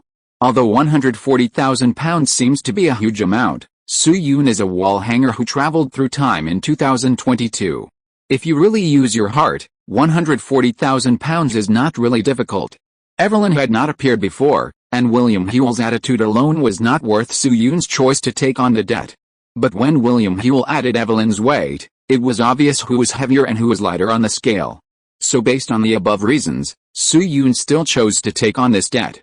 Who made me agree to the Mavericks custody fee at the beginning? 8/10,000, even loan sharks are not so cruel TT. Then Evelyn led the way and introduced Su Yun and Xiaomi. The opening date of Cambridge University in the past was October 5th, but due to some changes in the House of Lords this year, the opening date has been postponed for 3 weeks. Su Yun and Xiaomi nodded at the same time. Thompson had told them about this on the way here. The House of Lords in the UK has always enjoyed judicial power, but in recent years, the UK has attempted to abolish the judicial power of the House of Lords. The main reason is that not all members of the House of Lords are judicial talents, and not every member understands the law. According to the historical trajectory, this matter will not end until the establishment of the House of Lords judge system in 1876, so it has always been a peak period of quarrels in recent years. However, thanks to this incident, the opening date of Cambridge University has been postponed a little. Otherwise, the identity of a transfer student would make Su Yun's situation more difficult. But then again, now that I have entered Trinity College, why doesn't the task prompt appear? Is there any other link that has not been completed? Just when Su Yun was puzzled, Evelyn's introduction continued. Maxwell, Luo Feng, your dormitory is located in the graduate building behind the chapel. It is also one of the best student dormitories in Cambridge. Many students from other colleges live in that dormitory building. You will meet many outstanding seniors and may achieve extraordinary success in the future, but some of them may have, peculiar personalities. You'd better be mentally prepared." Xiaomei glanced at Evelyn and asked with a little confusion, "Senior Evelyn, what do you mean by peculiar personality?" Evelyn's face changed several times, as if she recalled some not-so-good scenes, and said with a weird look on her face, "You'll understand after you see it." Xiaomei said "Oh" stupidly and shut up obediently. Then Evelyn continued walking and said, "The opening ceremony will be held in 4 days, and your student badges and dresses will be issued at that time. Your course schedule will also be notified at the same time. There are many courses for first-year graduate students to take with undergraduates, so the classroom will not be too deserted. As for the next 4 days, you can go to the library or classroom to get familiar with the way, or you can visit the literary club next to the statue of Bervina. If you want to eat, you can go to the town." Evelyn didn't finish her words, and Thompson next to her interrupted, "Leave their 3 meals to me, and it happens that I live in the same building with them." Evelyn was stunned for a moment, but quickly nodded, "No problem, this is the best." The group talked while walking, and they didn't encounter too much difficulty in communication. 15 minutes later, several people stopped outside a building that resembled the word. The front of the building was a 2-story building with a cross hanging on the top, and the horizontal width was about more than 30 meters. There are some windows on the second floor of the small building, which seem to be some rooms with unknown functions. The first floor is full of arches, and it is dark inside, so the details cannot be seen clearly. If you look down from a high altitude, the bird's eye view is about a rectangle of about 30 meters long and 10 meters wide. 2 other buildings extend vertically from the 2 ends of the small building. The left one is 2-story, and the right one is 3-story. The bird's eye view of these 3 small buildings presents a shape, and the open space in the middle is a piece of grass. Evelyn led Su-Yun and others along a path in the center of the open space to the bottom and entered the first floor of the cross building. After entering the small building, Su-Yun and others found that the first floor of this building was empty. On the other side of the entrance is a thick wall, which is only slightly decorated. There is a staircase at the end of the left and right sides of the small building, and several students are walking on the stairs at this time. Evelyn pointed at the stairs first, then at the ceiling, and introduced, "This building is the Fiola Graduate Student Dormitory." The 2 buildings on both sides are bedrooms. The second floor of the middle building is a restaurant for gatherings, and the first floor is a corridor and evacuation passage. "Your room is 302 on the right, follow me." Then, under Evelyn's guidance, the group slowly walked up the quaint wooden stairs, and soon they were close to the 3rd floor. Just as they were approaching the entrance of the corridor, Su-Yun heard some sound vaguely in his ears. It seemed that someone was gathering around and doing something, making a lot of noise. A few seconds later, as soon as they turned around the entrance of the corridor, they saw several men standing in the center of the corridor, discussing the objects in their hands with great interest. Soon, one of the bald men roared a sentence that Su-Yun would never forget in his life. "Hey, Milner, this time I haven't washed my socks for 6 months, they must be more smelly than yours." Chapter 240 Life in Cambridge from Scratch. In 2022, before Su-Yun traveled through time, when it comes to the words Cambridge University, most people's subconscious reactions are probably ranked in the top 10 in the world. Newton and Hawking have been born, rigorous academic style, on par with Oxford, etc. But in fact, while Cambridge University has trained many well-known scientists, it has also produced a large number of writers and philosophers. For example, Byron, Tennyson, William Wordsworth, John Fletcher, Francis Bacon, John Curtin, Charles Kingsley, etc. As for people who engage in literature, everyone should know that their brain circuits are often more bizarre. Special. They often do some things that are more unreasonable, so as to show their personality or express certain emotions. This practice has a special term in later generations, performance art. Especially when those people were young, performance art was almost like the question mark on Yasuo's head, accompanying him day and night. This is how the word literary youth came from. Cambridge has rich literary genes, so naturally there are also such people. Take Edmund Spenser, for example. He was born in 1552 and is recognized as one of the great poets of the English Renaissance. The Spenserian style he created is, in a sense, equivalent to the 7-character regular verse or 7-character quatrain in England, and has become a famous poetic style. This great poet is also one of the famous alumni of Cambridge University. He studied literature, philosophy and some natural sciences at Cambridge University. At that time, the number of students admitted to Cambridge University was a little less than it is now, about 100 people a year. But its status is almost the same as it is now. At the same time, Cambridge University is a college born under the background of theology. There are 8 churches on campus, and the Bible is a must-have for everyone. In this context, the teachers and students of Cambridge University have extremely high requirements for clothing and etiquette, and they must not overstep their boundaries in daily life. As a result, one day Edmund Spencer suddenly had a twitch in his head, and a very unique idea came to his mind. That's not right. When the Son of God came to the world, he was only born in a manger, and he didn't enjoy much happiness until he was crucified. Looking at his entire life, at most he was anointed on the head by a woman. In this case, as students of the seminary, what qualifications do we have to keep our bodies clean? So, Edmund Spencer found a few friends who were also literary youths. They did not take a bath or wear clothes for a whole month. Afterwards, they sang hymns at the school gate naked, smeared with sheep's blood. Later, Edmund Spencer's actions also gave rise to a famous saying of Trinity College, which was engraved at the entrance of Trinity College Library: "The body can be dirty, but the soul must be pure." Later, a tradition of comparing stinks suddenly emerged in Cambridge. This job was actually underwear at the beginning, and later another literary youth, John Milton, came up with a version update: "The Son of God was barefoot when he went to Golgotha to be crucified, so let's compare socks. The stinkier one socks, the farther he has walked the road of the cross, can become a saint." This habit has even been retained until 2022, and there have always been students who insist on this kind of selection. However, Soo-yoon lived in a catered-in the partner garden at Cambridge University, £120 per week, so he never had the opportunity to see this custom. At present, those students were obviously undergoing the selection of saints. No wonder Evelyn had asked Soo-yoon and Xiaomei not to be too surprised after seeing certain things. In addition, perhaps because they were too involved, these people did not notice the appearance of Evelyn and her group, but were still excitedly evaluating.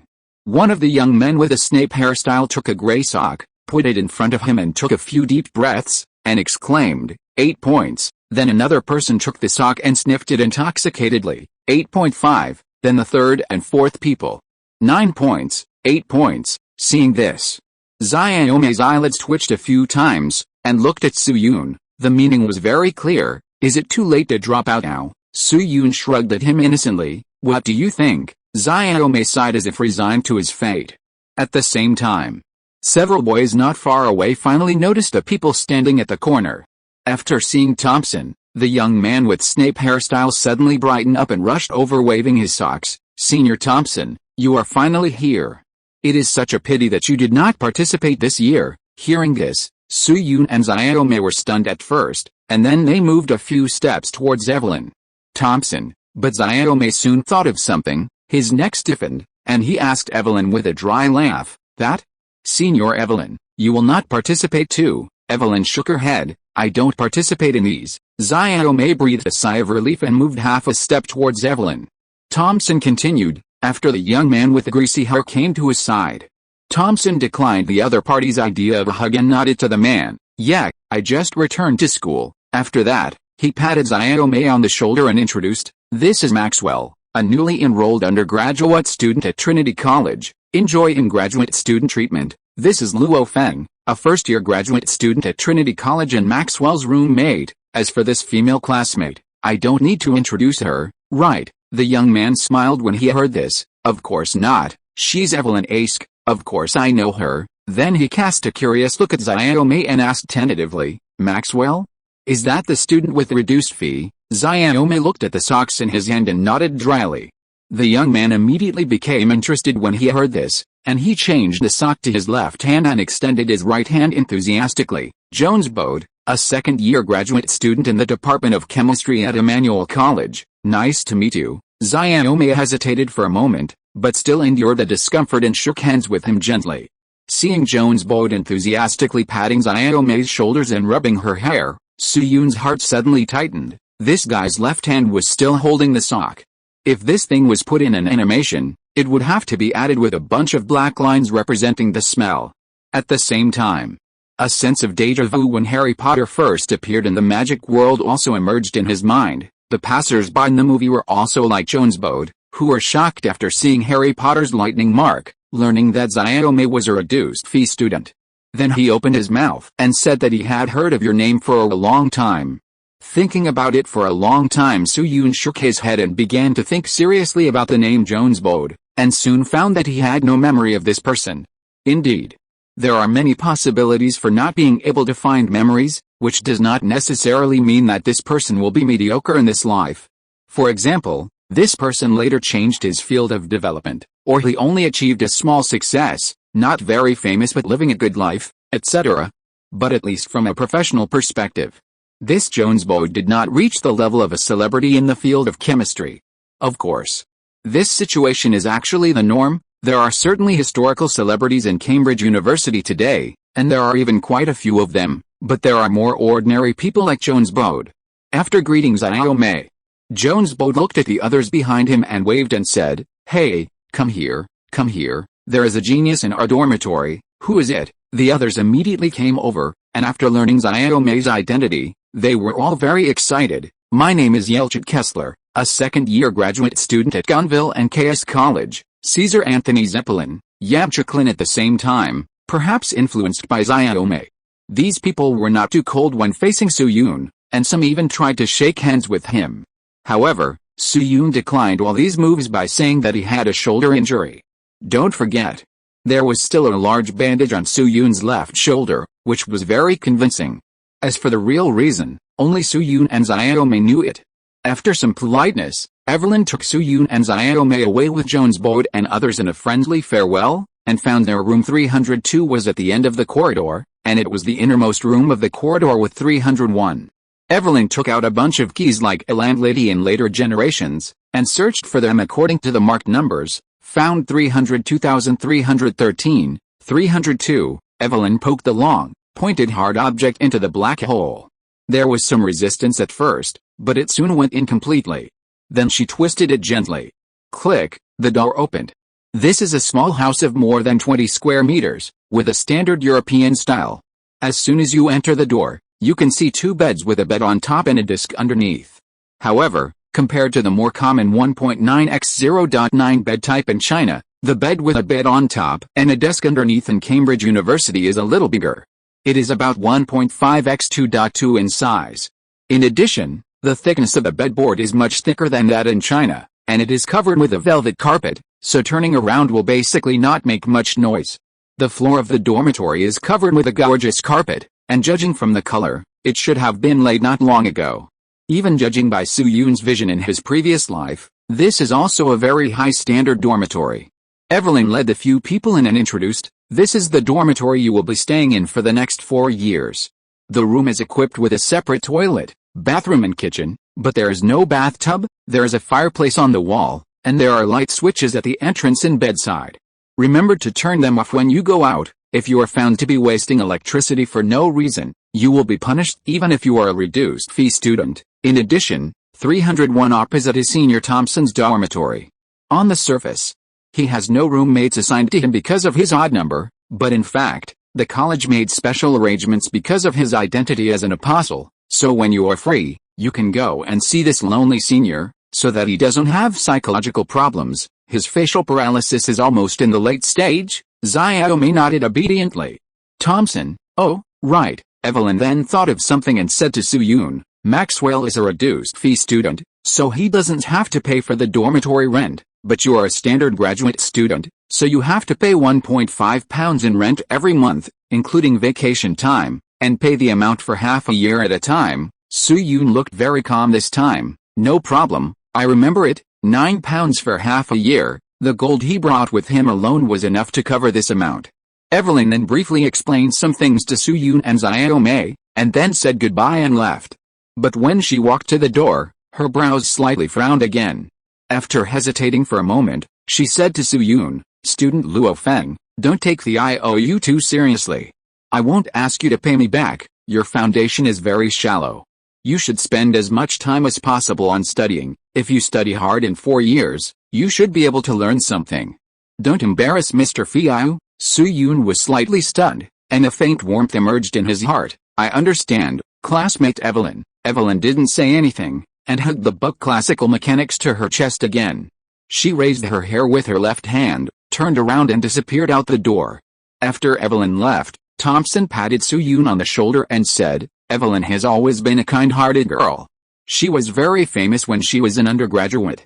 She may be selected as this son early next year. Soo-yoon blinked and blurted out, this son. Thompson looked at him in surprise for a few seconds and asked, why, you don't know? When Mr. Feiyu met Sir Newton, he said that people like Sir Newton were called this son and were often described as terrible. Later, Sir Newton wrote about this in his autobiography. So apart from small secret groups like the Apostles' Society, the recognized student selection at Cambridge University is this son. Cambridge University selects this son every 2 years, with 3 names each time, decided by voting by professors across the school. In addition, at the awarding ceremony for this son, all Cambridge students will hold ice cubes in their mouths and take a deep breath to show their shock. Soo-yoon.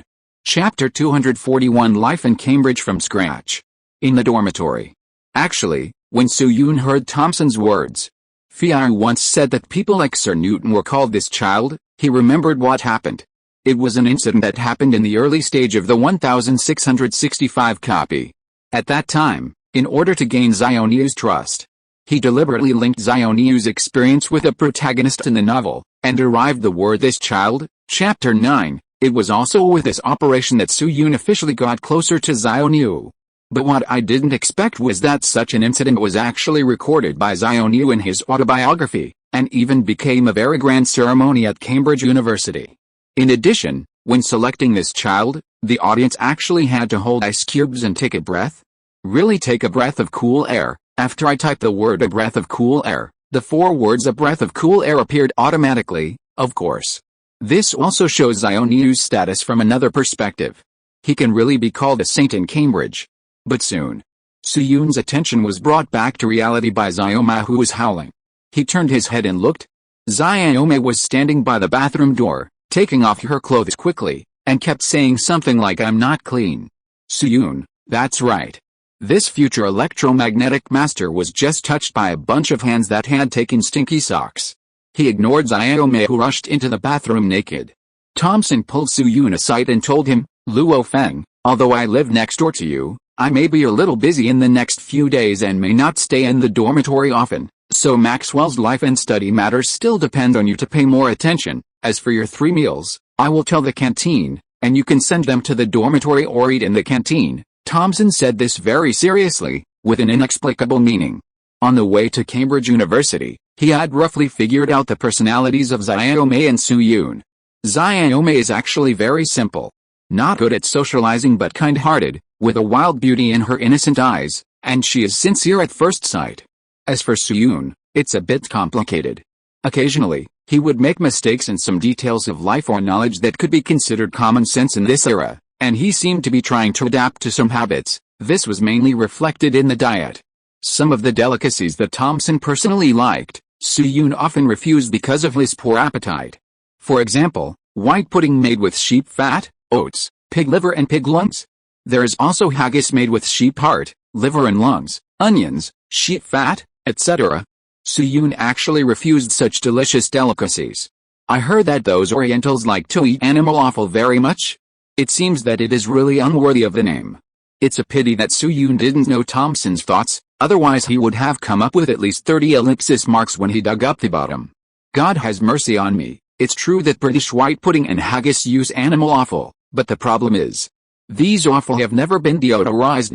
For example, our Chinese wash pig lungs, the more delicate ones will be soaked in alkali and vinegar first, and then repeatedly washed to remove the dirty blood. It will not be prepared until the lung lobes turn white before cooking. But what about British white pudding? The method is to mince the pig liver directly after killing it. The more blood the better, because the blood can be used to seal the edges. It would be strange if Soo-yoon could eat this. The topic is returning to the original point. Another point that is completely different from the adaptation performance is Soo-yoon's personality. He is too mature. And Soo-yoon's maturity is not a pretense, but a maturity and stability that contains life experience. Sometimes Thompson is ashamed of himself. Because of this, he handed the wheat to Soo-yoon. Because although what he is going to do next is not life-threatening, The game inside is also very complicated. There was even a very short moment when Thomson had a special idea in his mind. But after hesitating again and again, he gave up this idea. Looking at Thomson, who looked serious, Su-Yun pondered for a moment and replied, "Mr. Thomson, Maxwell is my friend, and there is no problem taking care of him, but may I ask, what are you going to do next? You don't even have time to go back to the dormitory." Thomson looked up and looked at Su-Yun for a few seconds, and said frankly, "I plan to run for the president of the Cambridge University Students' Union this year. In fact, the Cambridge University Students' Union only has the president, but although this word is not a blocked word, it is said that it will lock the chapter if it appears too much, so it is uniformly called the president." Su-Yun was stunned when he heard it, and then he understood it in his heart. "So that's it," he said. Why Thomson looked like he was entrusting his orphan to someone else. It turned out that he was planning to run for the president of the Student Union. Unlike other universities, influenced by the autonomy of the college, Cambridge University also allows student autonomy. Therefore, student organizations have always had a very strong voice in Cambridge University. For example, Evelyn before. She was just a minister of the Ministry of Internal Affairs, and she could decide the dormitory allocation from the first year of undergraduates to doctoral students without the consent of the school. This kind of power is actually a bit beyond the scope for students, even if she is the descendant of the calf. The Minister of the Interior is like this, let alone the President of the Student Union. To put it bluntly, anyone who can become the President of the Cambridge University Student Union, whether he will go into the scientific research circle or the political circle in the future, can become a member of the Royal Society or a member of the House of Commons. Today, Thomson is one of the few angels of the Cambridge Apostles Society, and he has completed the task of guiding wheat. He is indeed qualified to run for the president of the Student Union. In addition, it is not difficult to see from the fact that Thomson frequently appeared on various occasions after he changed his job to Kelvin in his previous life that this well-known physicist still has some official addiction. So it is completely reasonable for him to run for president. However, unlike the Minister of the Interior, the president of the Cambridge Student Union has two special features. First of all, the president of the Cambridge University Students' Union is not always there. This is not difficult to understand. After all, it is to lead the student representatives of all colleges. It is not easy to have one every year. According to the local timeline, the last president of the Students' Union of Cambridge University was Tennyson, and it has been almost 20 years since then. Secondly, Cambridge University has a requirement for presidential candidates. If the election fails, you must immediately graduate and leave the college, and your resume will be defined as a dropout. This is also a requirement that stops many students who intend to run for president. Dropout, this word is often seen as ye, but in fact it is pronounced ye. It is a term that is just higher than dropping out of school, and it is not considered decent. Many companies in later generations refused to recruit dropouts to work, let alone in 1850. Therefore, for Thomson, running for president of the Students' Union is indeed a game that cannot be lost. In addition, if Su-Yun remembers correctly, Thomson in the local timeline did not run for president of the Students' Union of Cambridge University. While studying for a master's degree, he went to the University of Glasgow to serve as a professor of natural philosophy, so Su-Yun could not refer to or assist through the original history. After explaining this, Thomson turned around and left the 302 dormitory without waiting for Xiaomei to finish his shower. It can be seen. Even someone as expressionless as Thomson lost his composure when talking about running for the president of the Student Union. After watching Thomson leave, Su-Yun walked to his bedside and began to sort and check his luggage. Before entering the dungeon, he prepared about a dozen items, and the core technology basically covered all time periods. In the end, only 4 small boxes were left with him to the 1850 dungeon. First, the steel sword. Some readers said that 304 was too rubbish, because any better steel would exceed the productivity level. Secondly, the small box containing gold. Before entering the dungeon, Su-Yun went offline to buy 240 grams of pure gold, which was much more than when he went to the Northern Song dungeon. After deducting the part that was stolen in London, there are probably more than 200 grams left.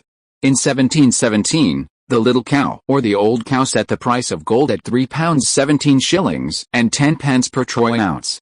Since then, the pound has been fixed at a price based on gold, which lasted until 1931, with only interruptions between 1797 and 1819 and between 1914 and 1925. Students who have studied mathematics should know this. 1 avoirdupois ounce equals 28.3495 grams. And 1 troy ounce is equal to 1.097142 avoirdupois ounces, which is equal to 31.103476 grams. To put it simply, 1 pound today contains about 7.32238 grams of pure gold. In other words, Soo-yoon currently has about 27 or 28 pounds of gold on him, which is about the income of an ordinary person for 8 months. The third one is a flashlight, which is nothing to say. As for the fourth one, it is a small bottle with a height of 4 centimeters and a diameter of about 1.5 centimeters. There are few words printed on the bottle: nitroglycerin. In his previous life, Soo-yoon had some heart problems because of his long-term typing, and he felt a little uncomfortable for a while. In addition, several colleagues died of heart problems at that time, so he kept nitroglycerin on hand all year round under the doctor's advice. Before this time travel, Soo-yoon thought that this thing was small but might have miraculous effects, so he brought it with him. Nitroglycerin was invented by Sobrillo, a chemist at the University of Turin in 1847. But it was initially unusable due to its unstable chemical properties. This situation lasted until 1866, when Swedish chemist Nobel solved its stability problem. As for its use in the treatment of heart disease, it was even later, around 1875. So it is obvious. This is another thing that appeared because of the change in the timeline. After all, Xiaonu's obsession with alchemy is well known to everyone. He discovered something during the alchemy process, which prompted or even directly led to the appearance of nitroglycerin. This is not a very rare thing. In short, the above 4 things are Soo-yoon's entire belongings in 1850, at most adding a windbreaker and antashoes. Now he still owes Evelyn a debt of £140,000. In order to prevent the aura from materializing the debt in the form of an Easter egg, Soo-yoon must consider making money to pay off the debt. Steel sword, flashlight, gold and nitroglycerin. Soo-yoon played with the flashlight he brought with a serious expression. The material of steel parts is obviously better than the weapons of this era, but nowadays, except for the border, the mainstream weapons are flintlock rifles. Flashlights are also common goods, and the only selling point is that the light intensity is much higher. As for nitroglycerin, it is not easy to use in an emergency. Because this era is the real primitive accumulation period, the levels and interests involved behind heart disease are enough to make many people take risks. So at present, if there is a special situation, the maximum amount of pounds Soo-yoon can collect should be around 100. If you meet someone who is interested in the goods, it can be raised to about 120. This should be the maximum amount he can collect at present when selling his belongings. What can you do with 100 pounds? It's hard to hold it. Just when Soo-yoon was a little distressed, Xiaomei's voice suddenly came to his ears. Male holding it? What male holding it? Soo-yoon turned his head and found that Xiaomei was wearing a pair of big shorts at this time, wiping his body while walking out of the bathroom. He shook his head slightly and said vaguely, "It's okay, I'm thinking about class." Xiaomei still nodded innocently, pulling his already sparse golden hair. "Huh? Where's Mr. Thompson? Is he gone?" Soo-yoon hesitated for a moment after hearing what he said, and decided to tell Thompson that Xiaomei was going to run for the president of the student union. "Yes, Mr. Thompson is going to run for the president of the Students' Union of Cambridge University, so you have to be prepared too." Xiaomei was stunned and blurted out, "I'm prepared? What does it have to do with me?" Soo-yoon bent down to pick up a towel, raised his head and threw it at him. "Switch back to your Scottish accent. This is a rigorous novel, okay?" Then he paused. "I thought that this simpleton who looked a bit like Enrico in Schoolboy really had no political sensitivity. You are stupid. You were introduced to Trinity College by Mr. Thompson. To outsiders, you are Mr. Thompson's direct descendant." "Oh, I guess so, but compared to me, a waste. You are a once-in-a-century reduced-fee student at Trinity School, and you have even been nicknamed the second Newton, so if something happens to you, do you think it will have a negative impact on Mr. Thompson's prestige?" As he said this, he glanced at Xiaomei, who was thinking, sighed, and continued, "Don't think that you are invincible just because you are the second reduced-fee student after Newton. At most, others dare not persecute you for personal safety, but if someone sets a trap for you academically, the school may not be able to help you." After saying this, Soo-yoon shook his head. Xiaome's character naturally does not need to be questioned, but his experience is really too scarce. It is of course a good thing to be not too cunning, but it is not good to be cunning or lack cunning. According to the original historical trajectory. Because of his overly simple character, Xiaome would fall into a serious trap. In 1859, Xiaome used statistical laws to derive Maxwell's velocity distribution law for the first time, thus finding a more accurate way to obtain statistical averages from the microscopic level. In the winter of the following year, Xiaome met Faraday and described his ideas in detail. This was the only time they met in their lives. As a result, less than 2 months after Xiaome returned to Edinburgh, a director of the Royal Society came to his door. He told Xiaome that Faraday was in poor health and could not reply to his letters, so he could only dictate some content to Xiaome through the Royal Society. Faraday suggested that he start with Verdi's unconventional transport theory to try to solve the derivation problem of heat conduction and gas internal friction. Then Xiaome actually believed it. Well, he believed it without any doubt. So, Xiaome jumped directly into another pit when the molecular distribution function, that is, the velocity distribution function of later generations, had not yet been derived. This pit took him 2 years to solve. It was not until a letter to Faraday in 1862 that Xiaome knew that he had been set up. So Xiaome could only overturn all his ideas of the past 2 years and reintroduce the concept of relaxation time, and only then solved the problem 4 years later. So Su-Yun hoped that through Thomson's case, Xiaome could realize as soon as possible that there is a dark side in academia. At the very least, he should be vigilant, right? After all, most of the courses for undergraduates and postgraduates are different. Without Su-Yun by Xiaome's side, who knows when he would jump into the pit? Of course. Some people may ask. That's not right, fishing girl, didn't Xiaome in normal history have any problems? Fuck you, that's right. Xiaome in normal history did not have any problems, but Thomson in normal history did not run for president, did he? Su-Yun dared to guarantee that Xiaome in this copy would definitely encounter Wu Jin taking off his pants, an invisible target. He dared to bet on this with 5 chapters and more chapters. Afterwards, Su-Yun reminded Xiaome of some things that should be paid attention to, and the two had dinner with bread and potatoes left on the road. Then he dragged his tired body to bed to rest. Nothing happened all night. The next morning, Su-Yun woke up to the sound of hymns. He yawned lazily, rubbed his eyes and climbed out of bed. He put on his clothes and went to the window, looking out the window where the singing came from.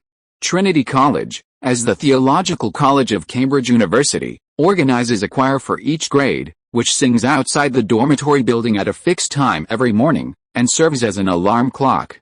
Back then, a European and American film producer even made a small movie, which was basically about a buzzing thing when the choir sang. As a result, the platform was taken away in one way that day. Then Su-Yun looked at Xiaome, who was sleeping like a dead pig, and decided to go to the water room to get some hot water. As a result, as soon as he went out, he saw Jonesbode, who was also yawning, the Snape oily-headed brother yesterday.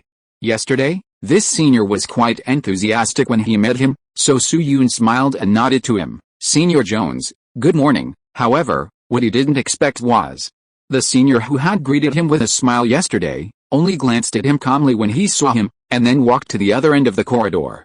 Su-Yun, the life of this 21st century science tycoon at Cambridge University in 1850 began with the roll of the eyes. Chapter 242 Trip to the Library. Cambridge University. Trinity College. On the public walkway in the courtyard. At this moment, Xiaome was walking side by side with Su-Yun. Hey, Mr. Luo Feng. When passing a bend, Xiaome finally couldn't help it. He saw him gently nudged Su-Yun with his elbow and muttered, Mr. Luo Feng, do you feel a little strange? I don't know if it's my illusion. The way my seniors looked at me seemed wrong along the way. Su-Yun glanced at him lightly and said, of course it's not an illusion, but you are wrong about one thing. They are not looking at you, but at me. After saying that, he turned his head and looked at a boy who was looking at him. The two of them met. The boy immediately snorted coldly, turned his head and turned away. Seeing this, Su-Yun smiled bitterly and shook his head, and a self-deprecating arc appeared at the corner of his mouth. In fact, when he met Jonesbode more than an hour ago, he saw some clues from the other party's cold attitude, if I guessed correctly. The matter of his back door should have spread after last night. After all, there are not many graduate students at Cambridge University. Courses, accommodation and other matters will involve personal information, and the spread of news is inevitable. So Su Yoon naturally downgraded from the identity of a junior alumni to a white-eyed generator. As for the reason why these passers-by could recognize him immediately, it was a joke. How many Orientals are there at Cambridge University now? Even including Indians, there may not be more than 3, right? In this case, it is too easy to recognize Su Yoon.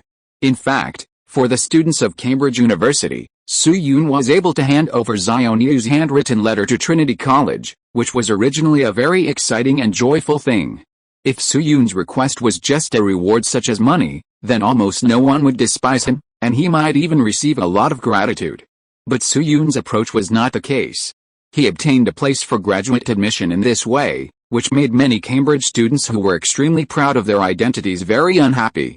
To use a famous saying of Qiao Feng, Zio, am a good man, but I am as famous as you. This kind of thing is also very common in the author circle of later generations.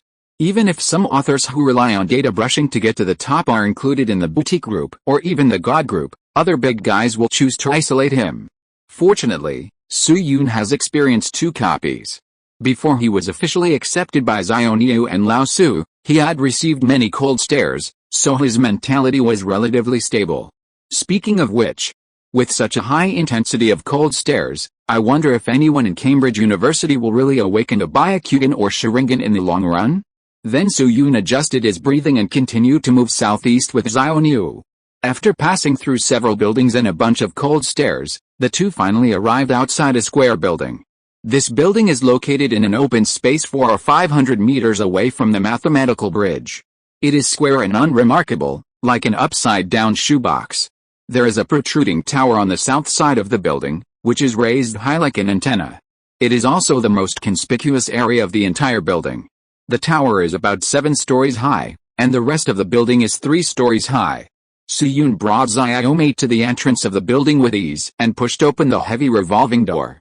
The moment the door was opened, ding-ling-ling, with the sound of wind chimes, a 7 or 8 meter long passage suddenly appeared in front of Su Yoon and Xiaomei. On both sides of the passage were more than a dozen statues of historical greats, looking straight ahead with firm, gentle, or sharp eyes. A faint fragrance mixed with paper and rotten wood also filled the nose. The gorgeous Tudor chandelier above the head was crumbling, and the Gothic architectural interior style was displayed vividly. Su Yoon and Xiaomei seemed to have entered a dark passage of history and abruptly slid into the dusty Middle Ages. This is the holy place of Cambridge University, Cambridge Library.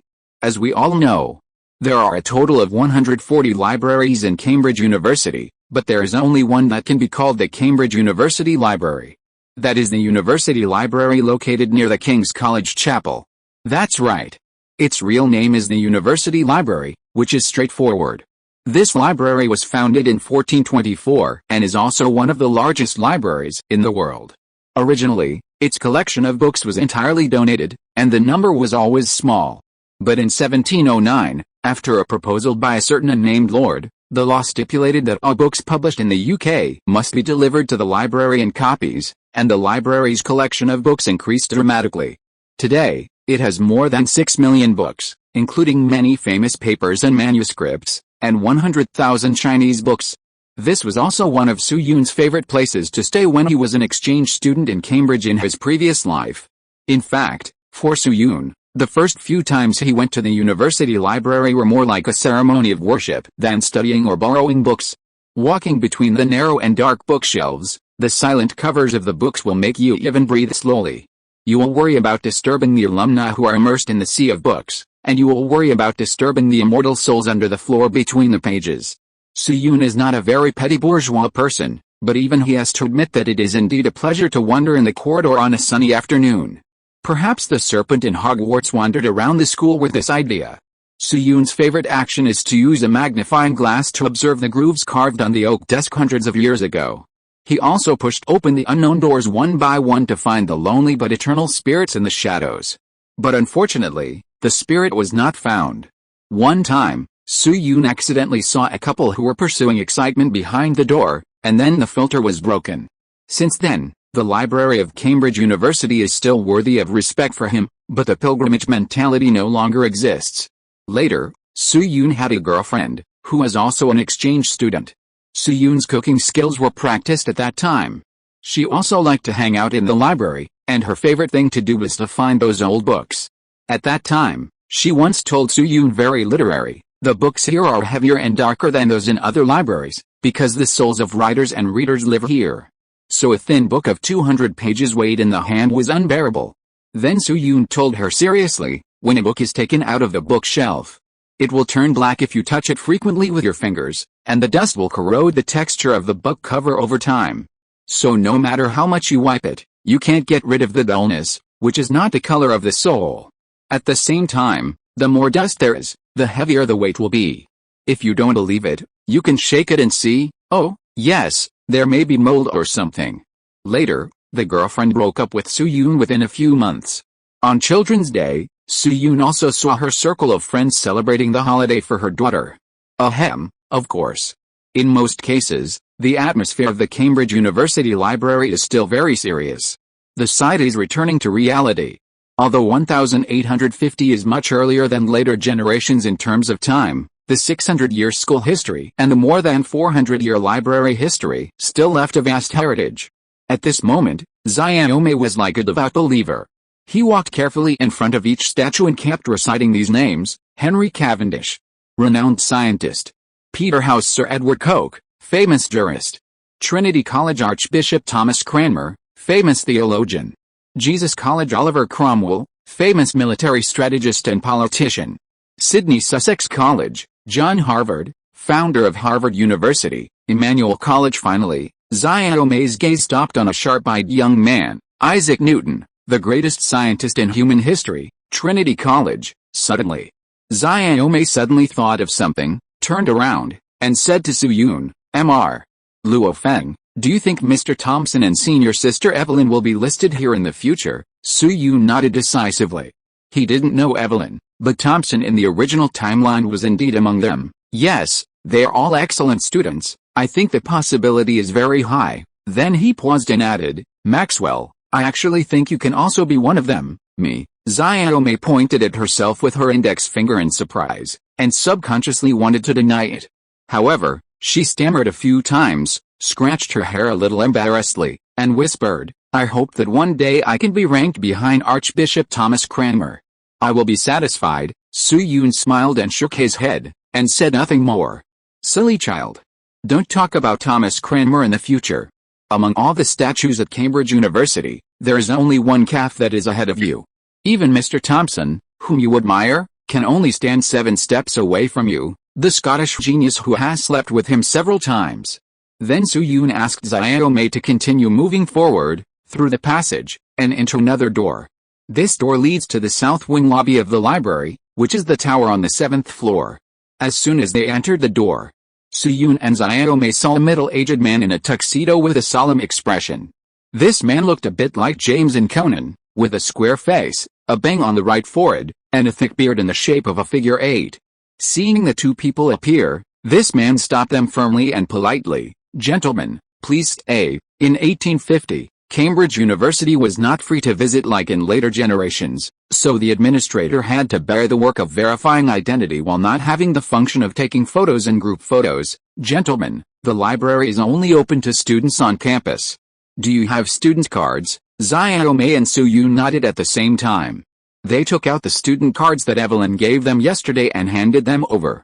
The middle-aged man first took Su-yoon's student's ID and looked at it for a few times, then read out the name a little stiffly, "Luo Nude Seam." Su-yoon's mouth twitched. "Sir, it's Luo Feng. Sorry." The middle-aged man apologized and was about to return the student's ID to Su-yoon, but suddenly stopped. "Wait, Luo Feng?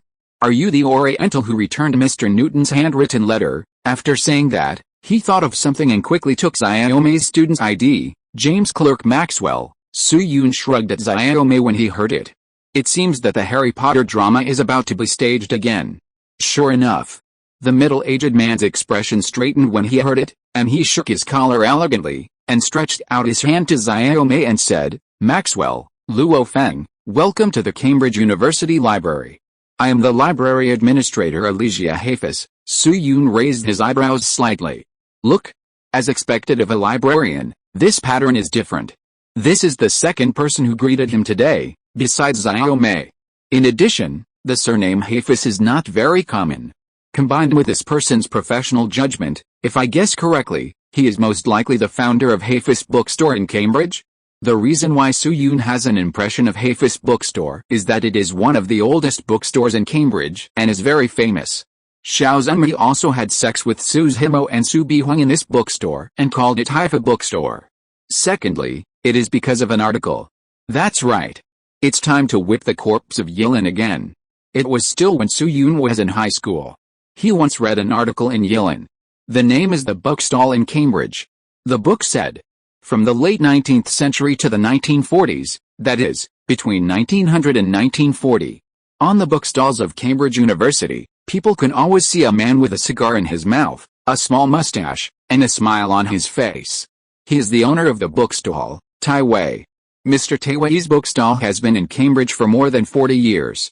Because of its cheap prices and rich sample books, many professors and students have visited this bookstall. The most commendable one is the economics master Keynes, who is a close friend of Tai Wei and even helped Tai Wei to live broadcast the books in his lectures. When Tai Wei was alive, the school also held a grand luncheon for him, and the teachers and students treated him as a guest of honor. Thank him for providing eternal and great knowledge. The article ends with a sigh. Only a nation that knows how to respect small people can produce outstanding big people, followed by a series of self-reflection. But Su Yun didn't know it until he arrived in Cambridge. Although Tai Wei is not a completely fictional character like Alex Doty before, the real reason is completely different from what the article says. The so-called Mr. Tai Wei is actually named Gustave David, that is, David, or David. The word Tai Wei has a strong early translation color. Yes, the first person who mentioned him was Xiao Zhenmei mentioned above. But Xiao Zhenmei only mentioned this person's name, and the rest of the content is all plots added by the author of the article. The Bookstall in Cambridge. David's bookstore did contribute a lot of books to Cambridge. About 1,000 books in the Cambridge Library in 2022 were originally purchased from David's bookstore.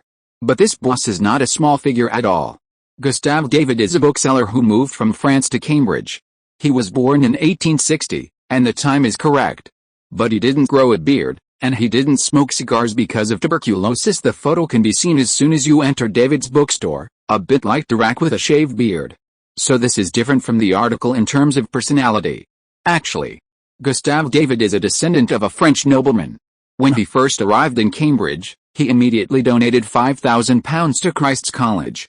According to the purchasing power conversion mentioned earlier, it is about 4 million now. In addition, the complete works of Shakespeare bought by Xiao Zhenmei was priced at £3.5, which was 20% more expensive than the popular price at the time, and the price was not cheap at all. His first business was as a broker, that is, selling translated works published in Gaul and the Netherlands through his family channels. This solved the reading needs of many Cambridge students at a time when internet shopping had not yet appeared, so a lot of Cambridge students would patronize his store. At the same time, he also specialized in selling manuscripts of Cambridge University graduate students, each of which was signed by the author, bringing a lot of extra money to those collaborators. That's why students held banquets to respect him as a guest of honor and thank him for providing eternal and great knowledge. As for his relationship with Keynes, it was because the location of this bookstore was diagonally opposite the gate of Caius College. In addition, Keynes also complained about the premium of David's bookstore in the general theory of employment, interest and money. Because Keynes relied on mathematics and classical literature scholarships to continue his university studies, he was as poor as an online writer during his student days, and naturally he was extremely disgusted with this kind of premium bookseller. In the end, Keynes and David became close friends. Such a businessman who couldn't be more standard, in today's world, is equivalent to a tycoon with hundreds of millions of assets, a complete upper class. In the mouths of some people, he has become a respected little person. In the end, we have to reflect on ourselves. Where can you find justice?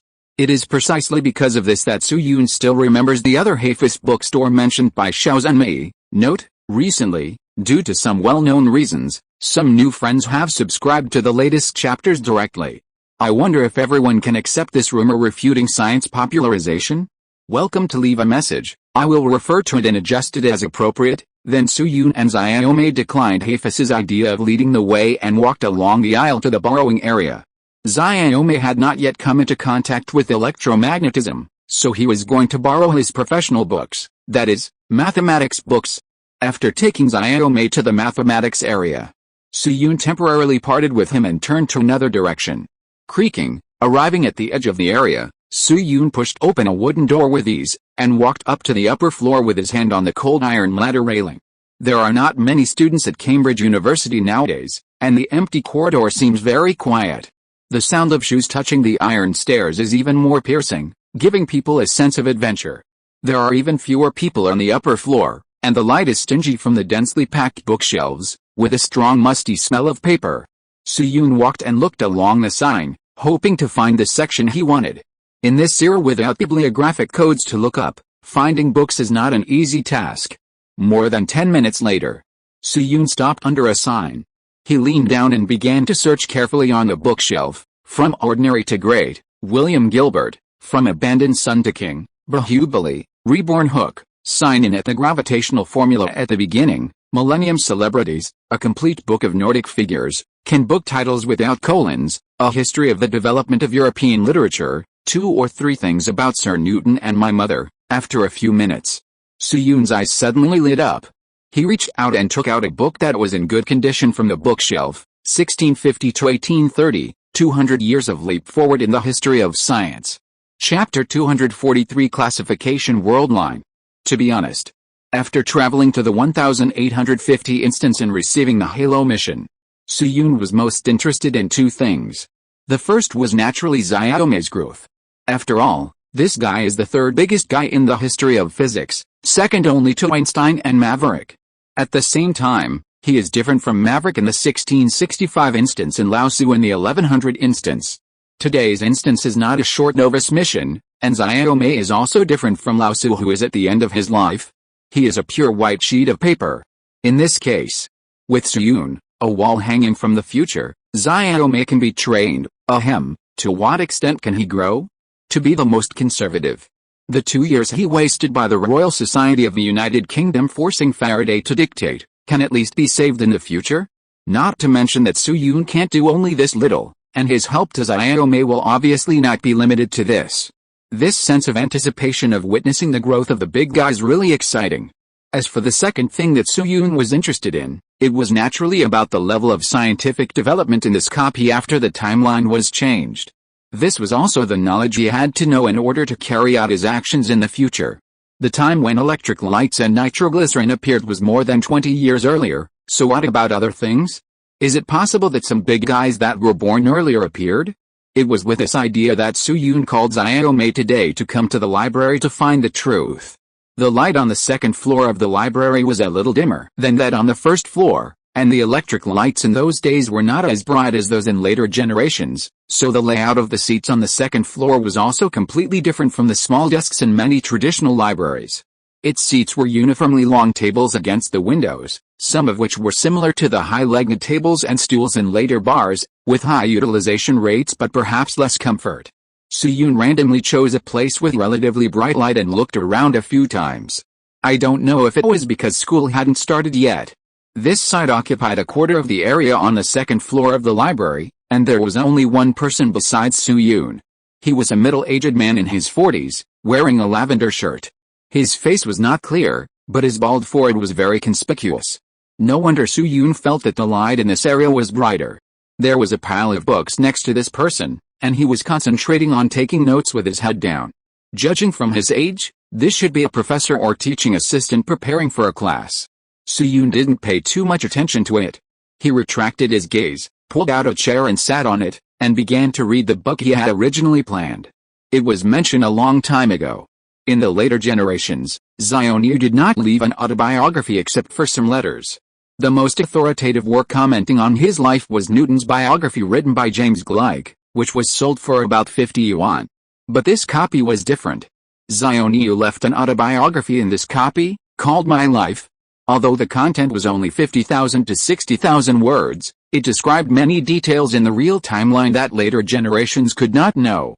Influenced by this, Many more authoritative biographies of Zhang with more historical facts appeared in the copy. The more famous ones include Into Newton, Handbook of Conquest of the Scientific Community, He Changed Europe, etc. Although the book 1650 to 1830, 200 Years of Leap in the History of Science selected by Su Yun is a little less famous. But the author is the famous William Ron Hamilton, the big guy who invented the quaternion. In 2022, Hamiltonian is still one of the most basic concepts in mechanics. At the same time, it is different from other biographies. This book is cut in from a macro perspective, and the site does not completely stay on the Mavericks. Instead, it is based on the resume and contributions of the Mavericks, and a general overview spanning nearly 200 years is made. This is indeed the most suitable reference book for Su Yun at present. Then Su Yun sat upright and opened the title page of the book. A moment later, a preface came into view. If the will to surrender is a country, then it must be called Goal. If the projection of God is a human being, then he must be called Isaac Newton. In the 16th and 17th centuries, a great scientific revolution emerged in Europe. It is the product of the Renaissance. The translation of a large number of ancient Greek and Roman documents into Arabic has aroused humanism and the enthusiasm of mankind to explore the real world and nature, and the relationship between our planet and all things in the universe is undoubtedly an important area of exploration. Hamilton's entry point is very good. At the beginning of this book, he first introduced an overview of the development of natural sciences before the 17th century. The focus is on Copernicus' heliocentric theory and Kepler's three laws. This is also the standard beginning of many modern physics history books in later generations. In order to facilitate later comparisons, here's a brief introduction to the context of modern physics history. Well, don't worry, this time it's human language. First of all, the history of modern physics is mainly divided into two periods: 16th-20th century, and 20th-21st century. There is only one standard for defining these two intervals: the discovery of X-rays in 1895. The two cornerstones of 20th century physics are relativity and quantum theory, and the former is the classical physics system. Our focus is on the 16th to 20th centuries, that is, the classical physics system. The classical physics system can also be divided into two categories using a less rigorous but simple classification method: Newtonian mechanics system and analytical mechanics. The latter can be divided into optics, thermodynamics, electromagnetism, etc. Well, it's that simple. Going deeper is the individual achievements and contributions of specific scientists, such as Euler, Coulomb, Faraday, etc. Then Su Yun continued to read. In April 1666, Isaac Newton derived the third-order form of Henle expansion, consolidated the self-fluxion model for the first time, and combined with Kepler's third law, successfully derived the law of universal gravitation. In June of the same year, Isaac Newton discovered the dispersion phenomenon of light. In July 1667, the Black Death epidemic disappeared, London returned to normal, and Isaac Newton returned to Cambridge University. 2 years later, he was awarded the Lucasian Professorship of Mathematics. At the Royal Society meeting of the same year, he made public his research results on elastic force, unilaterally beating Robert Hooke. In 1673, Isaac Newton published Mathematical Principles of Natural Philosophy and married Li Feiyu. Seeing this, Su Yun's expression and pupils shrank. The change of the timeline appeared. He had heard Zhang briefly talk about the marriage of Zhang and Li Feiyu before. The two had no offspring, so this was still acceptable. But the publication of Mathematical Principles of Natural Philosophy was a bit surprising. In the local history line, in the early days, Zhang was always poor, so Mathematical Principles of Natural Philosophy was not officially published until 1687, under the feeding of his fanboy Holly. According to the original copy, with the appearance of Su Yun, Zhang made a lot of money from ketchup, and his net worth was conservatively in the 9 or dozens of figures. With a bulge in his wallet, Mathematical Principles of Natural Philosophy was naturally released in 1679. But in the current timeline, the release time of this book has been advanced a lot. The first line of Zhang's letter was, Mr. Feiyu, it has been 5 years since you left without saying goodbye, and Su Yun stayed in the copy until the beginning of 1666. So Zhang wrote the letter in either 1671 or 1672. In other words, The book Mathematical Principles of Natural Philosophy should be the earliest collection of theories that was born in advance under the influence of Su Yun. Then Su Yun adjusted his breathing and continued to read. In 1668, Isaac Newton explained the dispersion phenomenon of light with a particle theory, and once became the most staunch supporter of the particle theory. But in early 1672, Isaac Newton received a letter from his friend Feiyu, which denied the absolute space-time concept founded by Isaac Newton and assisted Isaac Newton in discovering the Newton light spot. It is generally believed in later generations that if there was no transoceanic letter, Isaac Newton's life would have left an indelible stain, and the theoretical development of human physics would have wasted at least 50 years, after Mr. Newton was knighted and became the president of the Royal Society of London. Universities in Britain and even Europe also tried to include the descendants of some Oriental merchants, but no one knew about the Fengling Yuan sect. Su Yun flipped through the pages one by one, and the appearance of the physics architecture of this era became clearer and clearer. Generally speaking, in this era, the theoretical aspects of classical mechanics have been greatly accelerated. For example, the calculation of the gravitational constant. In the old Su copy, Su Yun demonstrated the Cavendish torsion balance and introduced Cavendish, who calculated the gravitational constant. This is a rich second generation with extreme social phobia. In 1798, he calculated the gravitational constant through homemade equipment. In this era, it is still Cavendish who calculated the gravitational constant, but the time was advanced from 1798 to 1764. It was directly accelerated by 34 years. However, Cavendish's other achievements have not been announced yet. Facts have proved that social phobia is still a terminal illness even if you change the timeline. In addition, mathematics and thermodynamics in the copy are also accelerated at different stages. And these theories are reflected in life, that is, many scientific and technological technologies have appeared in advance. In addition to the electric light and nitroglycerin mentioned earlier, the generator that should have been invented by Siemens in 1866 was also born in 1831 in advance. Now 20 years have passed. The student dormitories of top universities such as Cambridge University have completely popularized power supply lines. Another little-known Irish scientist, Cotton Bradford, invented color photography. However, it is worth mentioning that the first color photo in human history was taken of a scene of catching his wife cheating on him. In 1801, British mechanical engineer Bentner designed a new bicycle style from the perspective of mechanics and kinematics. He installed a front fork and brake, made the front and rear wheels the same size to maintain balance, and used steel pipes to make a diamond frame. At the same time, rubber wheels were used for the first time, which made modern bicycles appear 80 years earlier. However, to Su Yun's surprise, the two big guys, the internal combustion engine and the airplane, were not born in advance. It seems that history still has some inertia and it is impossible to accelerate too fast. In short, judging from the current knowledge accumulation and productivity level, except that X-rays have not been discovered yet, the current productivity level of the replica is infinitely close to around 1900. 1900 Su Yun touched his chin, and suddenly another question came to his mind. Speaking of the productivity level of the West, it has reached this level. How can the East survive until now? The same sentence. Although Su Yun did not have any idea of prolonging the life of the Eastern regime or changing history. But the background of this instance is too special. As a Chinese, Su Yun's thinking cannot ignore the local area. It is well known that Europeans have been robbers since their ancestors.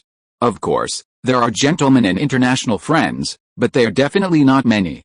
There is the original history for reference. They did not take action against the East when the productivity level increased. This situation is obviously illogical. So why has the East survived until now? Just when Su Yun was confused, he suddenly felt that the light around him seemed to be brighter. He subconsciously raised his head and looked out the window, and found that the sky was still gray and the sun had not risen yet. A few seconds later, he suddenly realized something and turned his head abruptly. Sure enough, there was a big, shining bald head standing next to him. Su Yun. If you're listening to this novel on a channel other than Fanfic World, it means they downloaded and uploaded it without effort. We cordially invite you to visit our channel, Mundo Fanfic Novelis. There you'll find the original version of this story and you can explore many other novels of various genres. We're waiting for you to immerse yourself in a world of incredible novels. Chapter 244. Let me check. To be honest, When a person is thinking about a problem with all his brain power, someone suddenly rushes to his side. This kind of thing is still quite scary. Not to mention that the other person is bald, and his shiny forehead is shining in the sun. Soo-yoon was so scared that he almost wanted to touch the nitroglycerin in his pocket. However, thinking that there are many weirdos at Cambridge University, the other person may be an assistant or even a professor, Soo-yoon forced himself to calm down. He first took a look at the appearance of this person. The big bald head looked a bit like Uoda in later generations. There were some golden hairs on both sides of his shiny forehead, and his forehead was full of thick forehead wrinkles. He looked to be in his 40s, but his face looked bitter and vengeful. Then he put a bookmark on the reading chapter of 1650 to 1830, 200 years of leap in the history of science, closed the book, and asked the man, "Sir, what can I do for you?" Seeing Soo-yoon asking, the big bald head's eyes suddenly flashed.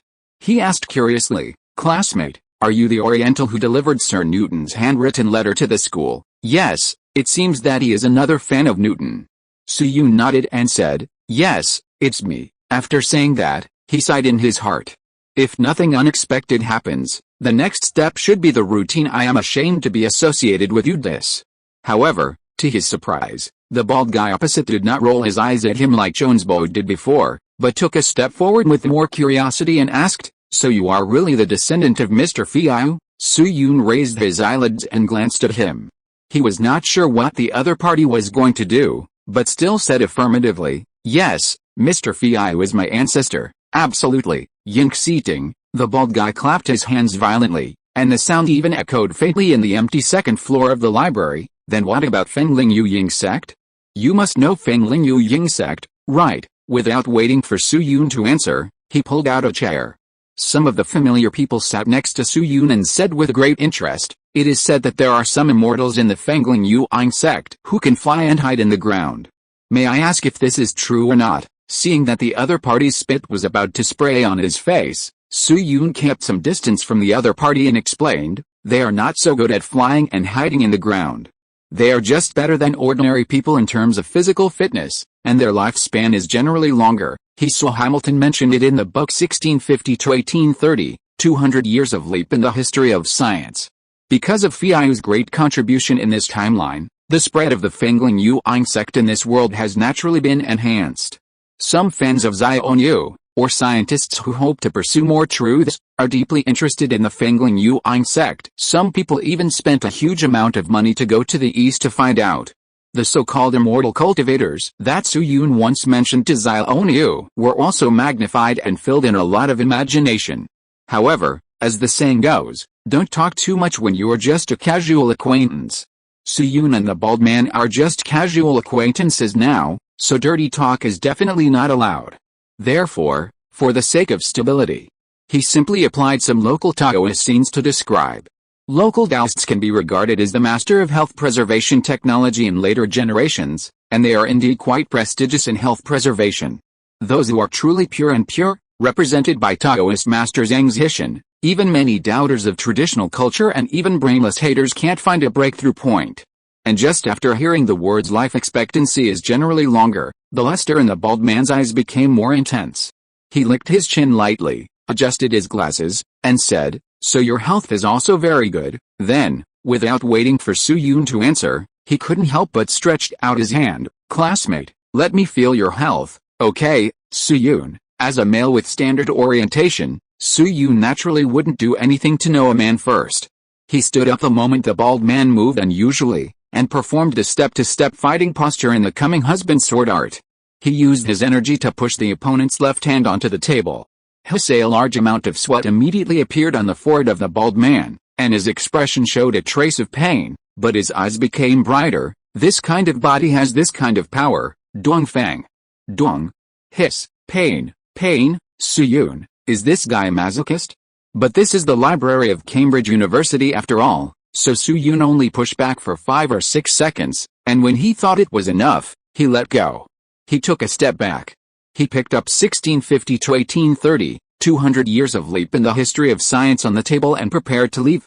Seeing this, the bald guy ignored the pain in his left hand, stood up and said, "Classmate, please wait a moment, I have no ill will towards you." Soo-yoon turned his head, the corners of his mouth twitched slightly, No ill will? Then why did you say you wanted to check my body? The bald guy breathed a sigh of relief, rubbed his elbow with a grin, and explained while gasping for breath, "You misunderstood. I just wanted to see if there is anything special about the body of Oriental people. You don't know. I have been doing a research on the evolution of life in recent years, and the only thing I lack is a normal Oriental sample." Research on the evolution of life? Su Yun was stunned when he heard these words. Then he carefully looked at the bald man's forehead and his forehead wrinkles, and vaguely thought of an old figure who looked a bit like him. The bald man was a little uncomfortable when Su Yun looked at him like this. "Classmate, what's wrong with you?" Su Yun retracted his gaze, continued to maintain a vigilant posture, and pretended to ask casually, "Sir, may I ask your name?" The bald man was slightly stunned, and then slapped his forehead. Sorry, I forgot to introduce myself in excitement. I am a naturalist researcher named Charles Robert." Hearing the two words Charles and Robert at the beginning, Su Yun's fingers holding 1650 to 1830, 200 years of leap in the history of science tightened again involuntarily. It was indeed him. But soon, another question emerged in Su Yun's mind. Why did this person appear in Cambridge University? As a biology dog in this life, Su Yun knew this person's resume very well. He never taught at Cambridge University, but stayed in Oxford for a period of time. Did history change again? At the same time, the big bald man also reported the last group of words in his surname, Darwin, in the local history. There were two round-the-world voyages that shook the most fundamental values of mankind. Everyone should be able to think of one of them. That is Luffy's voyage. It was Magellan's voyage. This voyage proved the theory of the spherical Earth and ended a dispute that lasted for thousands of years. It is a milestone in human history.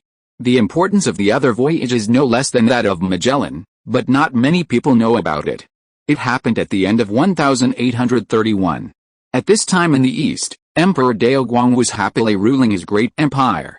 He had no idea that in 9 years, the first shell of a crow would fall on the land of China. On the other side of the earth, an English warship named Beagle also started its second voyage at the same time. This voyage was so significant that more than 100 years later, the British named their Marslander Beagle too. Students who were seamen in their previous lives should all know. At that time, sea voyage was a very boring thing. For example, the former captain of the Beagle, Stokes, who had the same name as a physicist, stayed on the ship for 2 years and eventually shot himself under mental pressure. The second-generation captain was called Fitzroy, an extremely irritable old man, and his family had a history of mental illness. He was worried that he might have the same suicidal impulse, so he found a gentle young man to travel with him. This young man was also a top student who graduated from the Divinity School of Cambridge University. He was well versed in scriptures and could also serve as a guest pastor. But Fitzroy probably never thought until his death that this theology graduate he found would launch a fierce impact on theology more than a decade after his voyage. The impact was so strong that it was unprecedented in human history and even shook the foundation of creationism. That's right. This young man was Charles Robert Darwin. At this point, many people may think that the next sentence should be, everyone knows the story later, Darwin proposed the theory of evolution, right? But I'm sorry. This story is far from that simple. In fact, at the beginning, Darwin did not want to overthrow theology or come up with any theory. He was just like an ordinary naturalist. Every time the ship arrived at a new place, he would go down to do what he should do. Observe various animals, make specimens, dig fossils, and record what he saw in detail. He simply discovered a phenomenon. Unless it is a celestial disaster, the extinction of species will not appear suddenly. There will be a transition state. For example, he initially thought that he had found the fossil of an extinct giant slow loris, but it looked very strange, like an armadillo. It was not until he returned to London that he realized that he had found a creature between the two. Darwin's voyage started from the Andes Mountains, passed through Chile, the Galapagos Islands, Puerto Concepcion, Australia and other places, and finally returned to Britain. After returning, Darwin wrote 2 books in more than 10 years. Fauna of the Voyage of the Beagle and Geology of the Voyage of the Beagle. That's right.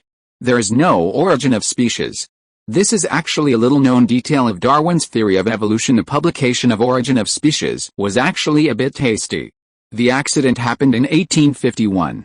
In this year, Darwin's daughter Anne died of a serious illness. Some people said that this was a punishment for his rebellion despite being a theology student. Since then, Darwin began to become somewhat extreme.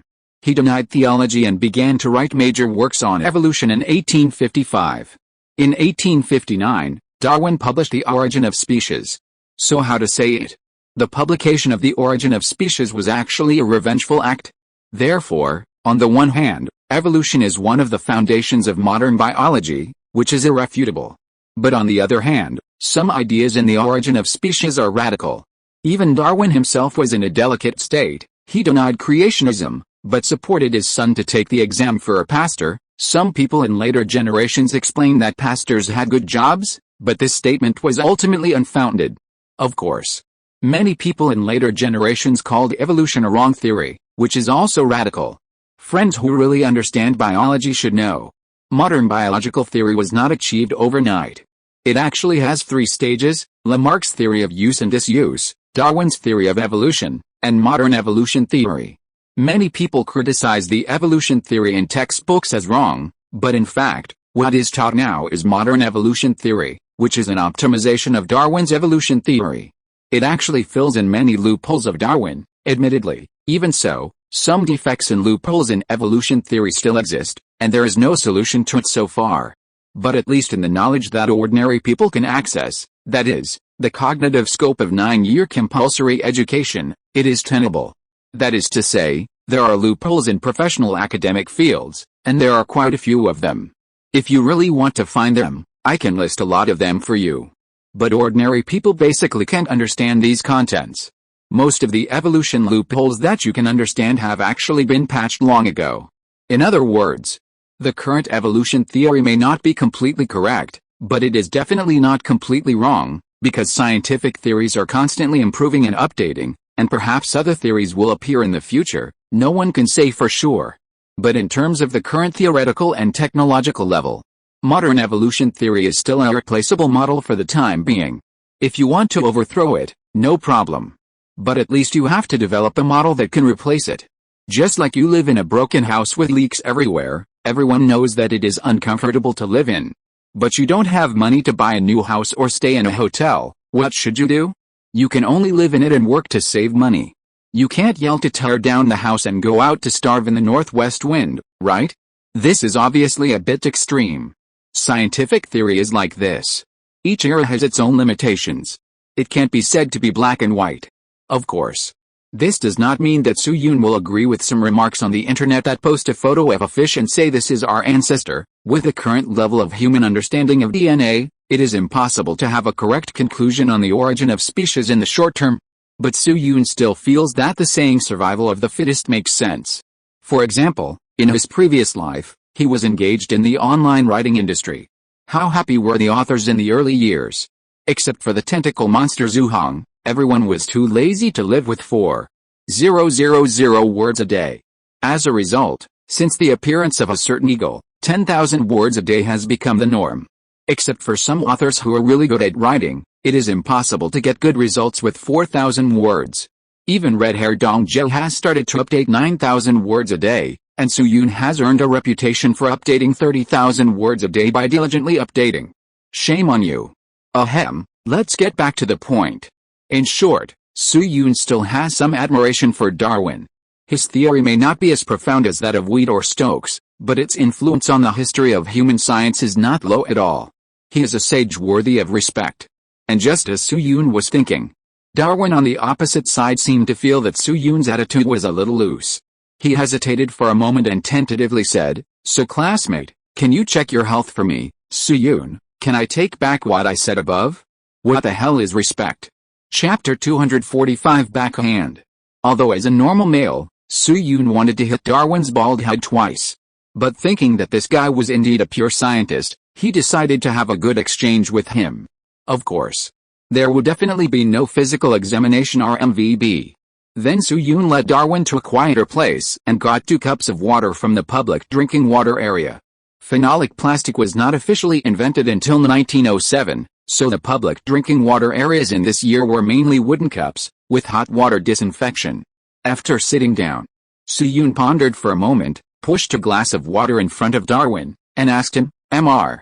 Darwin, are you an assistant or professor at Cambridge University?" Darwin shook his head, took out an alumni card from his body, and raised it gently. "No, I am currently working at the British Institute of Natural History, and I have no business relationship with Cambridge University, but I am a student who graduated from Cambridge University, so I can still sneak into the library to check information." Su Yun nodded thoughtfully.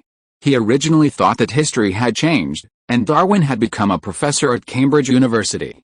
Now it seems that the timeline has little impact on the resumes of famous people. For example, William Whewell is still the president of Trinity College, and Stokes is still a professor who entered the school in 1849, and now Darwin has been added. However, regardless of whether the timeline changes or not, Su Yun must make friends with Darwin, the big guy. But before that, he must first make him give up the idea of coveting his body. Su Yun was silent for a few seconds, organized his words, and said, "Mr. Darwin, to be honest, the body structure of Orientals is not much different from that of Europeans. They all have 206 bones, at most some LSPs have 207 bones, it's just that we focus on the technique of exerting force, using the force to counter the force, so we can often achieve some situations where a little force can move a lot of things." He pointed at Darwin's arm and raised the back of his palm, explaining, "For example, just now your arm stretched out to me in a horizontal posture, I just need to follow your movement and press your wrist, and I can use inertia to counterattack you," commonly known as Jihuifa, although the later Huinun Tai Chi teacher Ma was a complete joke, and the Lightning 5 whip he promoted was also nonsense. But the three words Jihuifa are different. They are not words created by teacher Ma, but are very common in actual use. Like many fighting methods taught by special and armed police in later generations, the core is inseparable from the concept of Jihuifa. To put it bluntly, it is to counterattack according to the opponent's inertia. There are also things like rolling in park or to unload force, which also rely on inertia to protect the body. This is an empirical classification, and it is not a unique skill of teacher Ma. It's just because teacher Ma's quotes are so classic and funny. So many people will naturally associate it with teacher Ma after hearing Jihuifa. Use the force to fight the force. Darwin repeated the concept mentioned by Su Yun, stretched out his hands and gestured, and then confirmed to Su Yun, "So, classmate, is there really no immortal in the East who can go to heaven and earth?" Su Yun shook his head decisively. Although the word sword immortal is very attractive, there is still a big difference between reality and fantasy. Of course not. Darwin heard this, and a mixture of regret and relief appeared on his face. The regret is because he is a naturalist, and his curiosity about a mysterious side is much higher than that of ordinary people. Just like many bloggers who dispel rumors and popularize UFOs in later generations, they are actually more eager to discover UFOs than ordinary people. Now that he knew that there were no immortals in the East, regret was an inevitable emotion. As for the feeling of relief, it was because the Orientals did not transcend the concept of humans, which was consistent with some of his current theories. If there were really immortals in the East, then the research he had spent nearly 20 years on would not stand up at all. Then Su Yun paused and asked Darwin, "Mr. Darwin, you just said that you are studying the human body." Darwin came back to his senses, touched his bald head, and replied, "It can't be considered research. In the early years, I went on a sea voyage with a captain and found some fossils on some islands. How should I put it?" Darwin gently tisked a few times, hesitated for a while and said, "I found that the creatures on the Earth seem to have been undergoing a kind of evolution for a long time, or a process of morphological evolution." Su Yun raised his eyelids and looked at him, pretending to understand, and asked, "Morphological evolution?" Mr. Lamarck's theory of use and disuse. Lamarck is a big man who can also be called the founder of biology. For example, the concept of invertebrates was proposed by him. The theory of use and disuse he proposed in 1809 is also the earliest evolutionary theory in human history. However, compared with Darwin, Lamarck's reputation is much smaller. Just like many people only know that Maverick derived the law of universal gravitation, but do not know the role of Hooke in it. Lamarck believed that the organs of organisms will become developed if they are used frequently, and will gradually degenerate if they are not used frequently. Just like the brain, the more diligently you think and use it, the more flexible it will be. And the lazier you are, the brain will be like a rusty chain and it will be difficult to function normally. This statement was quite popular in the early days of modern biology, and was once regarded as the truth by many people. However, those who studied biology in later generations all know that the theory of use and disuse is a more idealistic theory. It has no problem with individual variation, but it is not very applicable to race. Because the theory of use and disuse believes that evolution and degeneration only change in organs, and genetic genes remain unchanged. Just like fish in the deep sea. Because there is no light in the deep sea fish basically have no vision, and their eyes will degenerate their functions. But according to Lamarck's ideas, the genes of these fish will not change. Therefore, newly born deep sea fish will have vision, and will have eyes like little swallows, and then slowly degenerate. This is obviously not in line with the actual situation. But the same thing. The level of science and technology in later generations is different from that in ancient and modern times, and the level of scientific theory is also very different. Some very simple truths in later generations may still belong to front-end theories in 1850 when there was no relevant accumulation.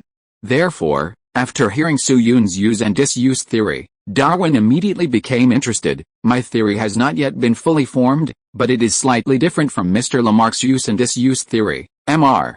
Lamarck believes that the offspring's inheritance is unchanged, and the evolution of individuals will be determined by the individuals themselves.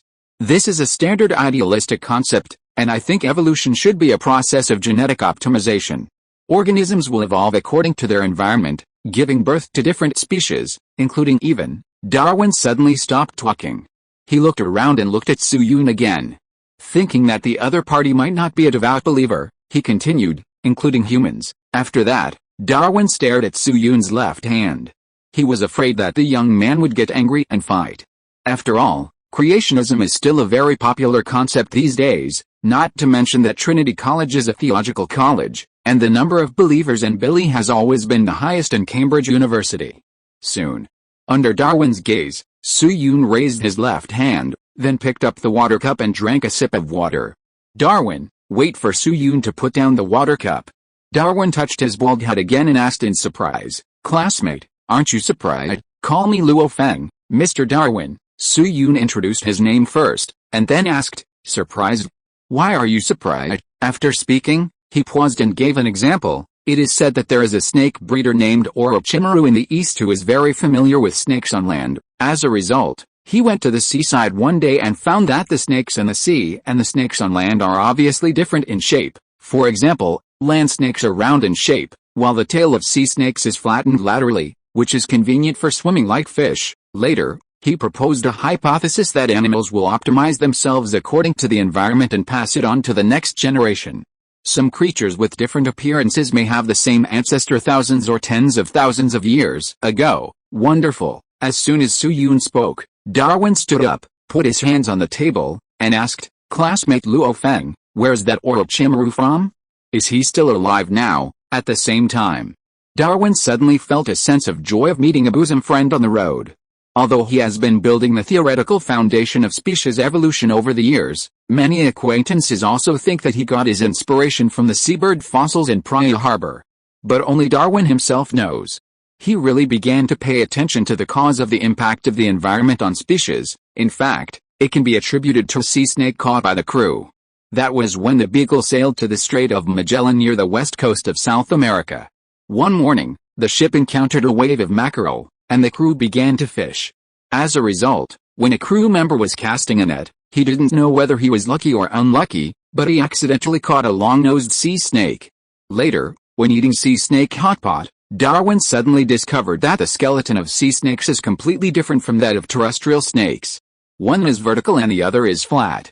And they can be combined into a rectangular coordinate system. So Darwin began to pay attention to the relevant situation. After eating and studying hundreds of sea snakes on the whole ship, Darwin finally made a guess. This is that snakes actually have the same ancestor as terrestrial snakes, but they have structural variations in order to adapt to life in the sea, and they are innately hereditary. Darwin had kept this secret in his heart, but today he unexpectedly learned that someone in the East had also discovered a similar situation. So in just a short moment, Darwin regarded the Orochimaru he had never met as a confidant. Compared to the excited Darwin, Su Yun was much calmer. After all, this was what Darwin wrote in his autobiography, and it was a scholar's business, so how could it be considered plagiarism?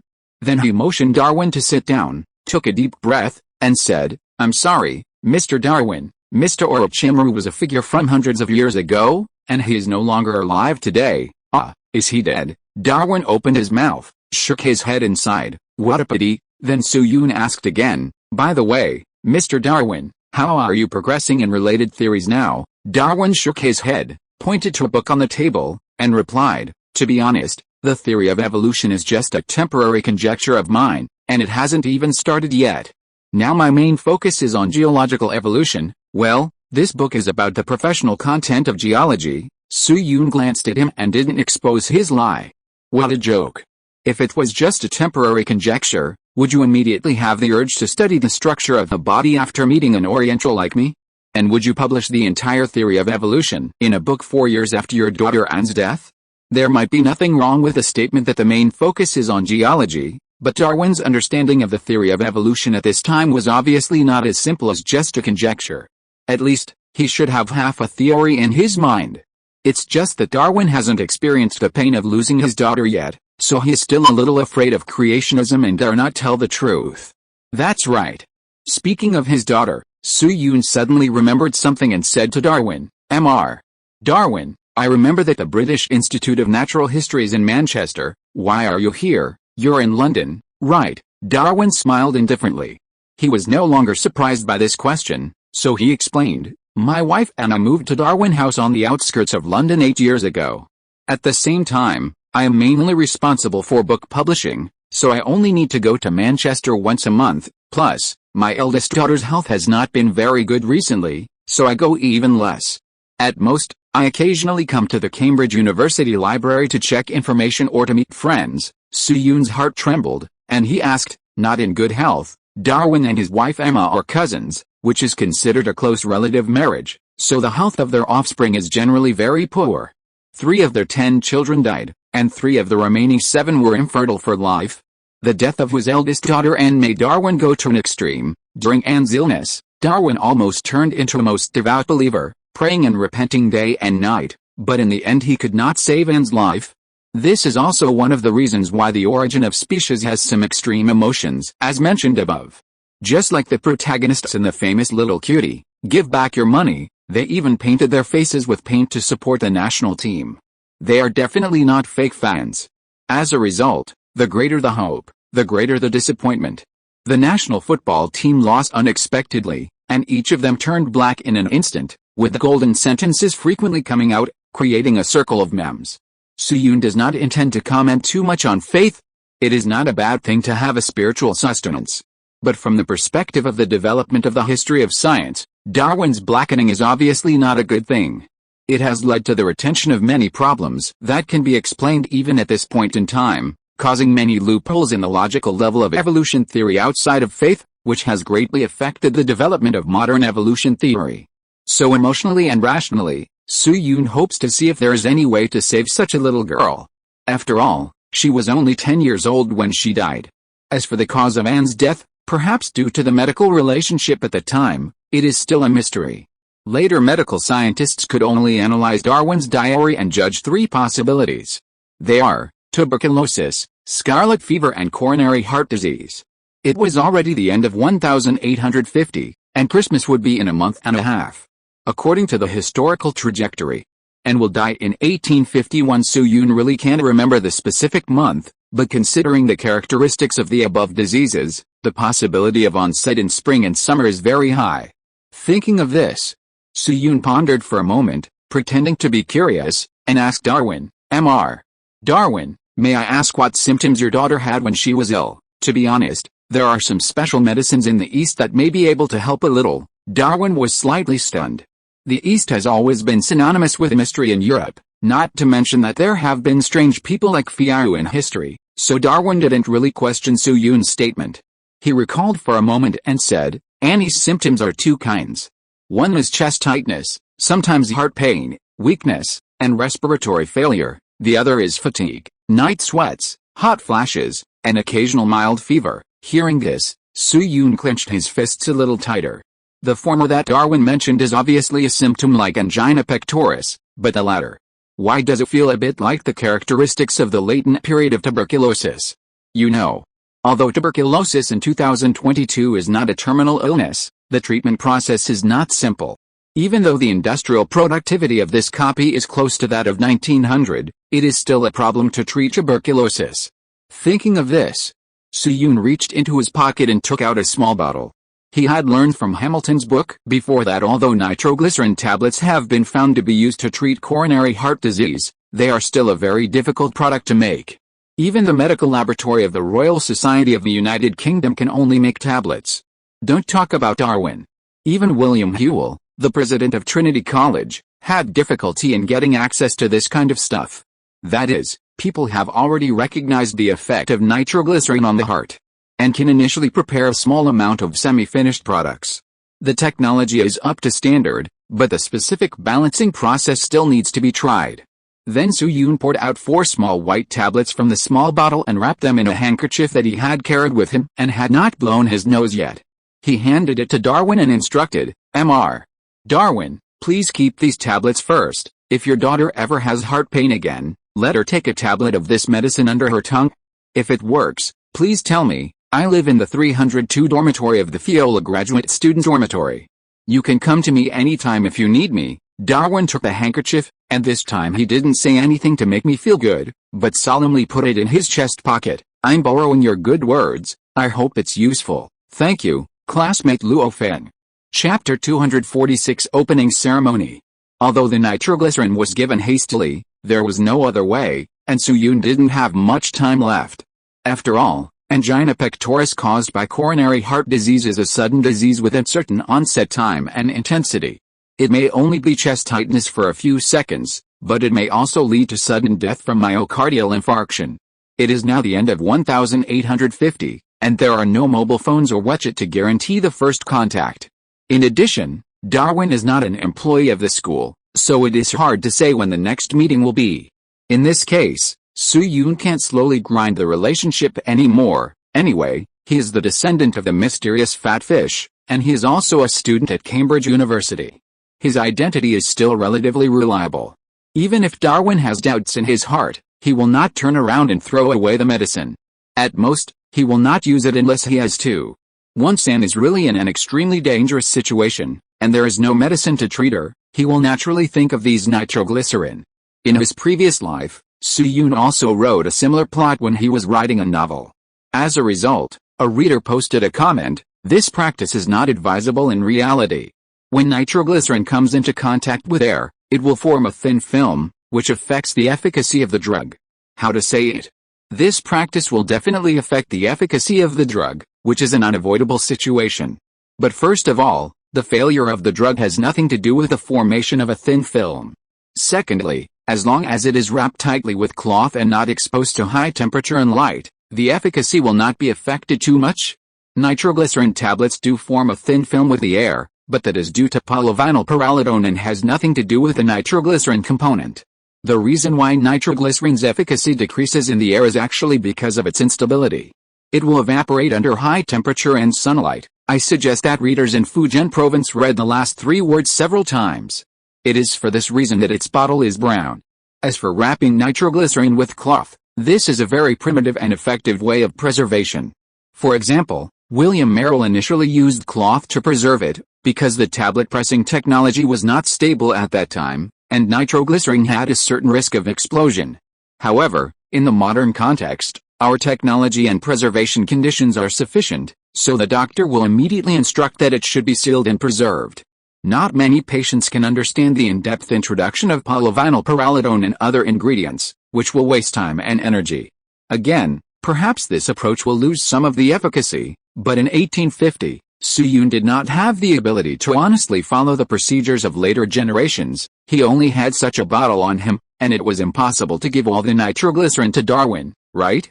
The loss of 10% or 20% of the efficacy sometimes does not have such a big impact, not to mention that the role of nitroglycerin lozenges is to relax vascular smooth the muscle, and the nitric oxide released is actually higher than the model dose.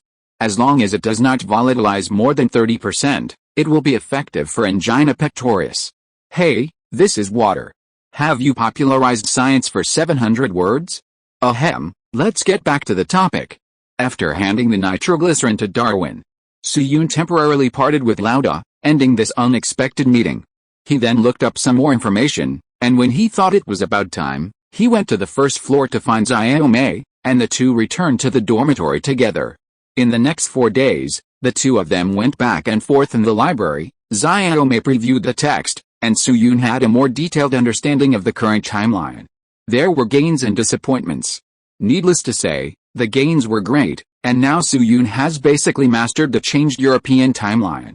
The disappointment was, perhaps because the shipping methods were still underdeveloped, there were not many Oriental documents available in the Cambridge Library, and even if there were, most of them were introductions to India or Japan, and there were very few books about China. You know, since 1707, the Cambridge Library can be regarded as one of the most comprehensive libraries in the UK. Even if there are books here, it is estimated that there are no books in the whole UK. However, although there are not many reference books, Su-Yun is sure of one thing, that is, the history of the local area has hardly changed. For example, the Northern Song dynasty was still flattened in 1126. 100 years later, Zhu Yuanzhang rose and the Ming dynasty re-established the Song dynasty. In 1644, Li Zicheng broke through Yanjing, and Shangzhen died for his country by hanging himself on the old crooked neck tree.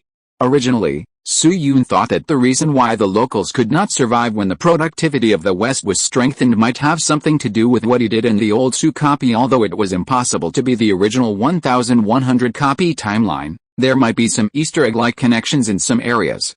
For example, breakthroughs in weapons or metal smelting have strengthened the defense of the locals to a certain extent.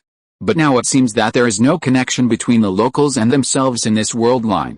The locals can survive for so long purely for other reasons. This conclusion has both good and bad sides. The good thing is that there is no need to worry about the divine punishment of historical nihilism, and you can live your life in peace.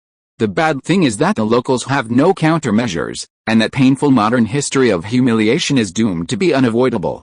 3 days later, Evelyn delivered the class schedule to Su-Yun and Xiaomei as promised. Another day passed. Cambridge University officially opened.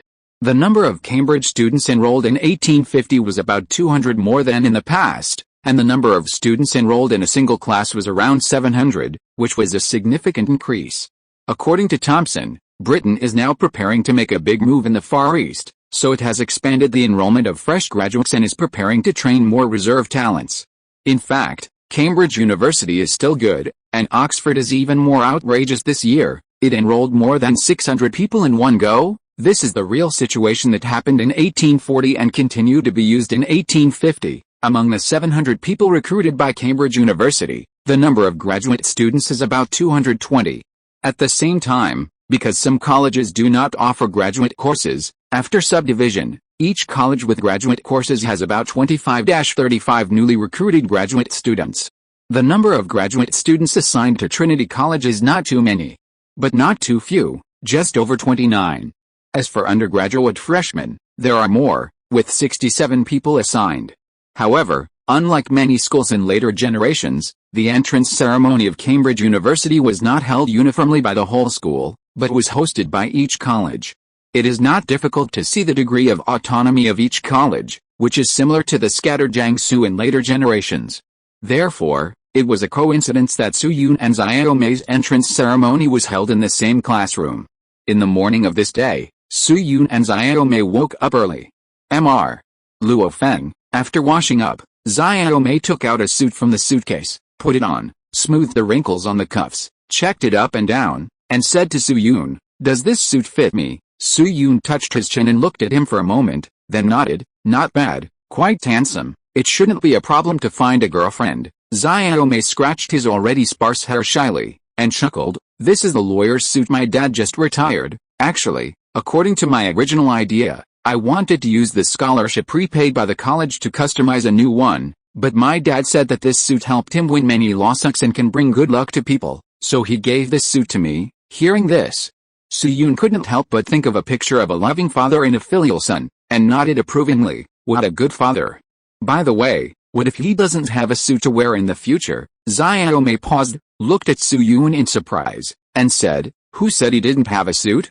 He used my scholarship to order a new one." Su-Yun, "Something seems wrong." Xiaomei then took out the square-toed leather shoes that Lao Mai had made for him and rearranged his hair. If he didn't speak with that strong Scottish accent, he would still look 73 times more handsome than the reader. Compared to Xiaomei's seriousness, Soo-yoon's was much simpler. He was dressed the same way as he was when he traveled through time.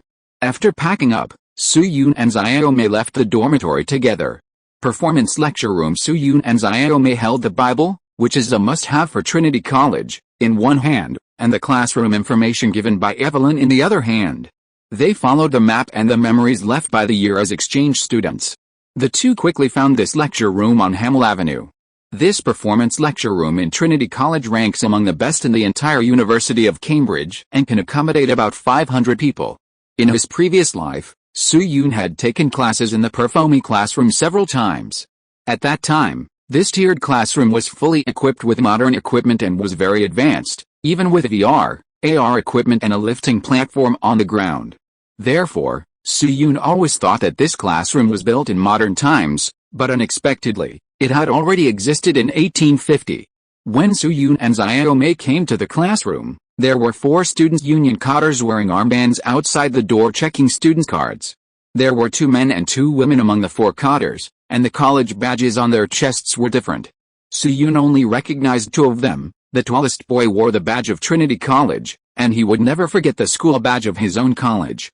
The other girl wore the badge of Peter College on her chest. The reason why Soo-yoon recognized this school badge was mainly because it was very recognizable.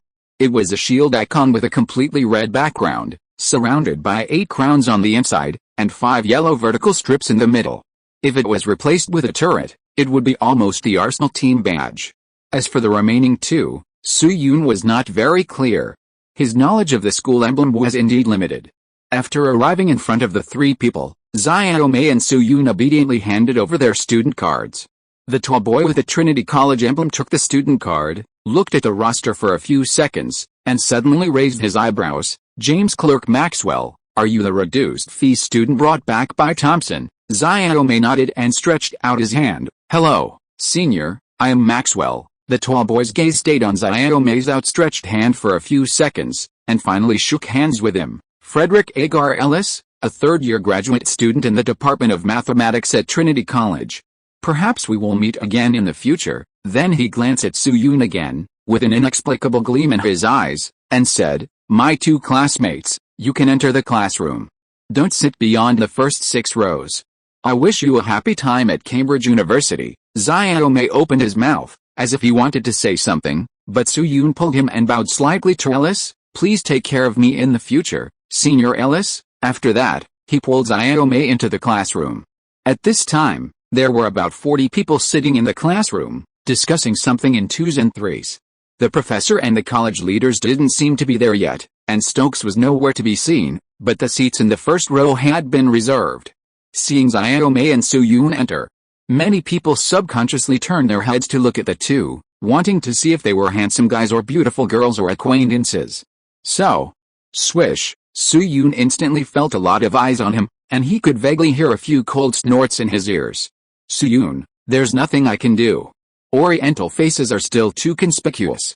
Oriental plus a Scottish blonde boy equals backdoor plus fee reduction. This formula has almost spread throughout Cambridge University. Then he pulled Xiaomei to find a seat at the back, intending to wait for the leaders to arrive. As soon as she sat down, Xiaomei seemed to have been holding back for a long time, and couldn't wait to say to Soo-yoon, Mr. Luo Feng, why do I feel that the attitude of Senior Ellis seems a little strange? In the past few days, Xiaomei was a celebrity. On the way to the library or to eat, she often met Cambridge students who were very surprised when they heard her name. Some of these people were friendly, some were questioning, and some were jealous. In short, Xiaomei could clearly judge whether the other party's attitude towards her was good or bad from their language and expressions. But the Ellis she just met made Xiaomei feel an inexplicable meaning. They are certainly not friendly, but the hostility does not seem that extreme. When Xiaomei thought of the man's half-smile, he felt a chill at the back of his head, as if someone had put a cold hand on his neck. Then Soo-yoon raised his eyelids and looked at him, withdrew his hand that had been warmed from his neck, and said meaningfully, Why, didn't you notice? Xiaomei blinked, a question mark appeared on his face. Discovered? Discovered what? Soo-yoon nodded his chin towards the entrance and prompted. A graduate student in the Department of Mathematics, a third-year qualification, and Mr. Thompson was mentioned. Don't you realize anything? Xiaomei was stunned. This Scottish youth was honest, But that didn't mean he was a blockhead, so he quickly widened his eyes. "No way, Mr. Luo Feng, you mean?" Su Yun nodded affirmatively and said, "Yes, he must be one of Mr. Thompson's competitors for the position of president of the student union." At the same time, Xiaomei's second half of the sentence came over. "Are you saying that Senior Ellis likes Mr. Thompson of the same grade, and he got jealous when he saw him go to Ireland to pick me up?" After a moment, the two suddenly stared at each other. Note: I didn't want to make up the names myself, so I looked up the list of alumni of Trinity College, Cambridge University in 1850, and ended up looking up the alumni of Trinity College, Oxford University for an hour. The Easter egg chapter is attached with a screenshot of the alumni page. I can guarantee that everyone who appears is a real person who existed in history. Please give me some monthly tickets for this month. This month's monthly tickets are really very important. They are related to some issues in the direction of our book. I can't say too clearly, but they are much more important than in the past few months. Chapter 247, The Big Guys Gather. When Xiaomei said that, there was a strange silence between Su Yun and Xiaomei. Su Yun felt like there was something stuck in his throat. He couldn't spit it out nor swallow it. How to say it? As expected of gay England, even Xiaomei's thoughts are so damn gay. But from a certain perspective, what Xiaomei said seems to make some sense. Thompson went to Scotland for Xiaomei and almost lost his life. After returning to school, he ignored Ellis, his classmate, for 3 years. Isn't this a standard drama of childhood sweethearts falling from the sky? Ahem, I'm thinking too much. Then Su Yun took a deep breath, straightened his expression, and said to Xiaomei, "Mr. Maxwell, I need to remind you that Senior Ellis is obviously also a competitor for the president of the student union, you and me. No, it should be said that only you. The bond between you and Mr. Thompson has been analyzed before, and it can be regarded as a fatal weakness, so no matter when in the future, you must be more cautious against Ellis. Ellis is not Alice, and there is no book to read if you get too close." Xiaomei subconsciously glanced at the entrance of the classroom and nodded thoughtfully. It was mentioned before. The president of the Student Union of Cambridge University has great power and can be said to have power over the campus, but the risks during the election are also not small. Candidates who fail in the election must drop out immediately, leaving an indelible stain on their files, and even accompany them for life. In other words, Cambridge students who have the courage to run for the president of the student union should have some special connections or trump cards. So once Ellis makes a move on Xiaomei, this honest child from the Scottish countryside may not be able to withstand it. Su Yun even suspected that the core scoring item of this election for the president of the student union was the battle to defend Xiaomei's halo as a student with reduced fees. If Xiaomei could be brought down from the clouds, Ellis would have a high score among the Cambridge senior management and would most likely become the president of the student union. On the contrary, Thompson would take the position. After all, Cambridge University has more than 10 colleges, and they have a high degree of autonomy among each other. Not everyone may be willing for Xiaomei to grow up. Su Yun was more inclined to think that the senior management was at a delicate balance point, and both sides were waiting for the curtain to open after the start of school. And just as Su Yun was talking to Xiaomei, at the entrance of the teacher's office, another acquaintance of Su Yun walked in, Evelyn Ask. This blonde girl was still holding a heavy book in her signature style, exuding a strong literary atmosphere. Her tranquil expression was like a pool of autumn water, making it difficult to associate her with that naughty child of Lalani. The number of female students admitted by Cambridge University is limited now, and 90% of the entire classroom are men, who look like the readers of Su Yun in his previous life. In addition, Evelyn was very pretty, so Su Yun didn't know if it was an illusion, but he always felt that with the appearance of this girl, the noise in the classroom seemed to be much quieter. Evelyn had no companions at this time. After entering the classroom, she glanced around and soon found Su Yun, who stood out among a group of Europeans. Then she walked to Su Yun and Xiaomei with a book in her arms, and nodded to them. "Maxwell, Luo Feng, good morning." "Hello, senior classmate Evelyn." Xiaomei and Su Yun also greeted her at the same time, and then Su Yun asked curiously, "Classmate Evelyn, are you here for attendance at the student union or?" Evelyn raised her eyelids and glanced at him, tucked a strand of hair behind her ear, and replied, "The Ministry of Internal Affairs does not have any attendance requirements today.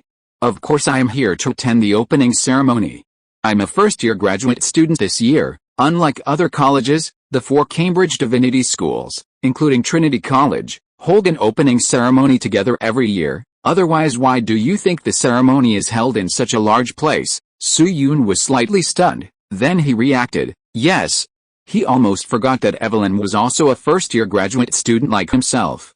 Then he suddenly thought of something and said to Evelyn, Evelyn, so the 4 people at the entrance of the classroom are all students from 4 seminaries? Evelyn nodded, yes. Soo-yoon immediately understood. No wonder he saw people from 4 colleges at the entrance.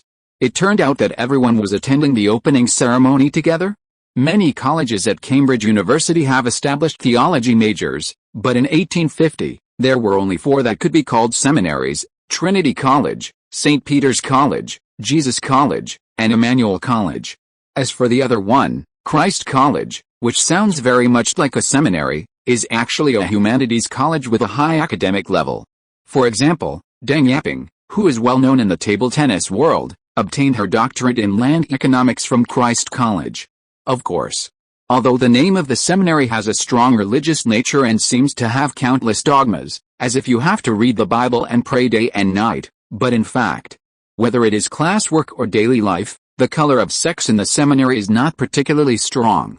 In the seminary, it is not the students who are really subject to the religious norms, but the teachers. If you want to be a professor in the seminary, you must obtain the Holy Order. For example, the famous Cayley. He entered Trinity College, Cambridge University in 1839, and worked as an intern professor for 3 years after graduation. When he was formally appointed, he was forced to go to London and became a lawyer because he was not a believer. It was not until the school rules changed in 1863 that he was officially hired as Sadler Professor of Cambridge. It is for this reason. Orientals like Soo-yoon, who have no religious foundation at first glance, are allowed to study in the academy. Otherwise, in the face of religious precepts, let alone Xionyu's handwritten letter, you can't break the exception even if you resurrect Xionyou. Whoever breaks it will die. Then Soo-yoon looked at Evelyn, his creditor, hesitated for a moment, and asked, Evelyn, do you know the senior named Ellis at the door? Evelyn heard this and a strange expression appeared on her face. Are you talking about Frederick Agar Ellis? Soo-yoon nodded. Yes. Evelyn was silent for a moment and said, I know him. He is a very outstanding senior of Trinity College. He and Senior Thompson have won the first and second place in the Department of Mathematics of Trinity College in the past few years. Their relationship was relatively harmonious at first. But since the person Senior Ellis liked confessed to Senior Thompson, the two have become somewhat hostile. For example, this time Senior Thompson just announced that he would run for the president of the student union, and Senior Ellis signed up the next day, as if they would never stop fighting. Soo-yoon, oh my. A love triangle. The reason is so cliché that it can't be more cliché, but it is also very reasonable. In reality, there are countless cases of people falling out because of love triangles. Soo-yoon has seen several such cases around him, and even almost caused a death. Xiaomei, who was standing by, thought of something and asked gossipingly, by the way, Senior Evelyn, did Mr. Thompson accept that man's confession later? Evelyn quickly gave an expected answer, no, Senior Thompson rejected him. Soo-yoon nodded subconsciously, but his head suddenly stopped and he noticed a word. Evelyn said, wait, classmate Evelyn, you said Senior Thompson rejected him? Him? Evelyn spread her hands innocently. Yes, that was Senior Ellis' roommate, and he was also the third in the mathematics department for a long time. Note, true story. Soo-yoon glanced at Xiaomei and his mouth twitched. Why does this feel even more outrageous than Xiaomei's imagination? And just as Soo-yoon's mouth twitched, there was another noise at the entrance of the classroom. A moment later, more than a dozen people came in from outside the door. And unlike the young faces of the students, the newcomers were all quite old, at least over 30 years old. They had solemn expressions and were well dressed. 2 of them were acquaintances of Soo-yoon, William Hewell, the dean of Trinity College, and his chief tutor Stokes. It was obvious. The main leaders and professors of the 4 theological colleges had arrived. In addition, Soo-yoon also noticed that the grading of this group of people was quite clear, and they were divided into 4 echelons. Stokes and some other younger professors followed at the end. In front were some old professors or college leaders who were in their 50s and 60s and looked very experienced.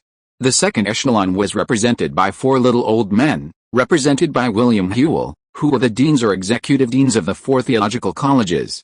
As for the first echelon, there was only one person. This was a middle-aged man about the same age as Stokes, with a beard on his upper lip and his brown hair combed to perfection.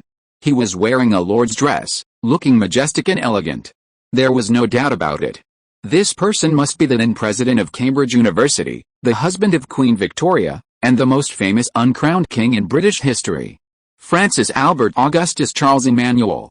As this group of college leaders entered, the entire lecture hall suddenly fell silent, and the atmosphere became visibly solemn. At the same time, Su-Yun also discovered that during the time when he and Evelyn were chatting, a considerable part of the classroom had been filled with students. A simple look around, the number of people should be around 350. In this way, about 10 minutes passed. The leaders finished sitting in the first row, and William Whewell walked to the podium, picked up the bell on the table and shook it. "Students, please be quiet." The crisp bell accompanied by a deep voice quickly spread throughout the classroom. Listening to the clear male voice coming from his ears, Su-Yun exclaimed softly. He looked around a few times. As expected, he found several large vats filled with water at the four corners of the classroom, and some hollow copper cans were placed at regular intervals behind the podium. This was a relatively primitive but effective way of amplifying sound before the advent of loudspeakers, which relied on the resonance of sound waves to amplify sound in a small area. However, compared with the West, this method was more common in ancient China. A few seconds later, William Whewell put down the bell, coughed lightly, and said, "Hello, geniuses from all over the world. I am William Whewell, the president of Trinity College, and the speaker of today's opening ceremony." Applause soon broke out from the audience. After the applause died down, William Whewell looked around, nodded to everyone, and continued, "This year, the four theological colleges of Cambridge University have enrolled a total of 374 new students.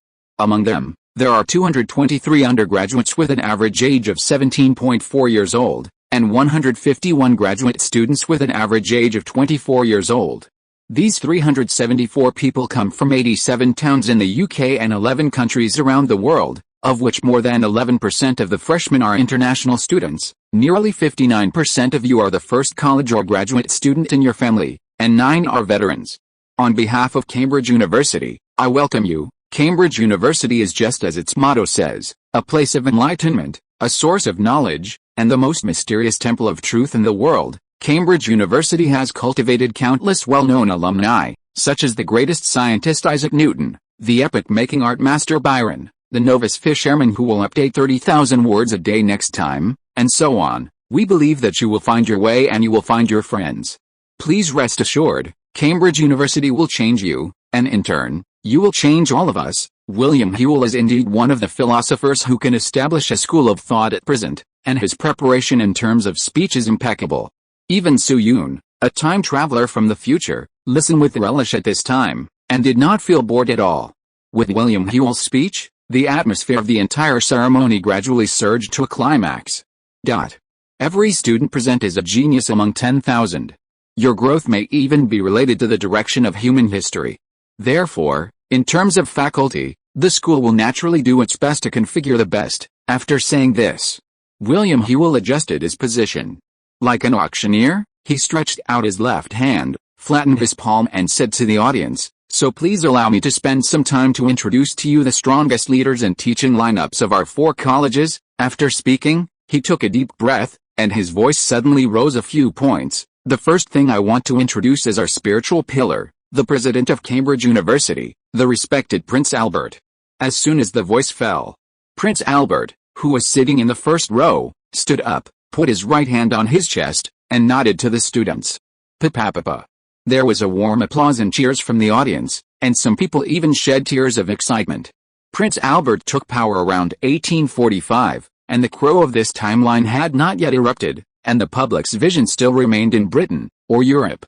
Therefore, Albert's attention in Britain is higher than the original history. At the same time, in the eyes of these college students who have just entered the ivory tower, the love between Albert and Victoria is basically no different from the embodiment of fairy tales. In concept, it is almost equivalent to Liang Shanbo and Zhu Yingtai in the East. In this case, 9 out of 10 students are fans of Prince Albert, and the remaining one is secretly in love with Queen Victoria. The expressions of several girls, how to say it, Su Yun even suspected that Albert was a human-shaped self-propelled aphrodisiac. If those brain-dead fans in later generations have the opportunity to visit him in prison, the picture they show may be like this after Prince Albert sat down. William Whewell extended his hand downwards again, signaling everyone to be quiet. He then continued to introduce, "The second person I want to introduce to you is the current president of Emmanuel College, Mr. Abudil Doric." Compared to Prince Albert's applause, this time the applause was obviously much sparser. The largest area was on Su Yun's right-hand side, which should be the area of Emmanuel College. William Whewell remained expressionless and continued to introduce other leaders: Milton Sierra, president of Jesus College; Drizzt Hope, president of Peter College; Harvey Begg, director of the Academic Affairs Office. Su Yun didn't have many acquaintances among the college leaders. The only thing that surprised him was that Drizzt Hope, who should have been dismissed in 1847, was still in office. To be honest, this man is also a rare upright person in this era. Like Zhang, he had strongly opposed the invasion of the Chinese mainland, but the reason for his opposition was a bit special.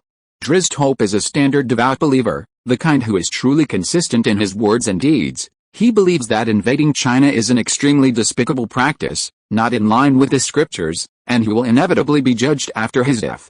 Therefore, he removed all the students of Peter College who participated in the first crow from the school, and made it clear that students of Peter College were not allowed to participate in any invasion. In the end, this brother only lasted less than a year before he was dismissed. So his actions may be more subtle to evaluate. You may not say how friendly he is to China. After all, his starting point is based on his own religious beliefs. If the target of the invasion is other countries, he will do the same. To be truly defined, he may not even be considered an international friend. But putting aside the political definition, the word integrity is obviously still qualified. This is also one of the complexities of religion. No matter which sect in China or the West, if you can really believe in it to the point of extreme piety, it is not harmful. But there are too few such people, and most of them are half-baked water who are just pretending to be a troublemaker. Let's return to reality. The school leaders of the four colleges are generally civilian staff, so it is normal that Su Yun does not know much about them. But when William Whewell introduced the professor, something happened that Su Yun did not expect. Chapter 248, The Big Guys Gather. After the leaders of the four colleges had appeared, William Whewell turned his attention to the subsequent echelons and began to introduce the undergraduate and graduate professors. Students, William Whewell placed his hands on the edge of the podium, looked around the classroom majestically, and said, "The 1850 to 1851 school year is a special node. In the coming year, everyone's course schedule will be very tight. I believe that everyone has been prepared for this when they receive the class schedule." Hundreds of students under the podium, including Su Yun and Zhang, nodded in unison. It was mentioned a long time ago. British universities are different from local universities. They usually have a holiday called Christmas vacation at the end of December every year. The entire holiday will probably start in early December and last until mid-January or the end of January. Cambridge University, Oxford University, and Manchester University all abide by this custom, even in 1850.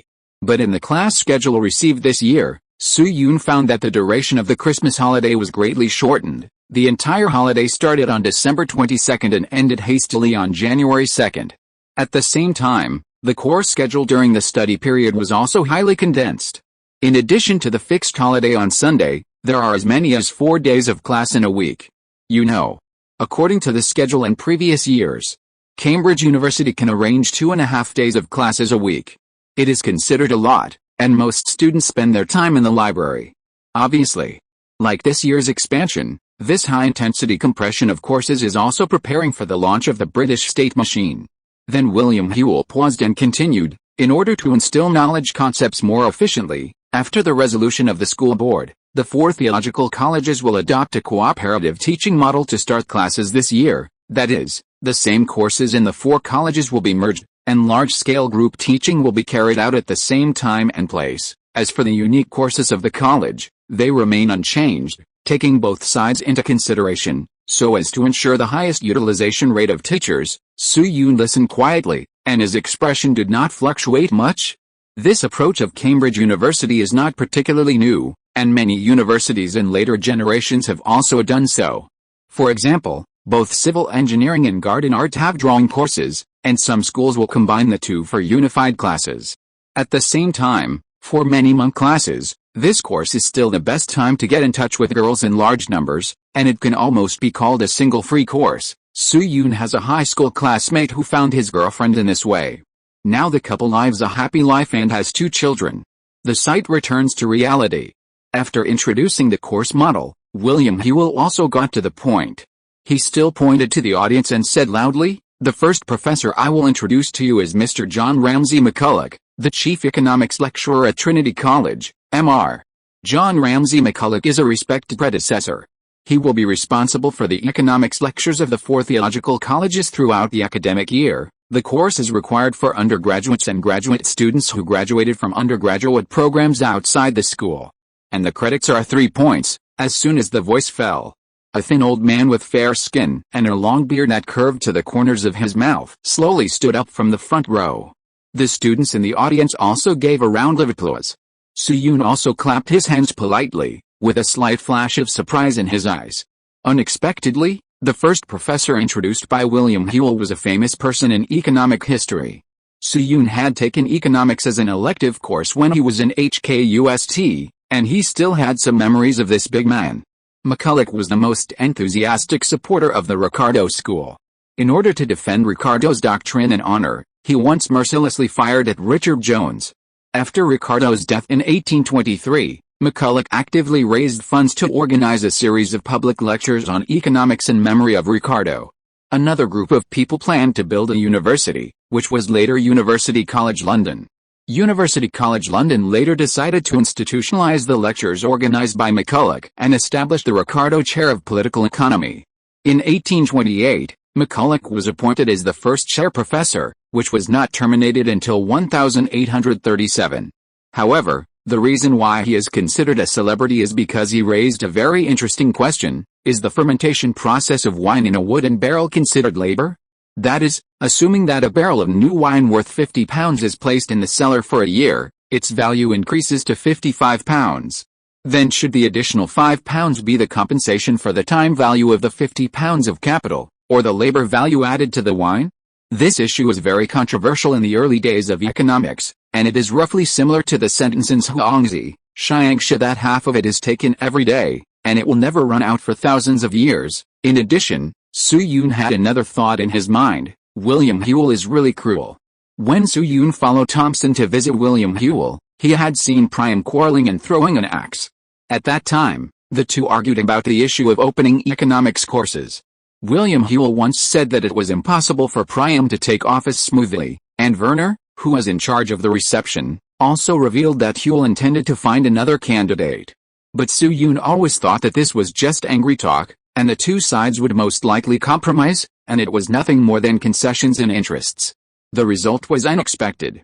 William Hewell really recruited McCulloch to Cambridge, and even made him responsible for the economics courses of the 4 theological colleges. This was undoubtedly a slap in the face. Who knows if Prim will become more daring and go to William Hewell with an axe to have an offline PK. On the other side, after introducing McCulloch, William Hewell began to introduce other professors: Zarrell Murray, Chief Professor of Humanities and Social Sciences, Delio Artiega, Lecturer in Art History, Stacia Atkins, Professor of Ancient Greek and Roman Literature, Gandalf, Professor of Physical Defense. After McCulloch, William Hewell introduced 7 or 8 professors, who seemed to have high reputations. However, Soo-yoon didn't know these people very well. At most, he had a slight impression of Stacia Atkins, who looked a bit like Mrs. Weasley in Harry Potter. This auntie was the first female professor in Cambridge's history. But Soo-yoon remembered her name mainly because of her cause of death. She was hit by a train while on an outing. You know, after the Paris train accident in 1842, the speed of trains throughout Europe was reduced to more than 20 kilometers per hour, and it was not until 1879 that it was restored to more than 60 kilometers per hour. So after hearing about this incident, Soo-yoon racked his brains but couldn't figure out what happened. Then soon, he heard the name of his chief tutor again: Stokes. Professor Lucas of the Department of Mathematics, doctoral supervisor of Trinity College, Papapapa, Xiaomei, and Soo-yoon's intensity suddenly increased a few points, and they still had to support their tutor's place. Evelyn on the side frowned, looking at Stokes who was waving, and muttered, "Why do you have to study mathematics when you are a graduate student? This subject shouldn't exist at all." "Okay," Soo-yoon glanced at the girl lightly and said nothing. "Just kidding. You haven't seen math problems in the future, okay? Especially the 2022 national exam, believe it or not, it can make you cry like a reborn ancestor."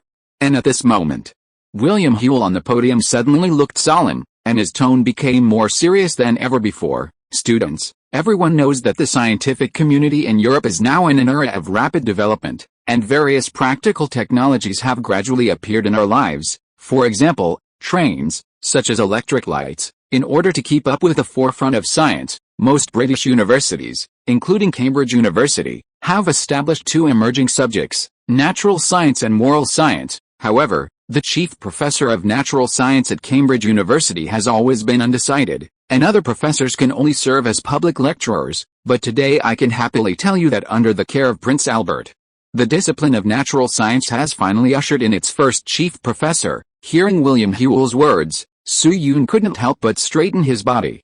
Students who studied in the UK 200 years ago all know. In the European university system dominated by classical subjects, mathematics has always been a very important teaching content. As for physics, chemistry, and biology, these courses were not highly valued at the beginning, and were uniformly called natural philosophy. For example, in addition to theology, another elective major of Lauda was this. However, after entering the 19th century, under the influence of political, economic, technological, and cultural factors, the classical education tradition of British universities was severely impacted, and began to transform from a fortress of classical education to a centre of scientific education. In 1828, Cambridge University built an observatory at the gate of Trinity College at a cost of £17,000, and then expanded the buildings in the Botanical Garden. Later generations also characterized these two events as milestones in the transformation of Cambridge University's teaching. By 1848, in order to break the dominant position of mathematics in the Cambridge University examination system, Cambridge University established two sciences, natural science and moral science. The scope of the honorary degree examination in moral science includes moral philosophy, political economy, modern history, common law, British law, etc. The honorary degree examination in natural science includes mineralogy, anatomy, physiology, chemistry, botany, geology and other subjects. Yes, you read that right. There is no physics. Physics at that time was still a subordinate subject of chemistry. It would not become an independent subject until 1873. The important reason for its independence was the Cavendish laboratory built by Weed in 1871. It goes without saying which is more important, natural science or moral science. However, in terms of chief professors, moral science is much more interesting. The first professor of moral science at Cambridge University in history was William Wordsworth, a famous romantic poet. He took office in October 1849 and died 6 months later. So, Cambridge University could only urgently find Tennyson to save the situation, but this guy was not a worry-free person. Tennyson was the most popular and distinctive poet in the Victorian era in Britain, without a doubt. In 1850, he happened to write In Memoriam, which is also recognized as the greatest elegy in British literature. At that time, Tennyson was an idol-level figure, and his popularity was roughly equivalent to the sum of the four kings in the 1990s. As mentioned before, Cambridge University has no walls in Cambridge town, so it is not difficult for those who want to get in. So within a few months, Tennyson was harassed by a large number of illegitimate fans, and someone was watching him 24 hours a day. The most outrageous thing is that Cambridge University was still a public bathroom at that time, and Tennyson wanted to take a shower secretly at 3 a.m. As a result, when he arrived at the bathroom, he saw, wow, more than 100 completely naked gays were staring at him with shining eyes. So in desperation, Tennyson had to find Prince Albert. He said that my appointed position is almost a marriage, but you should find someone else, and then he left while chanting British poetry. Then the third professor of moral science, Will Cook, was also extremely outrageous. He was brainwashed by students and went to the Scottish border to duel with soldiers. Can you believe it? So Soo-yoon has always suspected that the prototype of the professor of defense against the dark arts in Harry Potter came from moral science. Compared with the twists and turns of moral science, Natural science is much calmer. Its first professor was William Hamilton. That's right. He was the author of the book 1650 to 1830, 200 Years of Leap in the History of Science that Su Yun had read before, and the inventor of quaternions. This could be considered a coincidence, so Su Yun was quite interested in this big guy. However, to his surprise, the next second, the name that came out of William Whewell's mouth was not Hamilton, but Michael Faraday. Wow! As the name was announced, there was a burst of discussion and gasps in the classroom. Su Yun's pupils shrank, and he almost stood up from his seat. After coming to his senses, he suddenly thought of something. He turned his head sharply and stared at Xiaomei. Xiaomei was a little scared by his gaze, and subconsciously shrank his neck and asked, "Mr. Luo Feng, what's wrong with me?" Su Yun took a deep breath, forced himself to calm down, and shook his head. "Nothing, I just thought of something else." Then he cast his eyes on the podium again, and the shock in his heart still did not fade. Unexpectedly, the candidate announced by William Whewell was not Hamilton, but Faraday. In 2022, when Su Yun traveled through time, if we were to rank them in terms of electromagnetism, the positions would be as follows: Maxwell, Faraday, Ampere equals Gauss, Ørsted, Hertz equals Coulomb, Ohm Kirchhoff, Green, Weber, Joule, Volt and Cavendish are not ranked. Faraday's origin and past were introduced in chapter 223, so here we will summarize his contributions. Speaking of Faraday's contributions, the first one to be recommended is the electromagnetic induction phenomenon. Faraday can be said to have brought mankind into the electrical age by his own efforts, and he was the biggest contributor to the Second Industrial Revolution.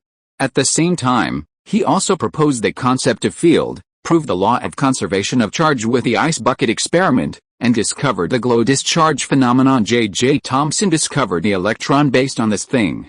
If there was no discovery of electrons, Rutherford Bover and others would have delayed their work for a while. In addition, there are magneto-optical effects, the first discovery of semiconductor phenomena, the discovery of the law of electrolysis, medallographic analysis, and the discovery of benzene, etc., but the benzene ring was not written by him. Ordinary people can go down in history by just achieving one of the above achievements, but Faraday has so many that he can't count them with two hands. So sometimes you really have to sigh that the 19th century is really a bit mysterious, and there are too many monsters. Even 100 years later in the 21st century, the scientific community still hasn't taken too many of its own paths. It is also worth mentioning that although Faraday was born in a poor family, he only went to elementary school and did not receive much higher education. But after inventing the disk generator on October 28, 1831, his academic qualifications were no longer a stain, but became a medal that set off his greatness. By 1835, even British Prime Minister Robert Peel treated him as a guest of honor. This was the case in 1835, let alone 1850. Today, Faraday is a well-deserved chief scientist in Europe. 2 years ago, he was presented by Prince Albert to the House of Grace at Hampton Court Palace in Surrey. No one in the scientific community can match his high status. So it is different from Wheat's posthumous fame. Faraday received supreme honor and respect in his middle age. The only view he had that was not accepted by the scientific community during his lifetime was that electromagnetic force not only exists in conductors, but also extends into the space near the conductors, that's all. It was just following the normal trajectory. At this time, Faraday should still be doing experiments in Ireland and would not appear on the list of Cambridge University. Even Faraday had little intersection with Cambridge University throughout his life. To be honest, after crossing to this copy, Su Yun actually imagined a meeting with Faraday. But that was a meeting that Su Yun took the initiative to propose, rather than meeting at an impossible time and place. In Su Yun's plan, that should be a day long time later, when he already had a certain amount of assets, status and fame in this copy. At that time, he would choose a sunny afternoon and bring Xiaomei to visit. The three of them had a long talk, and they hit it off at first sight. The process was harmonious and friendly. But the current situation was completely beyond Su Yun's expectations and control. Faraday appeared in a place where he shouldn't have been, and took a position he shouldn't have held. So there is no doubt. History has changed again. And the impact of this change will probably be difficult to estimate. Because Xiaomei's schedule has a course called Natural Science. You can imagine. According to the original trajectory, Zhang would not read Faraday's electrical experiments until 1854, and thus formally came into contact with electromagnetism, and wasted several years in the meantime. From entering Cambridge in 1850 to his death in 1879, Zhang wasted at least 7 years in these 29 years. The only time he and Faraday met in their lives was in 1860, a full 10 years from now. 10 years. 10 years is very short, just like the 10 years ago in the present world was 2012 instead of 2002, as if it passed in a trance. But 10 years is also very long, enough for the heroine of the book to change from Asuna to Tifa. And for Zhang and Faraday, 10 years is obviously the latter. Now these two strongest men in the history of electromagnetism meet 10 years in advance, and they have become master and apprentice to each other, so what kind of sparks will collide? At the same time, there were many things that surprised Su Yun. Chapter 249. The biggest surprise since the copy was opened. Faraday's appearance was the second climax since the opening ceremony. For example, around Su Yun, some students were holding their heads down and whispering about what questions they were going to ask Faraday. Zhang's expression was also very excited, and he kept shouting words like great, great. But his excitement was not the excitement of meeting a confidant, but pure respect for a famous scholar. For example, when Su Yun first learned that he could join the team of Academician Pan, the most handsome man in the University of Science and Technology, he also showed this emotion. After all, Zhang was not a complete body at this time, and was only a student in the Department of Mathematics for the time being. He had not really read Faraday's works, let alone constructed a complete concept of electromagnetism. But Su Yun knew very well. This situation would definitely not last long, because Zhang's talent in electromagnetism was really too high. He seemed to be a son of electromagnetism who fell into the world to study electromagnetism, and he had an extraordinary compatibility and fit with electromagnetism. Although Zhang himself likes mathematics very much, and even once said something like "My life is only mathematics, love can go to your mother." But after coming into contact with electromagnetism, he was like the heroine who met you in the book, and threw himself into the arms of electromagnetism without hesitation. Therefore, as long as the opportunity is right, Zhang will soon have an intersection with Faraday. Su Yun is still looking forward to this day. This may be the most positive world line change in this copy. As for the situation that some people are worried about Zhang and Faraday meeting, which will promote the rapid development of Western technology and eventually lead to the situation that the Eastern mainland cannot turn over, it's a joke. First of all, Zhang and Faraday are both resolute anti-war parties. Zhang's anti-war remarks have been introduced before. As for Faraday, although he has not commented on Yiyan, during the Crimean War, Faraday refused to manufacture chemical weapons for Britain. Secondly, don't forget one thing. Su Yun is the executor of the copy task. Although it has been emphasized countless times that he has no feelings for the current Qing government, it is not difficult to lay some backhands in the long run. He even has some plans, but he has not had the chance to implement them yet. Don't worry, it's not a suicidal thing. Besides, let's take a step back. If the development of things really exceeds Su Yun's control, the West will develop rapidly and the technological progress will far exceed that of later generations. So the ancient Chinese nation will never recover from this and will never be able to turn over? Nonsense. Throughout the history of civilization, the Chinese nation has used a full 5,000 years to prove one thing: we may be very difficult and poor at some point in time. We may fall in rags in the mud, be crushed on the cheeks by the toes of shoes but unable to resist, and be regarded as a dish on the plate, and be eaten by others. But we will never fall down. Even if we face a fatal wound that penetrates the heart, the Chinese nation will still survive tenaciously and recover miraculously. We secretly accumulate strength, pull down those enemies who look down on us, and smash them with our fists as big as sandbags, hitting each other hard. Finally, we stand up, spit out a mouthful of blood and spit disdainfully, say that's it, and walk to a higher place with our heads held high. This is not wishful thinking. The history of ancient, modern and post-founding China can prove everything. This is the resilience of a nation that has been passed down for 5,000 years, and it is also the biggest confidence for Su Yun to dare to make trouble. The eyes returned to reality.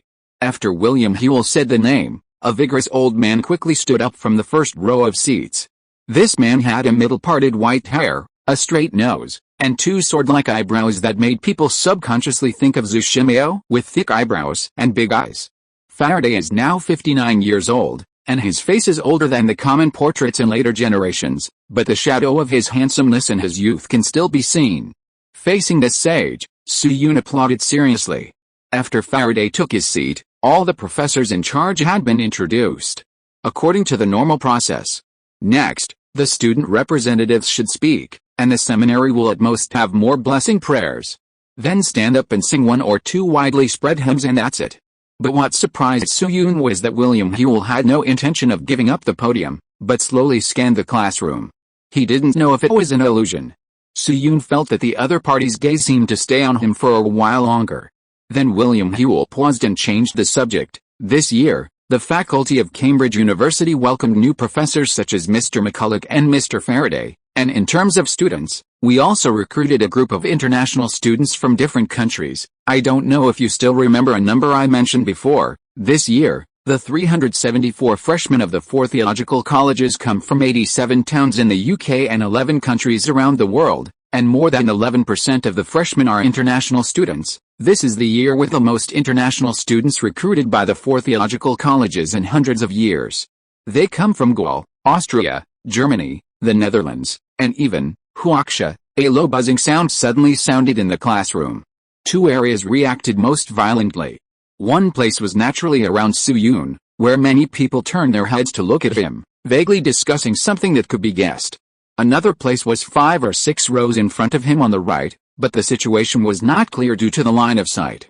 However, considering that it was not uncommon for black people to study these days, the discussion over there might be caused by clothing and the like.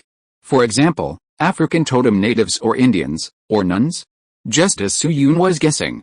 William Hewell looked at Prince Albert in the audience again, nodded slightly without changing his expression, and said, "Okay, everyone please be quiet first. As we all know, there are often extremely thick cultural barriers between countries, which are difficult to break in a short period of time. Therefore, for these students, the difficulty of adapting to the campus is higher than that of ordinary students. So at the executive meeting not long ago, some school directors put forward a suggestion to equip each international student with 1 or more opposite-sex study partners, which may speed up everyone's integration." The corners of Su-Yun's mouth twitched slightly.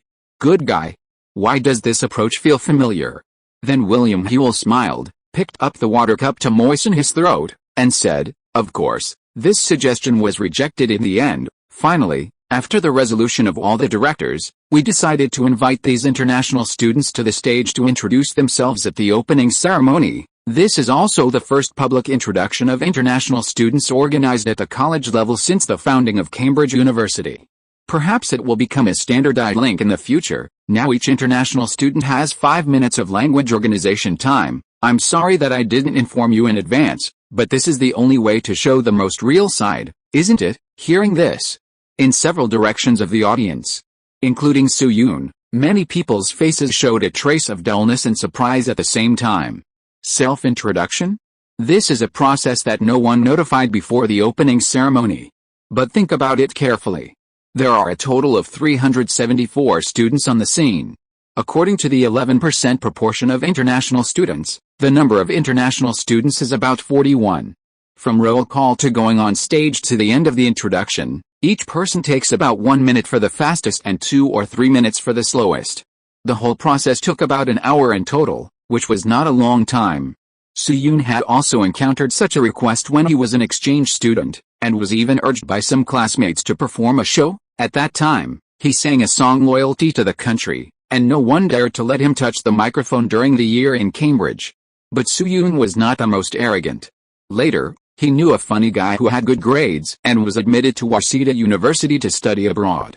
As a result, this guy sang a song, "Chop the Japs' Heads with a Knife" in Chinese at the welcome ceremony, and a bunch of Japanese people were clapping and cheering. This is a true story, ahem. The View returned to reality.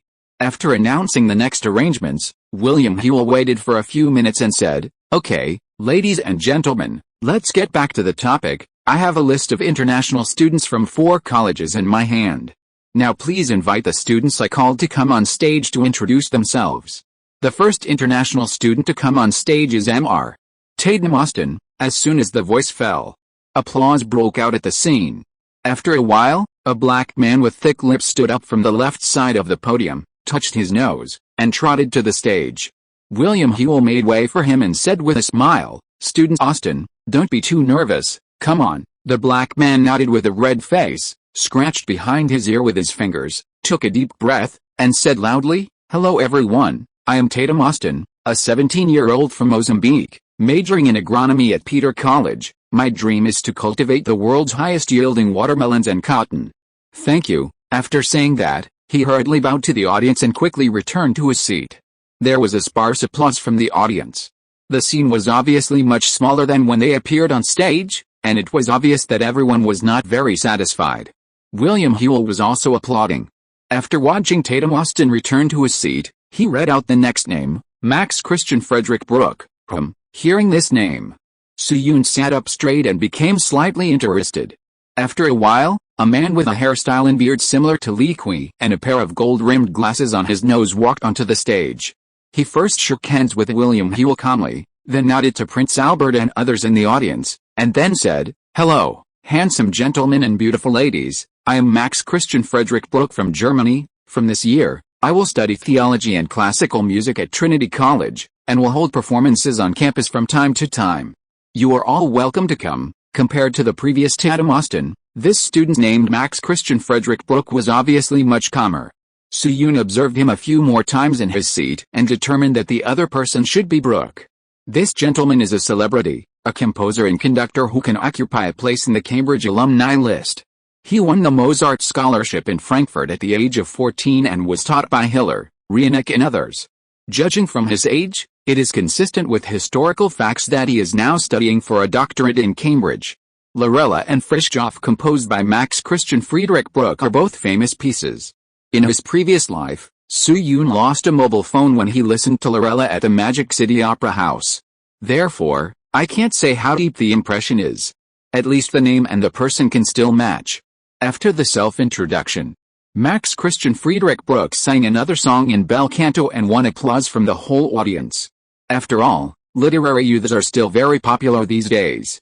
Let's not talk about the distant past, let's talk about the recent past. Zhang, a math expert, likes to write poems on weekdays, although the content is not very good. For example, when he saw the mirror galvanometer invented by Lao Tang, he couldn't help but write a famous poem in the history of physics. The light fell on the blackened wall, passed through the slit, and the slender beam rushed straight to the scale, searching back and forth, and gradually stopped oscillating. Flow, current, flow, let the light spot fly quickly. The flowing current makes the light spot shoot, tremble, and disappear. When Soo-yoon saw this poem, he thought Zhang was describing a vibrator. In addition, Zhang also wrote such dirty words as, "Please tell me, this poem, this message flying out of my chest, can the current be sensed in your heart? You quickly tick and end my anxiety," and so on. Zhang, a scientific research wang, is like this, not to mention the overall environment of the UK and Europe. There is no doubt. In the next period of time, this Max Christian Friedrich Brooke will inevitably become one of the hot topics among the freshmen.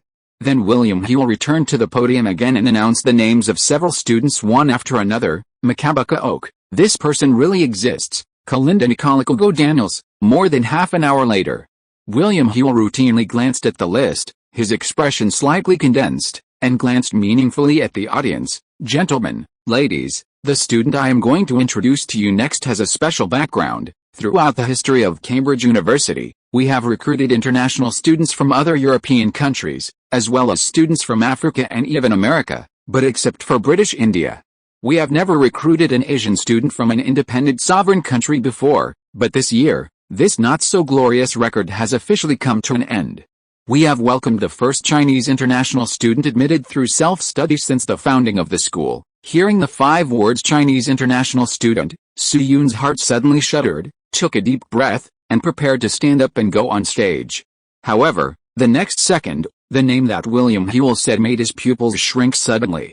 "Let's invite you next, Heo Suo-yeon." As soon as the voice fell, 10 meters to the right in front of Soo-yoon, in another area where there was a lot of discussion, a thin young man suddenly stood up.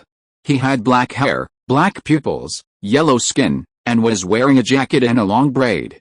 After he stood up, He pursed his lips and walked to the side of the stage with a solemn expression, and saluted William Hewell awkwardly. Then he came to the front of the stage and swallowed his saliva. He said dryly in not very standard English, "Hello, alumni, I am Bian Heo Suo from Huaqiu Province, 18 years old, and an undergraduate student in the Department of Mathematics at Trinity College." Chapter 250 The Troublemaker is Coming. In the lecture hall, looking at the somewhat timid Bian Heo Suo on the stage, Su Yun's heart was unprecedentedly shocked. To be honest, there is actually nothing wrong with the name Bian Heo Suo. At most, it is easier to be mistaken for Bian Heo Suo Hao, and then add the second word to become a 24-year-old stinky graduate student. Su Yun encountered a similar situation when he was writing novels in his previous life. This kind of subconscious misunderstanding is very, very common. After all, fast food literature does not need and is not qualified to require readers to savor every word carefully. But some readers occasionally make up their minds again based on misunderstandings, and in the excitement of emotions, they make some unfriendly comments to the author, which is a bit speechless. If Su Yun wrote a plot that was malicious or out of touch with the public's values, then there would be no problem for him to be criticized. No one would be happy to pay money to read poisonous points. But Su Yun obviously did nothing wrong, and the reason why the reader was emotional was that he did not see it clearly, which was very aggrieved actually. The role that Su Yun arranged at that time was a request from an old book friend. He had followed Su Yun's 2 books for nearly 3 million words. In the end, he was criticized because of the similarity of the name. It was too miserable. Let's return to the original topic. There is nothing wrong with the name Bian Heo Suo, so the reason why Su Yun was surprised was naturally only one: he should not appear here. As we all know, the first person in Chinese history who met the definition of an international student was Zhang Manuo, a native of Jiangshan County, Guangdong, born in 1633. When Zhang Manuo was born, the Portuguese had entered Magan for 80 years. Magan had changed from a small fishing village to a famous port for economic and cultural exchanges between China and the West. The era in which Zhang Manuo lived just happened to catch up with the first great change of Western learning to the East. Later, under the arrangement of Father Lu, he entered the Macau Church School to study. Because of his excellent grades, he was highly appreciated by Western missionaries and was taken to Europe to study at the Roman College. However, one point that needs to be emphasized is that Zhang Manuo did not actually obtain a bachelor's degree at the Roman College. He transferred to the church to study theology in his sophomore year, and his final identity was also a priest rather than an international student. Therefore, in later generations, the person who was recognized as the first overseas student in China was not Zhang Manuo, but Yung Wing. Yung Wing was born in Jiangshan County, Guangdong in 1828, and was also the first overseas student in Chinese history to obtain a bachelor's degree. He went to the United States to study in the 27th year of Dao Guang, that is, in early January 1847. He was admitted to Yale College in 1850 and graduated successfully in 1854. The famous records of the spread of Western learning to the East was written by Yung Wing. Later, Yung Wing was also responsible for the relevant matters of the young children studying in the United States during the Qing dynasty. Starting from August 11, 1872, he accepted 120 young children sent by the Qing dynasty to study in the United States. Among these 120 people, 1 was finally admitted to Harvard, 22 to Yale University, 8 to MIT, and 10 to Columbia University. Many others were also admitted to Cornell and the University of Pennsylvania. Famous Chinese engineers Xianyao, the first president of Shumu University Tang Luoan, the president of Beiyang University Ke Xiaoji, the first president of Ludong University, and the founder of Fudan University were all Chinese students who studied in the United States. By the way, let me tell you something very interesting. Everyone knows or has heard of O. Henry, right? He is the O. Henry who often sees the classic O. Henry ending in the comment section. He was once defeated by these academic masters. After graduating from his aunt's private school in 1877 and entering high school, he happened to meet the first batch of Chinese students who studied in the United States and were admitted to high school. As a result, he was ruthlessly beaten in his studies. When he wrote to Athol Estes, he once cursed, "Those Chinese people are too XX good at studying, reading XXXX." In addition to Yung Wing, the first Chinese to study in Europe in modern times was Wang Quan. He first traveled across the ocean with Yang Wing and was admitted to Monson High School in Massachusetts across the sea. Then in 1849, he went to the University of Edinburgh in Scotland to study medicine and successfully obtained a medical degree. Therefore, the time when Chinese students appeared in modern times was still very early. But if the scope is narrowed to the top universities in Europe, the relevant timeline will be greatly pushed back. The first Chinese to enter Cambridge University in history was Su Bengxiao. He entered St. John's College, Cambridge University to study English in 1892, but he successfully obtained a degree certificate and graduated in 1907. Therefore, in history, the first Chinese to obtain a diploma from Cambridge University was Wu Lin-ten, who was admitted to Cambridge University in 1896 and obtained a degree in 1900. But now it is only 1850, and the first crow has not yet erupted. Why did a Chinese student suddenly appear at the opening ceremony of Cambridge University? This is more than 40 years ahead of the original historical trajectory. You know, the main reason for the large number of overseas students sent abroad was because of the outbreak of the first crow and the opening of the country's door. And looking at the long braids behind him and his somewhat poor English, it is obviously unlikely that he is the descendant of earlier Chinese immigrants. But soon, Su Yun thought of another thing. It was in the library a few days ago. When he determined that the current level of productivity in Europe was close to that of 1900, a question suddenly popped up in his mind. Why under this level of productivity, the homeland can survive until now without being invaded?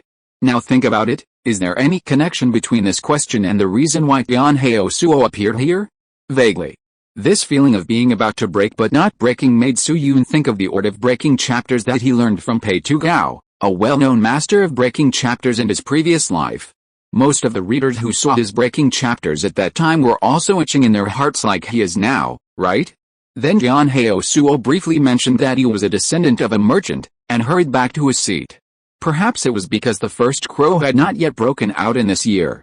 Although Tian Hao Suo's long robe and long braids were weird, the other students did not show too much contempt for the sick man of East Asia on their faces. It was mainly based on curiosity and exploration. It was not friendly, but there was no obvious sarcasm. Then William Hewell called out the names of several students one after another. 10 minutes later, he routinely scanned the list and paused. He was silent for a moment, then suddenly said, "Dear students, I believe that everyone has heard about something during the days of registration, that is, someone donated the letter that Sir Newton originally sent to Mr. Feiyu to Cambridge University in its entirety. 178 years later, the two letters that changed the course of human history have finally been reunited, and the next international student we are going to welcome is the descendant of that generous donor and Mr. Feiyu from China, Luo Feng." Buzz, with the announcement of the name Luo Feng, the discussion at the scene immediately reached its highest point since the ceremony. Even Prince Albert, Faraday and others sitting in the first row turned their heads and looked back curiously. After all, Su Yun is really too special. On the one hand, he is a fake who came in through the back door and cannot even provide a certificate of completion of secondary or even primary education. In the mouths of many people, Su Yun has become a synonym for the three words shameless. But on the other hand, his ancestor was a mysterious fat fish. Students who are familiar with water margin should have heard of a character, Wang Jin. He was the instructor of the 800,000 Imperial Guards, with superb martial arts. His official position was one level higher than Lin Chong, and he was a military instructor. Later, he was framed by Gao Chu. During his exile, he spent half a year teaching Shi Jin, who was above the level of Xiangang Star, and then there was no news about him in the original story. Therefore, there was a lot of discussion about this person in the water margin circle in later generations, and the upper limit of his ability was also between Bai Sheng and Thanos. To a certain extent, Li Feiyu, who has always been misread as fat fish by Zion Yu, is a Wang Jin whose popularity has been magnified 100 times. He has had a huge impact on Zion Yu's life twice, and no matter how difficult the problem is, it can be easily solved in his hands. The famous mathematician Leonhard Euler once commented on fat fish. Fat fish is like a ghost that can travel through time and space, descending from the sky with knowledge that does not belong to this era, opening a door for mankind and then disappearing, leaving only a pair of shoes as a testimony to the deep friendship with Sir Newton. Therefore, how could Su Yun, a parallel import descendant of fat fish, not attract attention? Under the gazes of all kinds of eyes. Su Yun slowly stood up from his seat with a calm expression. Just kidding. In his previous life, he was urged to update day and night by tens of thousands of readers, including many who rewarded the leader of the alliance. Did he prove himself by updating all the way, and finally got a reputation of updating 30,000 a day? Just a few hundred people, not worth mentioning. Then he came to the stage and shook hands with William Whewell. He also nodded to Faraday and others in the audience. Then he coughed lightly and said, "Hello, gentlemen, ladies, Hideyoshi. I am Luo Feng from China. I am 24 years old and I am currently studying in the Department of Mathematics at Trinity College.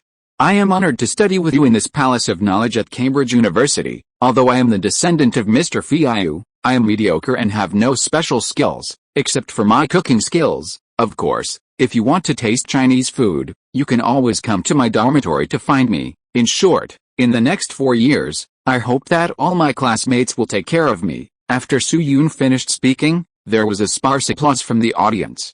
At a glance, there were only a handful of people who applauded among the hundreds of people. In addition to the professors in the first row who clapped their hands indifferently, the applause of a few people such as Iome and Evelyn was more conspicuous. Su Yun did not care about this. This situation was within his expectations. But what surprised him slightly was Tian Hao Suo and Max Christian Friedrich Bruck, the future composer, were also clapping. Influenced by Max Christian Friedrich Bruck's popularity, several students around him also clapped politely. For a while, the applause in that area was the loudest. After the sporadic applause faded away, Su Yun paused and continued, "As we all know, the 19th century was the century of natural science. I believe that most of us will make great contributions to ourselves, the country, and mankind in the future. Therefore, here, I would like to give you in the British Empire a poem by a poet in Chinese history." After speaking, Su Yun looked around and looked at several British politicians in the first row, and slowly said, "I shall dedicate myself to the interests of the country in life and death, irrespective of personal will and world." It's strange to say. It is obviously a powerful and passionate poem about serving the country. After listening to the speech, several politicians present felt a chill inexplicably. Then Su Yun bowed to the audience and prepared to return to his seat. The whole process took 1 minute, which was not particularly ordinary but not too much of a show, and was basically the same as expected. Next, he only had to return to his seat and wait for William Whewell or Albert's closing speech, and then lip-sync 1 or 2 hymns, and then he could officially start his obscure Cambridge career.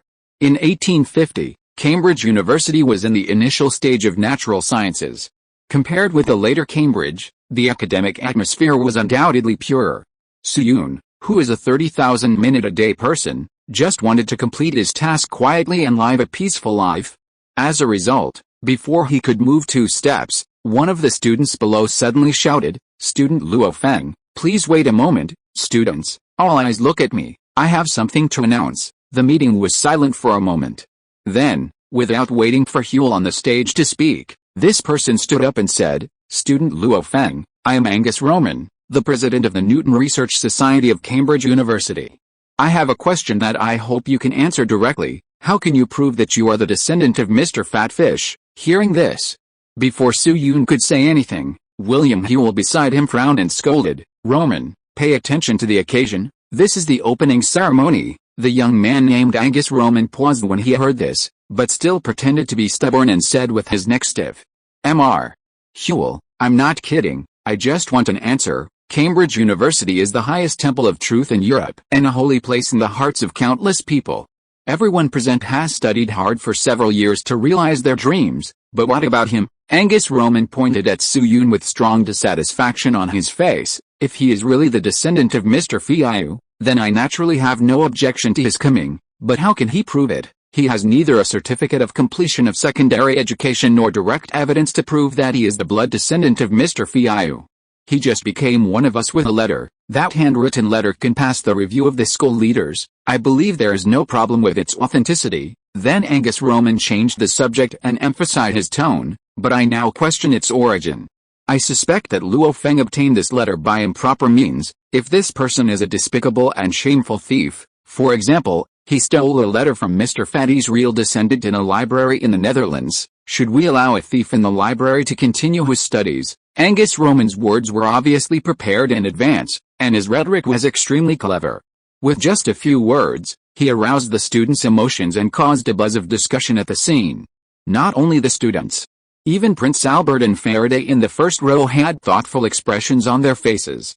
Seeing this, William Whewell's face was already livid. He had never thought that someone would dare to say such words openly at the opening ceremony. Congenital stupidity? Obviously impossible. Let's not talk about whether there are idiots among those who can go to Cambridge University. Angus Roman introduced himself very clearly. He is the president of the Newton Research Society of Cambridge University. A person who can become the president of the Newton Research Society of Cambridge University cannot have low IQ and EQ. Indignant to the point of losing his mind? Impossible. Although Angus Roman is not a student of Trinity College, as the president of the Newton Research Society, Whewell knows his character very well. He is a second-year graduate student at Emmanuel College. He is usually steady and would not make such a rash mistake.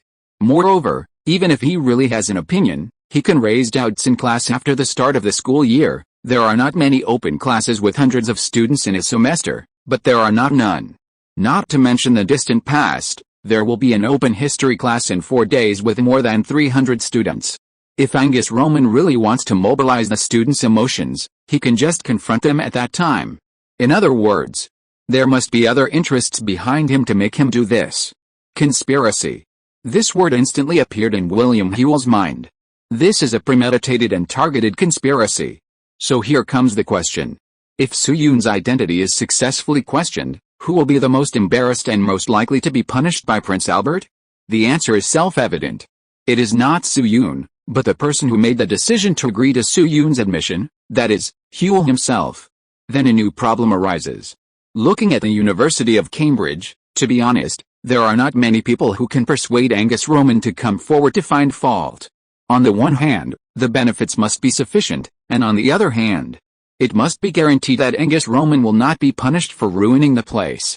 So who in Cambridge University has this ability, this qualification, and this motivation? Combined with some recent events, the mastermind behind the whole incident is about to be revealed. William Whewell bit his back teeth and read word by word in his heart, P. Li, M. End of this chapter. Thank you very much for reaching the end. Don't forget to like. Looking for more exclusive content and immediate access? Subscribe to our Patreon. Remember, every like, subscription, or donation encourages us to continue. Thanks to everyone. See you in the next video.